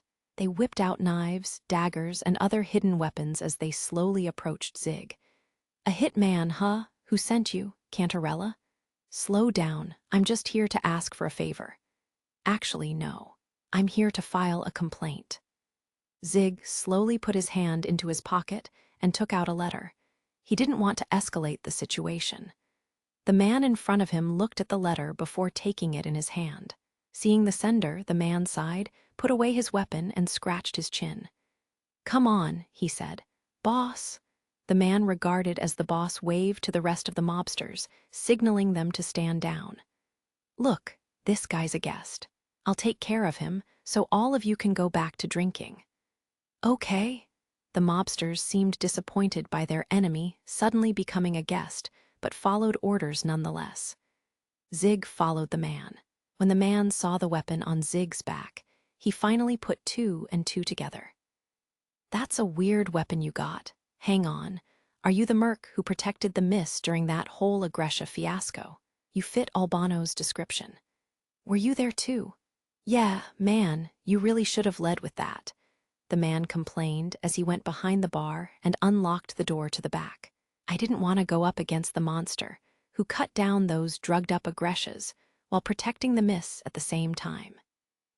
Inside was a storage area for alcohol, as well as a room, which seemed to be the employee quarters. Miss, it's me. Mind if I come in? The man knocked on the door, and rustling could be heard from the inside. Yeah, door's unlocked, came a voice from inside the room. Excuse me. He opened the door and stepped inside. The room was smaller than Zig's quarters at the inn, but it was furnished with expensive items, making it feel lopsided and cluttered. The owner of the room wasn't very good at keeping it clean. Articles of clothing were strewn across the floor, and cutlery with sauce still stuck on them were on the table. The room could easily be mistaken for a bachelor's den. However, the girl inside the room was currently on the bed looking for something, her clothes dangling haphazardly on her body. Where'd I put my panties? Miss, can't you just clean up after yourself for once? She was the type of person who slept in the nude. Although she was wearing her jacket, she was missing her panties and was currently looking for them under the bed. Her short chestnut brown hair was turned upside down as she hung from the edge of the bed, scanning beneath it. The jacket draped over her shoulders fell to the floor, revealing her back and small butt. "Quit being a hard ass. You've seen me naked since I was a baby, so why should you care?" "Oh, there it is." Grabbing the piece of cloth, Keisha popped her head out from under the bed. Wah! When she emerged, she noticed that her caretaker wasn't the only one in the room. Next to him was a stone-faced mercenary whose eyes were glued to Keisha's naked body. He merely nodded while Keisha remained frozen. "Don't mind me." The mercenary was bold in his peeping. As flustered as the maiden was, she was still a mafia princess. She let out a loud sigh, put on her underwear, and draped her coat over her shoulders. "Well, I don't suppose you assholes are just here to see a naked girl." Try as she might to seem unfazed, the young girl's cheeks were pink. "Miss, you can't just try to play it off," her caretaker said. "At least be somewhat embarrassed," the mercenary added. "Shut up. You're both grown men anyway. It's like looking at your daughter's naked body." Keisha held her head in her hands, trying to act tough in front of the caretaker, who had been with her from a very young age, and the mercenary who had helped her out recently. "How old are you supposed to be?" Keisha was thrown off by Zig's question. "What? I'm 17. He put his hand to his chin and nodded. "Oh, I'm 23, so I think I'm at the appropriate age to enjoy seeing your naked body," Zig said, running his eyes over Keisha's crossed legs. Though small, her slender and well-trained physique was not lacking in womanly appeal. Zig appraised her body, appreciating her form without so much as batting an eye. "Wait, 23?" the caretaker asked. "You serious?" "Huh, you're 23 with that face?" Keisha cried. "No way." The caretaker looked at Zig in shock. He had taken him to be the same age as he was. Keisha covered her chest, barely able to hide her shock, unable to believe the lechery in his eyes. Meanwhile, Zig was internally hurt that the two had mistaken him for being far older than he was. And so, he cheered himself up by continuing to stare at Keisha's body. "I see. Lita is Shilisai still with us. He just got started a minute ago, so he should be fine. Should I call him?" "Yeah." Keisha, who was wearing clothes now, ordered her caretaker to bring someone else in and combed her chestnut hair with her hands. She put the letter she just read on the nightstand. The gray camisole she wore made her look like a prostitute, but her intense stare and unfriendly manner made it clear that she was unfit for the profession. "So, someone ordered a hit on you, and you found some drugs on the guy. You want to know where those drugs came from, right? Can you do it?" "Not right away, at least, not usually." Keisha tapped her knee as she grinned. "But you're in luck, Zig. We have a professional in the house." The young lady called Keisha was gone now, replaced by a greedy mobster. "So, what will you give us in exchange?" The mafia obviously required payment for their services. Their whole business model was built around profiting from the downtrodden. Zig was a prime target, since he had little to no information on Halion. "Money? Not to be rude, but I've got no interest in a broke mercenary's purse. Let's see, you'll owe us a favor. How about that?" she suggested as she lit up a cigarette. Exhaling a thin wisp of smoke, she crossed her legs and waited to see how Zig would react. The word favor was not to be taken at face value. A favor with a public organization like the Adventurers Guild wouldn't pose a problem. With their reputation under public scrutiny, there weren't many drawbacks to backing out on a promise. But no one would care about a mercenary who made a deal with the mafia and got bumped off because he refused to do what they told him to. Keisha would deliver, but owing her a favor wasn't to Zig's benefit. There was a high likelihood that things might get messy later if he owed her now. "Didn't you read the letter? I'm taking care of things for you since you people can't keep your territory under control. Why do I have to owe you anything?"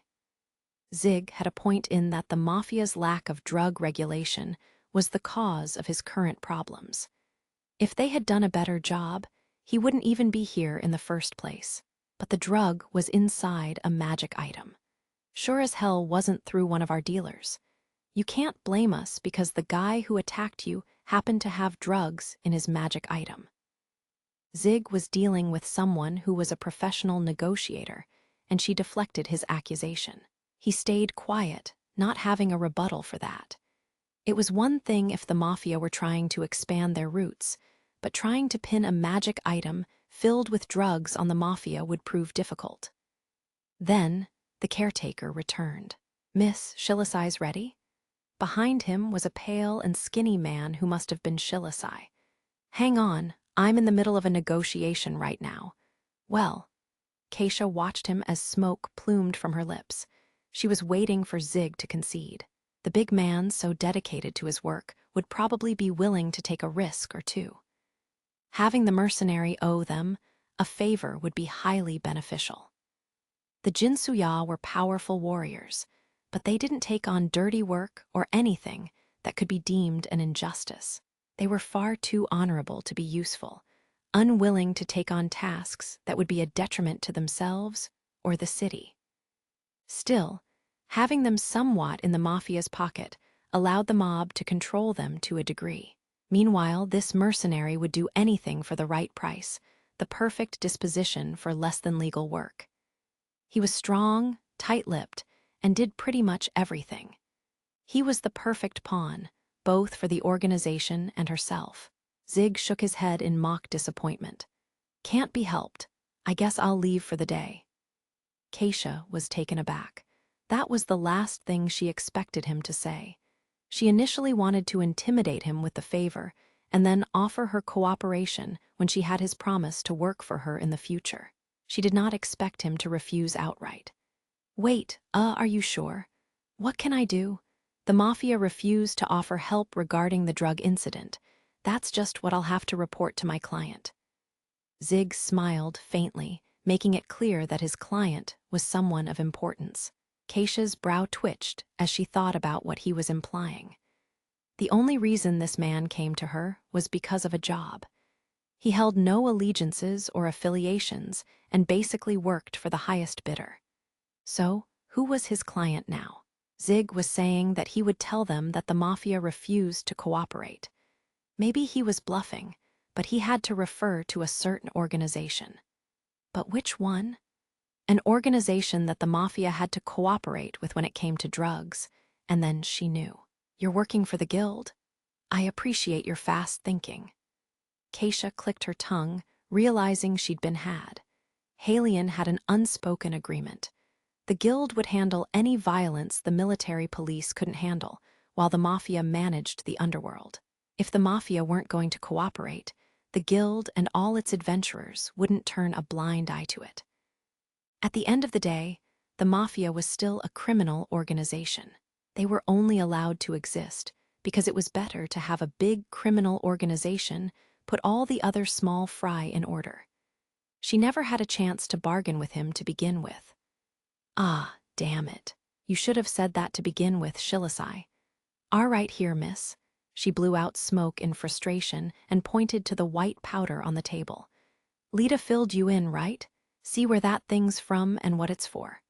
"Got it. But miss, would you mind putting out your cigarette? I need to focus." Keisha went silent and bitterly crushed her cigarette at Shilasai's request. The man called Lita opened a window to let the air circulate.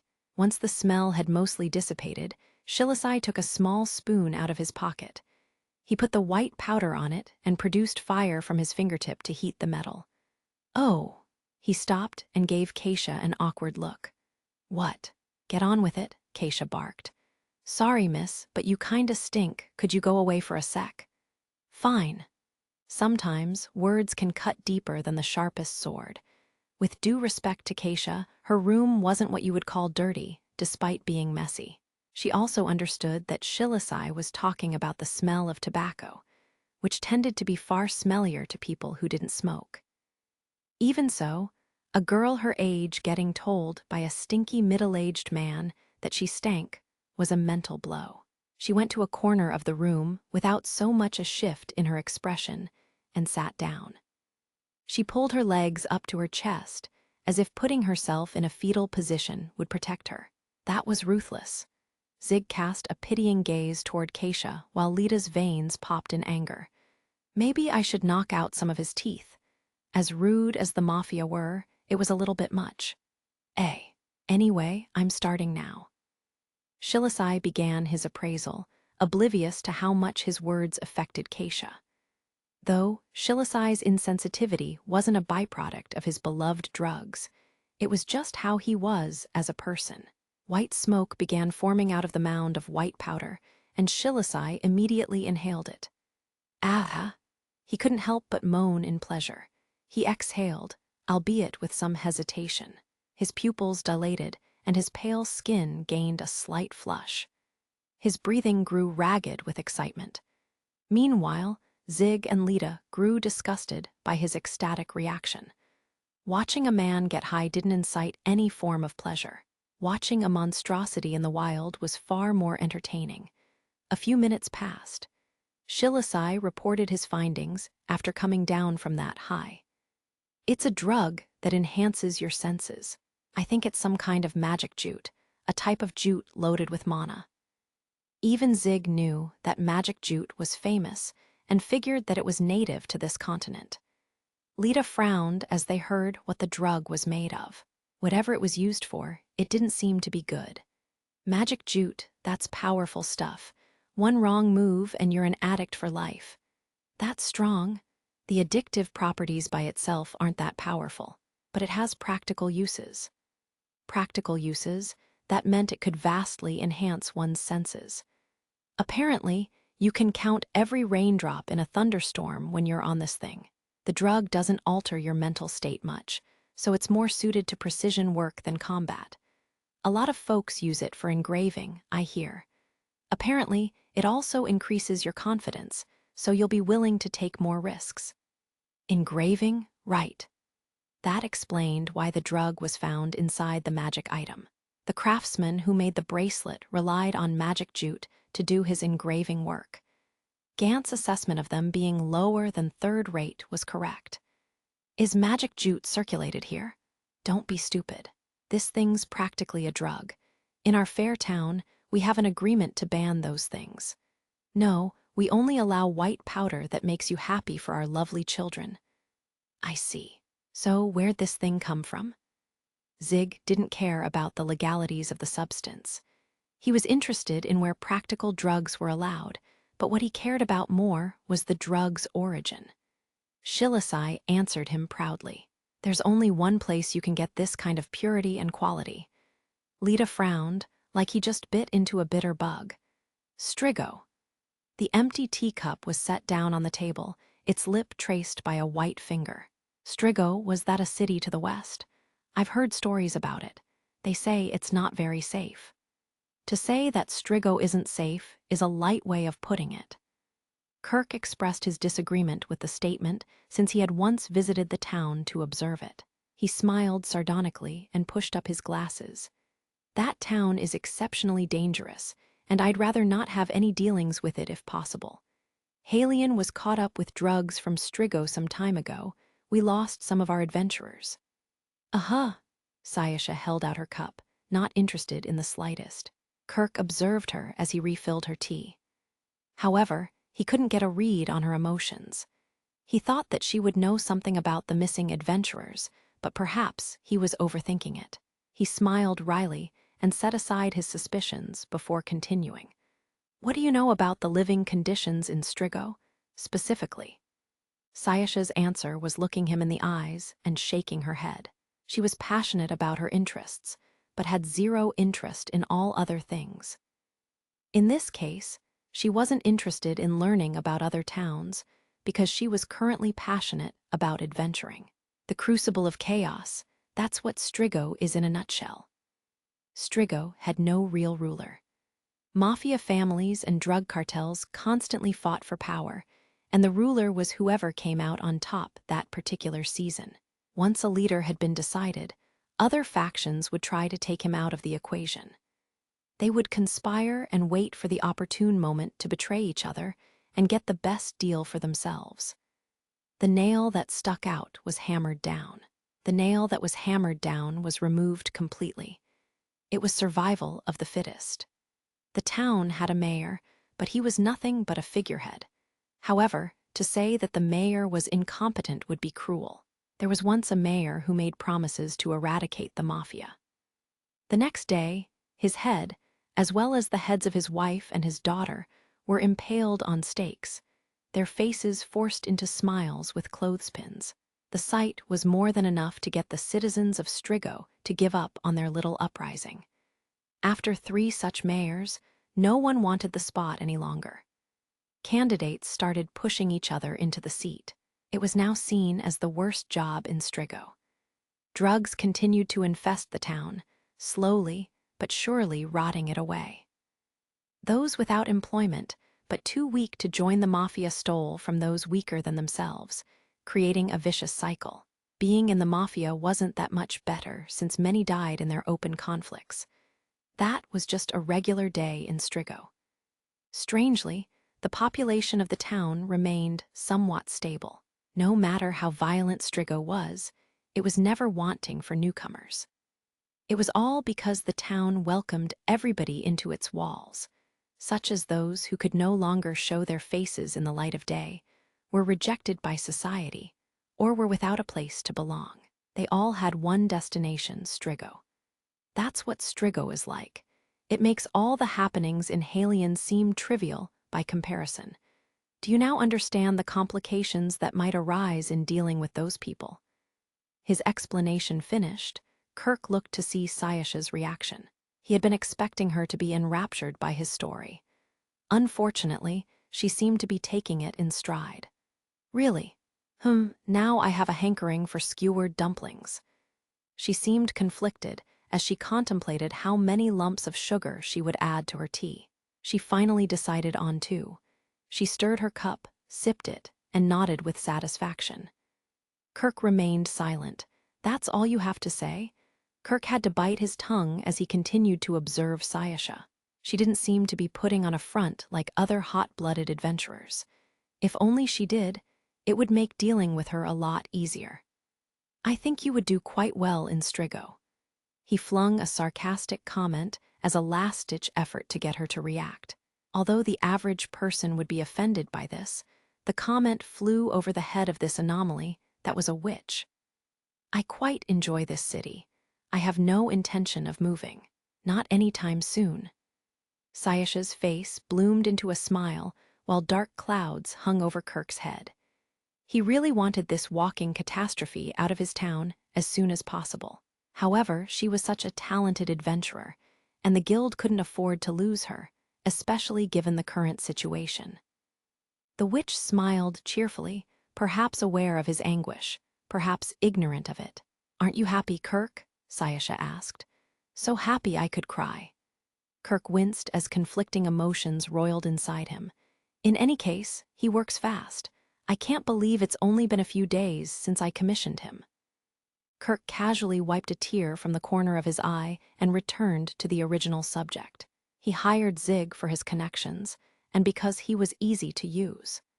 He didn't expect anything from the mercenary's information-gathering skills. But what happened when he got started?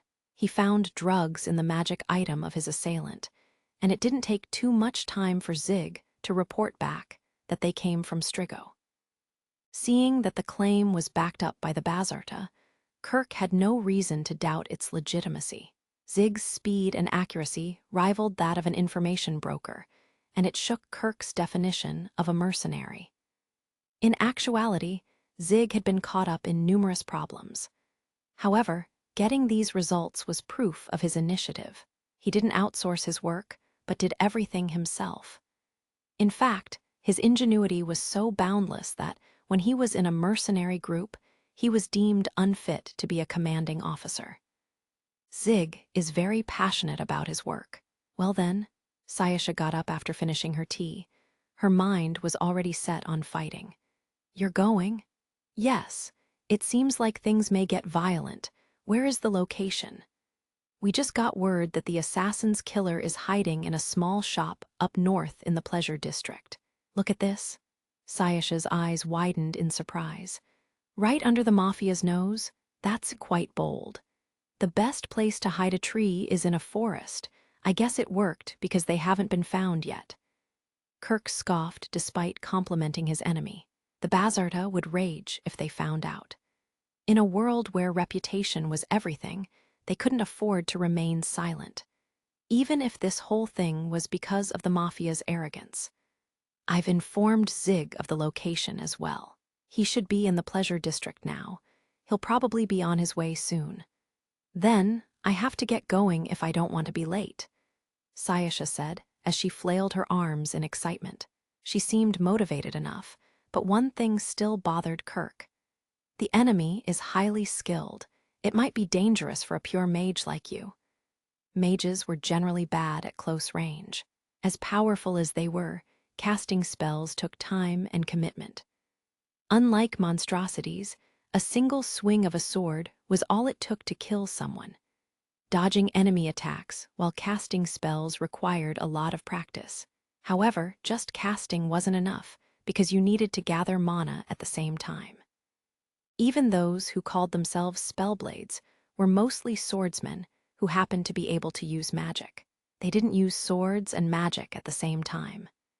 In the event a pure swordsman fought a pure mage, the fight would be one-sided.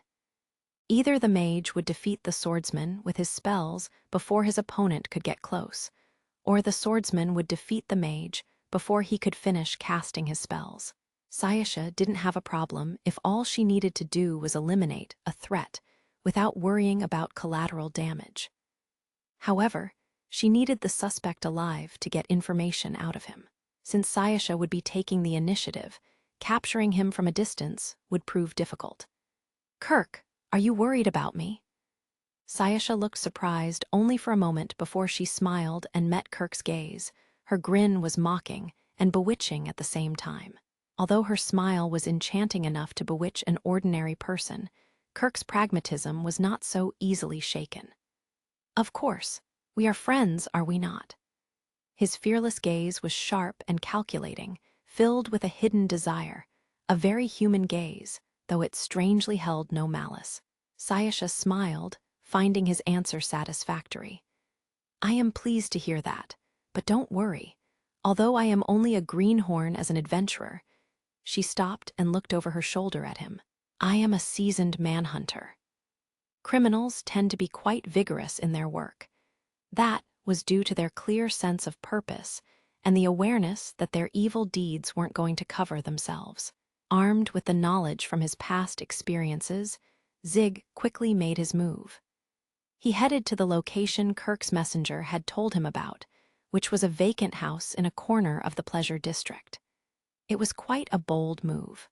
A forest was the best place to hide a tree, but hiding right beneath the Mafia's nose might be pushing their luck.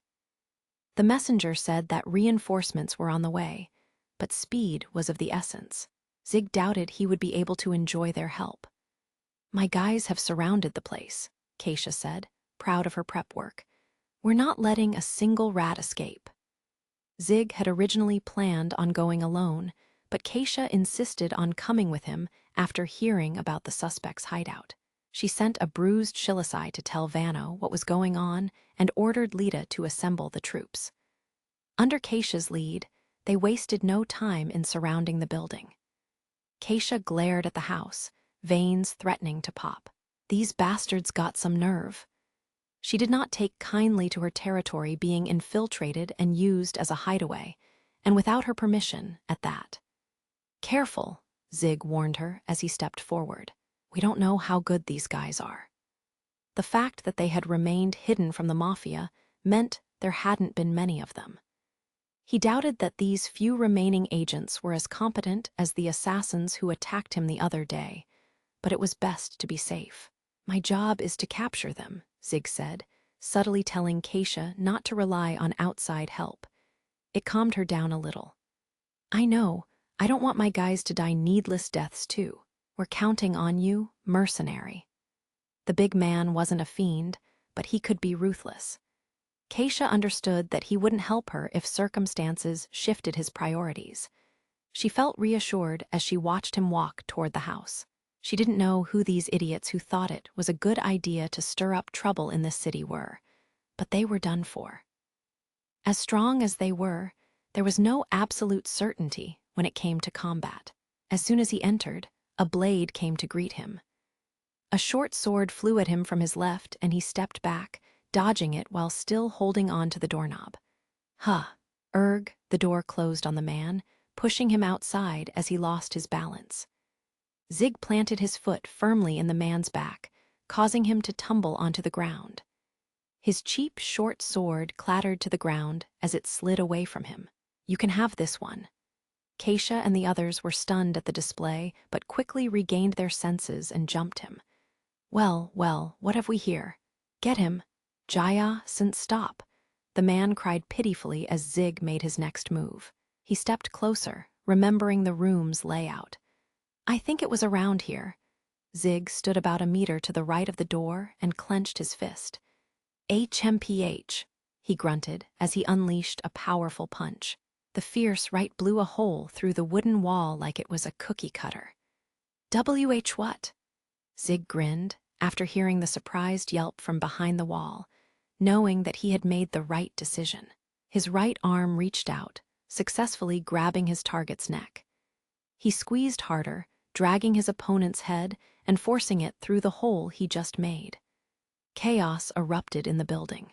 The others inside were shocked at their comrade being pulled by a disembodied hand, which meant they couldn't react fast enough. Meanwhile, their friend was slowly, but surely getting dragged through the wall. "Egg, no. Help, someone help." The men could do nothing but watch in terror, cold sweat running down their faces. "Here's another one." His first victim had stopped moving, so Zig threw another one to replace it. However, the mobsters were ready this time. One of them quickly disarmed the man before the rest began stomping on him.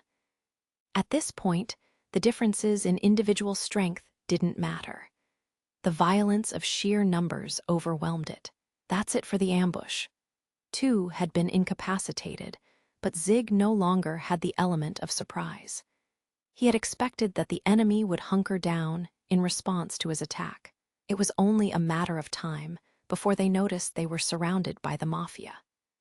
Even taking that risk into account, he knew he made the right decision by letting Keisha and her men accompany him. Well then, kick the door down or slash it down. Zig thought about his options, but the enemy was already making their move. A pungent smell rose in the air along with rising bloodlust. Zig knew in an instant what was coming. He bent his knees and leaped high into the air. The door exploded as a blast of flame gushed out of it. It was probably a combination of wind and fire magic. The heat was so intense that anyone caught in it would be instantly incinerated. Did that do it? Never mind that. We need to put out the fire. Even if the spell had hit its target, a fire was still a fire. One of the men looked out the now empty door frame and threw a bucket of water on the fire. The big man was gone. All that was left were a bunch of mobsters who were frozen in their tracks. "Heh, ha, there's not even a trace of him." Those were his last words. Zig had been hanging from the entrance with his twin blade. He fell upon the man, splitting him in 2. 3. He looked into the building through the man whom he had cut in half. 4 enemies left. 2 were dressed as civilians and were armed with longswords, foot soldiers. The man breathing heavily and equipped with a staff must have been their mage. The last of them was the most dangerous of all, a man wielding an estoc. He was dressed like a government official, but his piercing gaze bore into him. He was unfazed by the death of his comrade and was calculating Zig's strength. He reminded Zig of the 2 that attacked him the other day. This must have been the one who killed the assassin. Zig stepped in as the bifurcated corpse began gushing blood. He pulled a dagger out of the corpse and threw it at the mage while rushing the 2 soldiers. The assassin tracked his movements as he zoomed toward the mage. "Back me up." He easily deflected the dagger and readied his estoc. The 2 wielding the longswords were as good as dead at this point. It seemed like the man had no intention of helping them. Shit, the abandoned longsword wielders desperately readied their weapons. They swung their swords down, only for them to be deflected by the twin blade's horizontal slash. With his grip on the lowest part of the twin blade's handle, Zig's weapon could reach the outside range of his enemy's longswords. After perfectly timing his attack to match his enemy's, they were unable to dodge or defend against it. Gah! The longsword wielder shrieked and fell to the floor as the flat side of the dark red blade collided with his head. He hadn't been cut, but the force of the impact was so strong that whether he was alive was to anyone's guess. Zig didn't mind him being dead since he had already captured 2 of the suspects. And with that kind of motivation powering his strikes, even he wasn't sure whether the foot soldier had survived. Eep, the remaining foot soldier lost his nerve after seeing what happened to his friend. He no longer had any will to fight, so Zig decided to give him the same treatment to incapacitate him. Gah! A blade emerged from the man's chest. The blade, which was made for piercing, moved toward Zig. Erg! A vertical swing could have robbed Zig of precious time. Fortunately, he was already in the middle of a horizontal swing to knock his opponent unconscious, and he defended himself by putting up his left gauntlet. A metallic screech rang out as the estoc missed its target, but Zig was shocked by the force it produced. The thin blade managed to form cracks in the tough rainbow mantis shrimp gauntlet. Unable to completely evade its penetrating power, it left a shallow cut in Zig's left shoulder. The man who skewered his comrade clicked his tongue after failing the ambush and pulled out his estoc.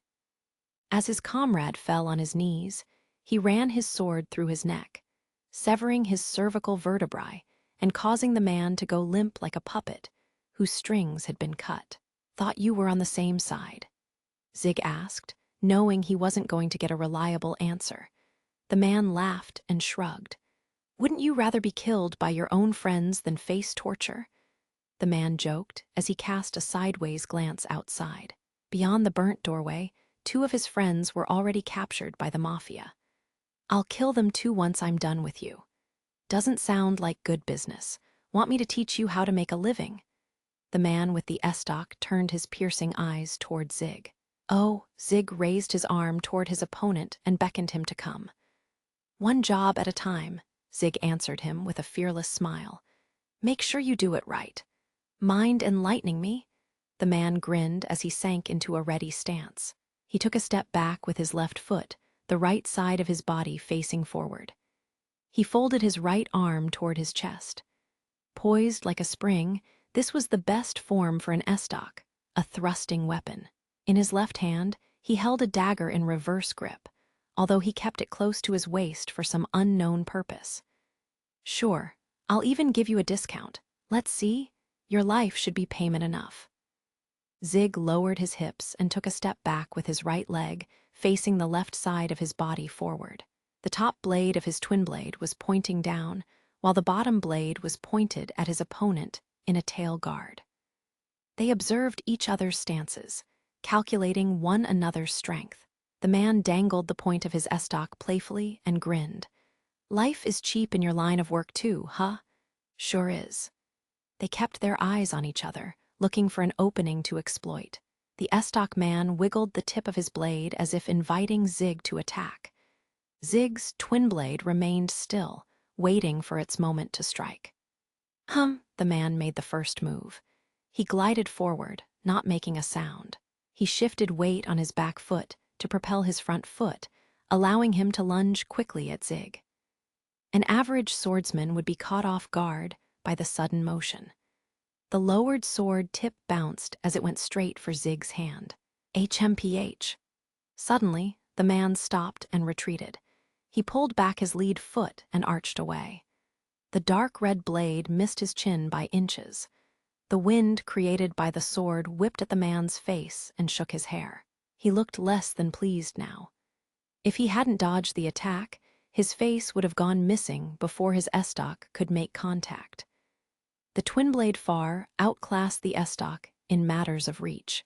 He only made up for it by stepping forward and extending his arm, which in turn created a huge opening. Failure meant that the man's blade would be deflected. Parrying the giant blade with the thin blade of the estoc was out of the question. The man was confident in his footwork. Perhaps a little too confident.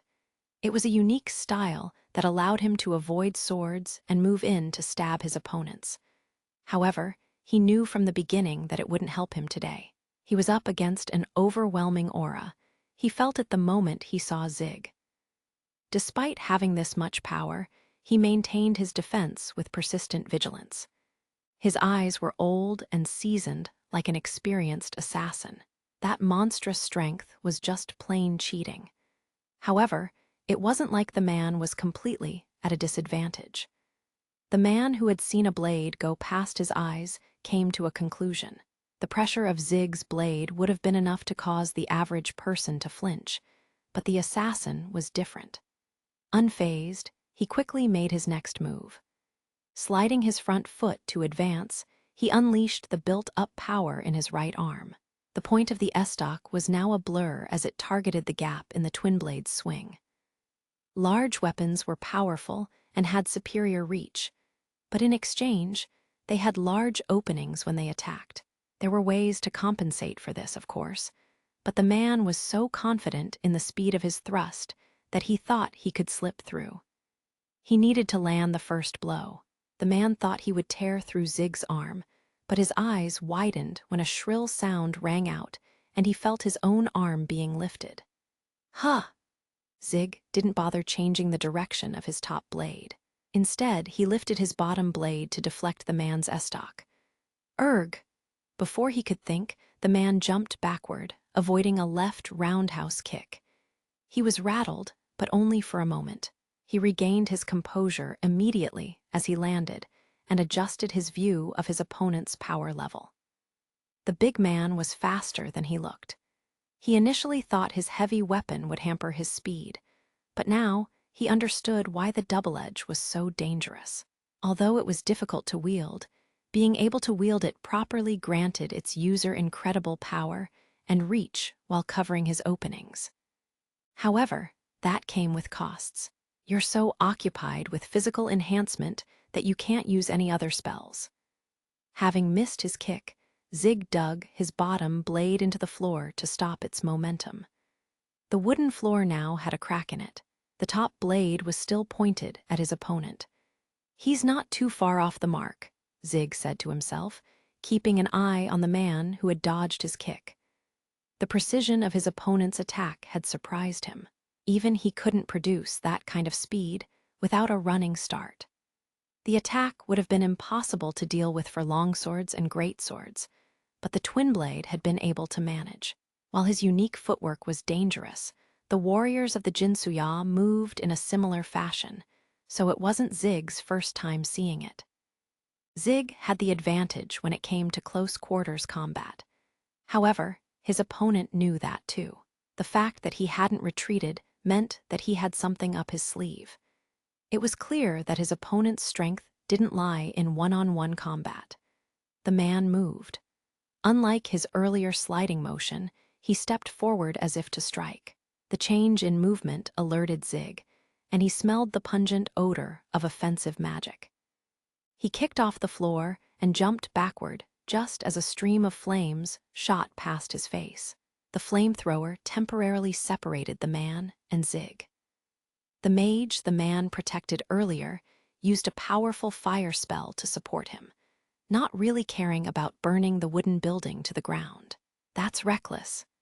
Zig changed his target to the man who chose the wrong spell. The twin blade swung, trying to eliminate the disruptive mage. The wall of flames he produced kept the estoc-wielding man from helping him, as far as Zig knew anyway. There was a stinging smell and bloodlust. As the wall of flames raged next to Zig, two small holes opened. He instinctively swung his gauntlet at them and instantly felt something scratch its surface. Ha ha, the wall of flames split, and the man earlier emerged from it. The dagger in his left hand, which he used to dissipate the flames, was glowing faintly. It appeared to be a magic item and the source of the stinging smell. Meanwhile, mana was being poured into the estoc in his right hand. He wanted to unleash its power. Zig's left hand wasn't on his twin blade after he defended himself.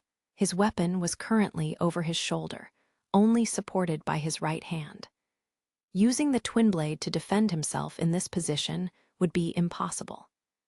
As the man lunged at him, Zig quickly pulled out the hunting knife at his waist to parry the estock's trajectory.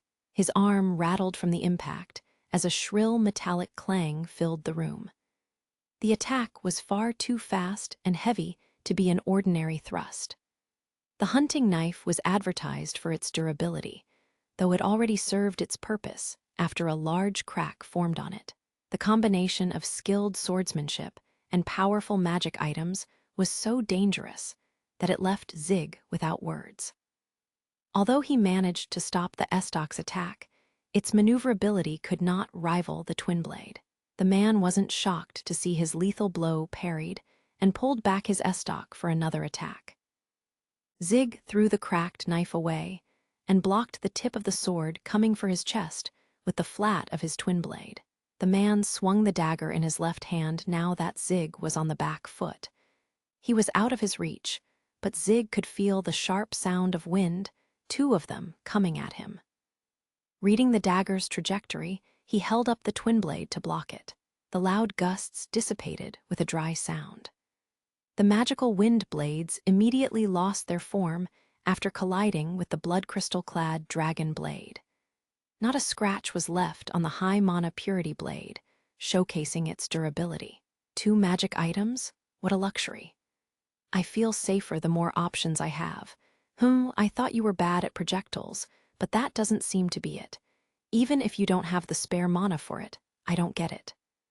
The man pondered on what he had seen as he analyzed Zig's combat capabilities. He should have plenty of mana if he could enhance his body to this extent.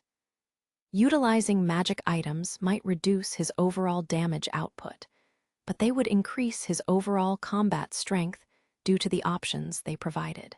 The man knew that people who were incredibly particular or stubborn about their fighting styles existed, but the big man didn't seem to be one of them. Quit talking and just kill him already, the mage screamed. He was at the end of his wits. The bloodlust coming from the big man was overwhelming, and he was fighting the expensive assassin hired by his superiors to a standstill. Although trained in magic, the mage wasn't used to witnessing this level of violence, and his mental stability was taking a hit as he watched Zig and the estock man fight. Zig and the man had trained to the point that they could keep a calm mind throughout a fight. The mage might as well have admitted defeat with his comment. Still facing Zig, the man frowned slightly. Idiot. The mage should have kept quiet and cast his next spell. He had basically revealed that he didn't have any spells ready to threaten Zig, while also loudly informing their opponent that he was inexperienced in combat. Now Zig knew full well that the mage's support could not be relied on. That was enough for him to create an opening. Zig rushed toward the estock man. Meanwhile, the man stomped his foot into the floor, as if intending to break it. He flung wind blades at Zig to keep him in check, but he swatted the one going for his body away with his twin blade. The other wind blade grazed his shoulder, causing him to bleed, but it wasn't enough to stop him. Zig crossed what would normally be 7 steps in the course of 2, and used the force of his rush to swing at his opponent. He performed a diagonal slash coming from his right shoulder, but the man took a step back to avoid it. He tried to counter with a quick thrust, but Zig's attack didn't stop there. He lowered his stance and used his momentum to charge at the man with his right shoulder. The man's counterattack only grazed Zig's head. The man hurriedly pulled back his estock to defend himself, but an explosive pain shot up his arm. Gwa! The man's body was flung back like he was just tackled by a monstrosity. A wall of dim light formed in front of his body, a defensive spell engraved into his armor. However, the impact went right through the barrier and was powerful enough to knock the wind out of the man's lungs. You're wide open. With the man fully exposed, he brought his blade up from the other direction to attack him. The man's barrier glowed brightly as the dark red blade struck it, but it wouldn't hold for long. Erg ga. The man kicked himself away from Zig just before the barrier broke, barely avoiding getting killed. Even if the twin blade had to get through the barrier first, it still had enough force to be deadly. The man was left with a 3-centimeter deep cut. The centrifugal force it produced tore up his flesh and left him in pain with several broken ribs. Die. Help wasn't coming. The man would surely die. Things probably wouldn't have come to this point had they fought on more favorable grounds. But this was the end for him. Zig charged into his opponent to finish him from outside of his range. Gah! Suddenly, the man threw away his estoc and charged at Zig. Hun! There was no smell of magic, and Zig couldn't tell what his opponent was up to. However, it didn't change the fact that all he needed to do was kill him. Zig pulled back his twin blade and thrust it into the man's stomach. Erg ga! The man used the dagger in his left hand to parry the twin blade. Imbued with wind magic, the dagger did its job, but the twin blade was such a heavy weapon that it couldn't completely throw it off course. Blood splattered all over Zig's clothes. The dark red blade had cut into the man's side and sank into him due to his momentum. He wasn't dead, but he might as well be. The dagger was knocked out of the man's hand when it tried to deflect the twin blade. Now the man was unarmed. What was his plan now? There was no way he could kill Zig from this position. As Zig pondered this, he let his concentration break slightly. The man grinned as blood flowed from his lips. Finally, off guard, a scent of magic Zig had never smelled before filled the room. A suicide bomb? That was the only thing that Zig could gather from the man's demeanor. He immediately let go of his weapon and kicked the man far away from him. He wondered about the magic he just smelled. Wouldn't an explosive spell be more pungent? However, the scent he smelled just now had been clearly different. It was soft but strange, a smell difficult to describe. The man grabbed the twin blade in his stomach and used the last of his strength to pull it out. Blood burst out of him like champagne. The presence of death hung in the air. I should get out of here. Zig didn't know what his enemy was up to, but he was bound to die without anyone to treat his wounds. The place was surrounded, so he could come back and check the place out later once he was dead. But that decision came too little too late. I give you my blood. His face pale, the man pointed at the blood that painted Zig's body. Although he was dying, there was no resignation or despair on his face. He wore the look of one who had accomplished his purpose. My master will send you to the other side. It happened just as Zig was about to bolt out of the house. What? His body started to glow. No, that wasn't it. It's his blood. Unfortunately, his realization came too late. Light enveloped Zig as he struggled in vain to take off his clothes. A dazzling light lit up the darkening night, and when it faded, Zig the mercenary was nowhere to be found, disappeared from Halion. As his vision was engulfed by light, Zig looked back on the mistake he made. The estoc wielder was actually supporting the mage, not the other way around. I guess that's one way to protect your employer. The way the estoc man treated the mage like some kind of throwaway pawn had completely fooled Zig. Even in death, the man had carried out his duty. Despite being an enemy, Zig felt a tendril of admiration for him. Why did the mage attack the guild? Who was he working for? He probably held the answers, but there was nothing Zig could do about it now. I'll just have to trust Keisha and her guys to do their part. For now, Zig observed his situation. The sensation had felt familiar. He had probably been transported away. Although transportation magic wasn't usually this powerful, there was no other explanation. The transportation stone the guild used was composed of something different, but that fact wasn't relevant right now. No, that wasn't the problem. Zig silently clenched his fists. The light slowly began to fade. When his senses returned, he could feel the presence of other people and hear a commotion in the distance. The muffled noises became clearer and clearer until the light fully dissipated. What the? Who are why, Gwaha? When his sight returned, Zig grabbed the face of the man in front of him with his right hand. Squeezing his hand and lifting him off the ground, he looked around at his surroundings. He seemed to be inside a rundown shack with 3 other men, including the one in his hand. They didn't seem to be surprised at the sudden appearance of another person, but they were still on full alert. It looked like any other old shack with a decaying wooden door and a dinged-up table, a common sight on the outskirts of town. However, with the aura of violence the 3 men were emitting, it was highly unlikely that they lived here. That man must have transported Zig to their hideout. "Who are you?" one of the men asked, overflowing with bloodlust. "What happened to Stilts?" Stilts must have been the name of the Estoc man. They were dressed like drifters, but the air around them said they were used to violence. "HRM. I'll let go ga." Zig ignored the man and squeezed the one in his hand to shut him up while making sure he wouldn't get ambushed. The men were holding daggers and weren't armored, but he couldn't dismiss the chance that they had magic items on them like the assassin from the other day. He could state that they were poorly prepared, though he couldn't really say that considering his own state. Zig had left his twin blade inside Stilts and didn't even have his hunting knife on him. His gauntlet had been damaged to the point that it didn't fit right. It probably wouldn't stay in one piece for very long. The only pieces of armor he had on him were his chest piece, greaves, impact gauntlets, and a few coins he used as projectiles.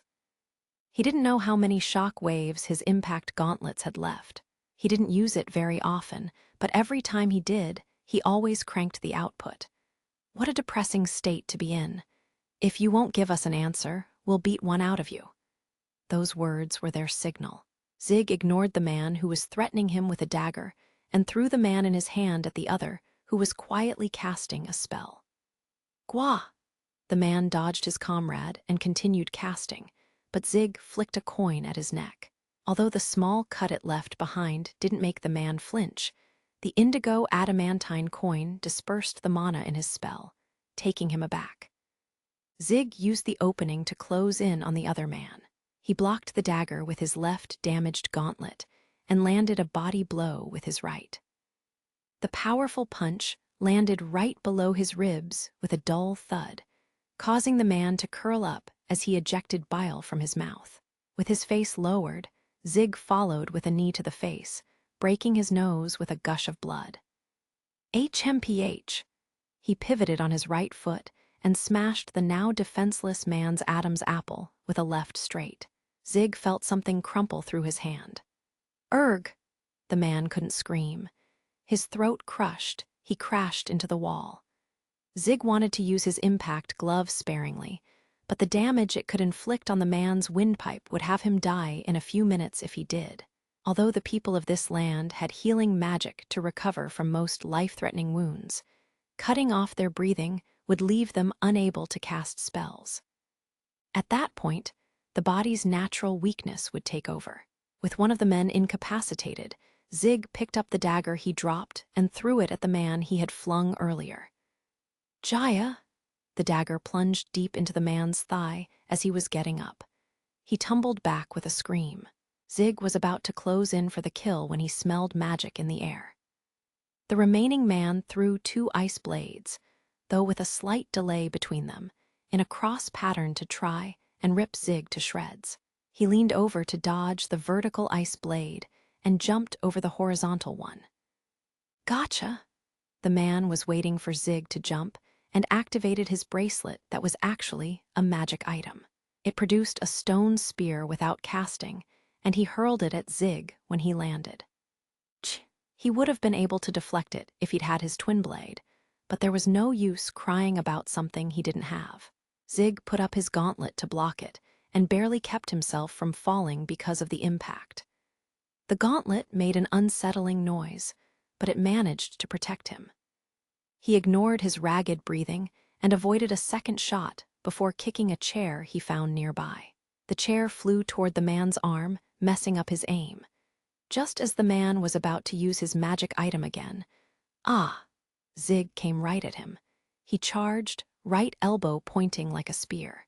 The destructive force of Zig's speed and weight snapped the man like a twig as he ran straight into the shack's wall. He broke through the wooden wall until a stone fence finally stopped him. Sandwiched between Zig's elbow and the stone fence, the man's neck was bent at a funny angle. He was dead. Phew, unarmed combat is tough. Killing someone with his bare hands took some effort. He needed to take the initiative and go at his enemies with full force. If he had a blade, on the other hand, all he needed was a well-placed thrust. Zig had trained himself in unarmed combat, but he still preferred to be armed. Bare-handed fighting was simply inefficient. Zig sighed, missing the comforting weight on his back, and looked around. He appeared to be in some kind of slum. He was surrounded by dilapidated houses, or rather, shabby tents with trash littered on the streets. Among the garbage was unidentified food waste, not exactly a safe neighborhood to be in. The rats here were fat from feasting on it. Doesn't look like I'm in Halion. Halion wasn't exactly the paragon of safety, but nothing there was as bad as this. Stop, don't come any closer. A cry of fear had Zig looking over at the man with the dagger sticking out of his thigh. He had let him live in order to get information out of him. The man was now trying to escape. However, he was dragging his legs, trying to get away from someone else. Malnourished vagrants, and there were many of them. More seemingly came out of nowhere, increasing their numbers. They pursued the man, albeit slowly, clearly hampered by their lack of nutrition. However, they were still faster than the man who only had one working leg, and there were too many of them. Back off, I'm warning you. The man shouted at his pursuers. He then tripped on something. He fell over, holding onto his injured leg, and saw the garbage that caused his downfall. Eeg! With sunken eyes and hungry, gaping mouths, the silent creatures seemed to welcome their new companion. The vagrants caught up to the man. The man did his best to fend them off, batting a few away in the process. But that was all he could do. There were simply too many of them. No matter how strong you were, it didn't matter if your legs were out of commission. It was a fate that could befall both a mercenary and a mobster. Jaya! One of the vagrants grabbed the dagger in the man's leg and twisted it. He screamed in pain, the action further slowing him down. The other vagrants started digging into their prey's wound, draining his strength. When he stopped moving, they started eating. These men seemed to be scavengers who preyed on the weak, not a peaceful way to go out. Zig couldn't help but feel a bit sorry for the man as the vagrants stripped him of all his possessions. Not being able to extract information out of him was unfortunate, but this was not something he enjoyed watching. Even war zones don't have it this bad, Zig felt someone looking at him and looked up to see the vagrants dragging their fresh kill away. Perhaps it was their lack of presence, but Zig's eyes now locked with those of the vagrants. They stopped. Although Zig was injured, he was still too fit to be considered prey. The vagrants looked at Zig like a frog looking at a despicable snake. "Leave the bangle," Zig said, pointing to the magic item. "Do what you want with the rest." The vagrants fearfully made their move. They slowly removed the bangle and put it on the ground, dragging the man away while casting cautious glances at Zig. Zig heaved a sigh at the eeriness of it all. Damn, I didn't think this place would be that bad. He picked up the bangle and returned to the shack so he could figure out what to do next. The man with the crushed windpipe was gone. Not only that, but his broken gauntlet and indigo adamantine coin had also disappeared. So, the slums have a cleanup crew. Zig glanced outside. Several pairs of eyes were watching the shack from the shadows cast by the surrounding buildings. They weren't planning on hurting him, but that was only because Zig was too strong for them to eat. They would move in the second he showed any sign of weakness. If he had been incapacitated in that earlier fight, he would have suffered the same fate as that man did. This was not a place he wanted to remain in for very long. After tending to his wounds, Zig quickly surveyed the area he had been forcefully transported to. The slum here was worse than the one he remembered in Halion. Dead bodies littered the streets, flies buzzing unsettlingly over them. The air itself smelled like rotting garbage, and putrid things were left out to decay. It felt like he would get sick just by breathing in the air. His eyebrow twitched as he fought the urge to hurl. Zig slowly began to walk. There were several pairs of eyes on him again. The place treated Zig as an outsider, trying to find any weakness it could exploit. He would be lying if he said he wasn't bothered by them, but he ignored them nonetheless, since they weren't openly hostile yet. No slum in Halion was this awful. In that case, he must have been transported to another city. This was the first city outside of Halion he had been to on this continent, but he had a guess as to where he was. According to the information he got from Keisha and the rumors he heard, he could only be in one place. I'm really screwed if it turns out I'm not in Strigo. He had no idea how long it would take to return to Halion if he weren't in Strigo.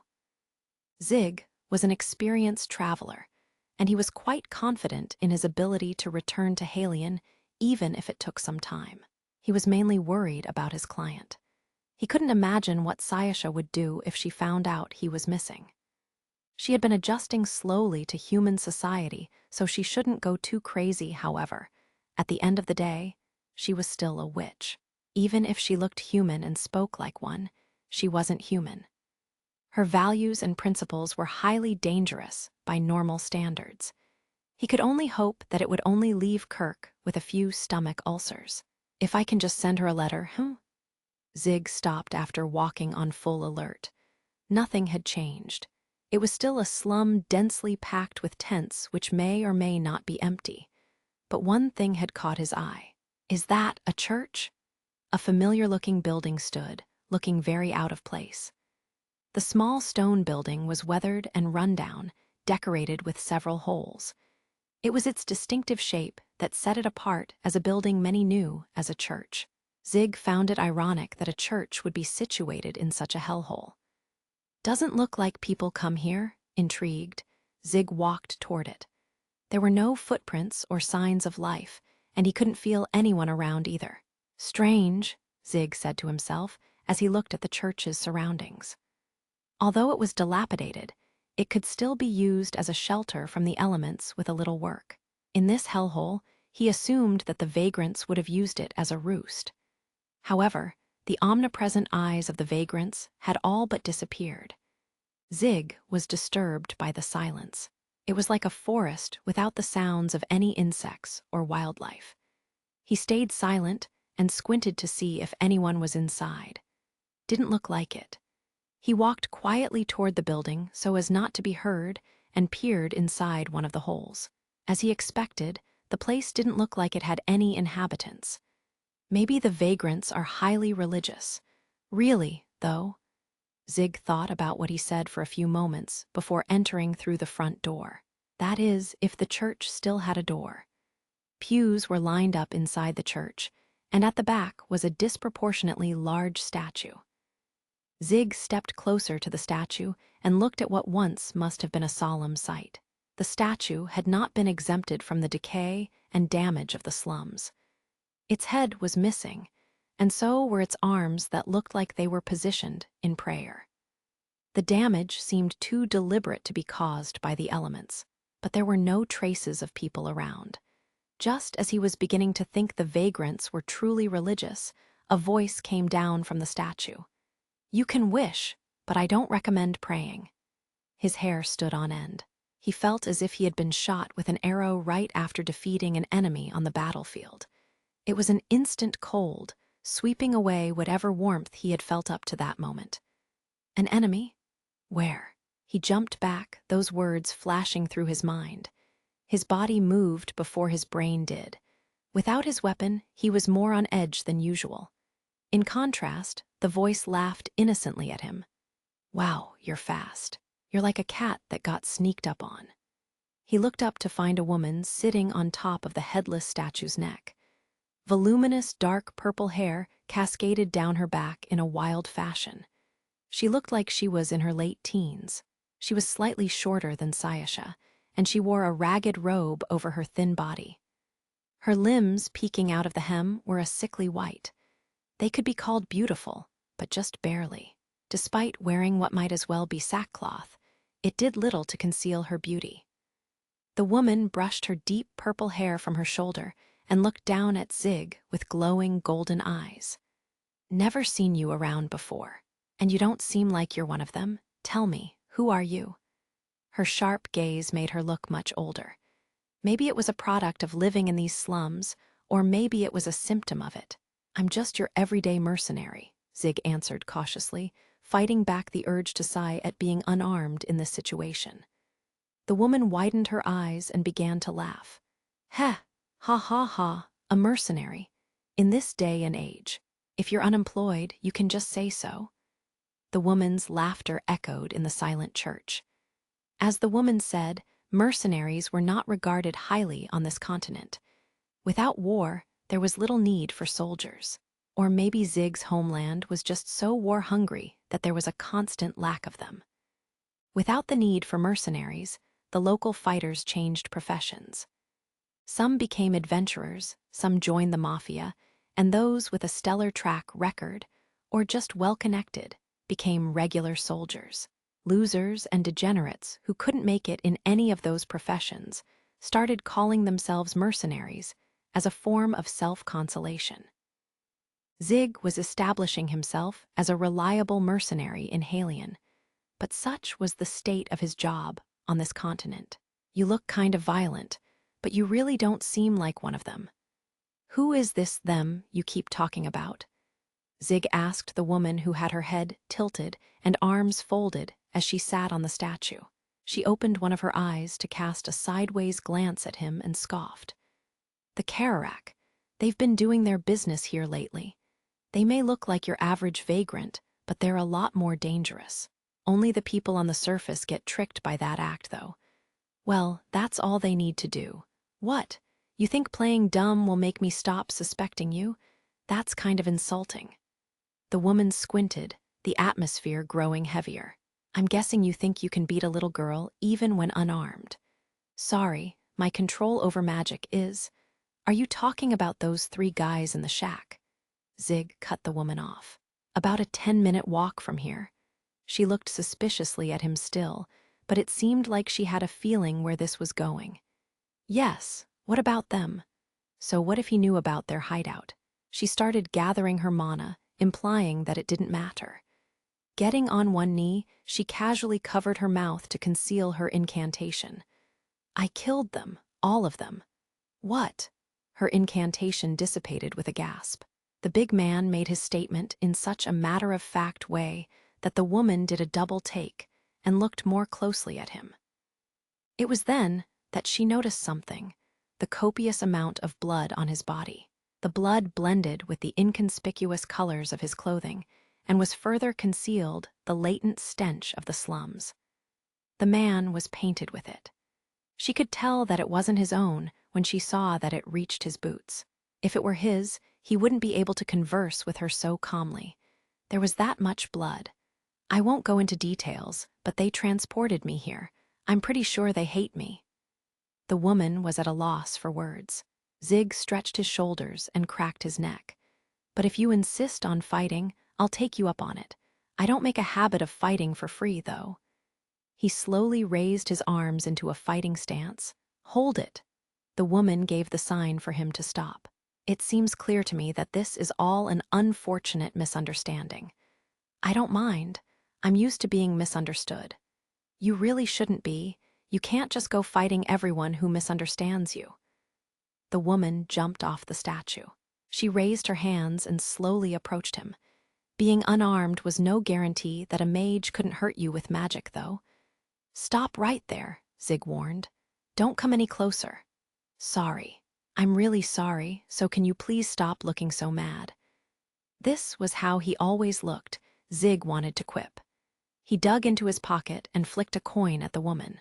Realizing what was happening, the woman immediately activated a defensive spell. A dark barrier surrounded her, but the indigo adamantine coin pierced through it and hit her right on the forehead. "Ow, I'll hear you out, as long as you hold on to that for me." The coin left a red mark, but the woman noticed that it wasn't meant to be an attack. Rubbing her forehead with tears in her eyes, she picked up the coin. That hurt. What is this thing? Indigo adamantine? You sure don't look like you'd be into this fancy stuff. I've had some bad experiences with mages in the past. The woman played with the coin with great interest. Her golden eyes locked onto Zig. She didn't bother hiding the fact that she was sizing him up, examining him from head to toe.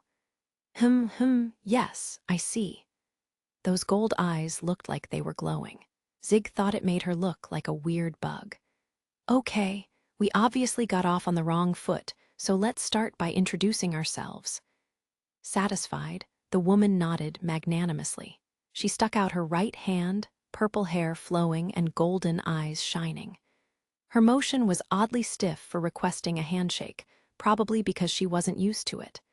However, her blunder disarmed Zig somewhat, and he answered her. Zig Crane. The difference in their size caused his hand to engulf hers. Her eyes widened in surprise, but she shook his hand in return. I'm Shania, just Shania. To be continued in part 2.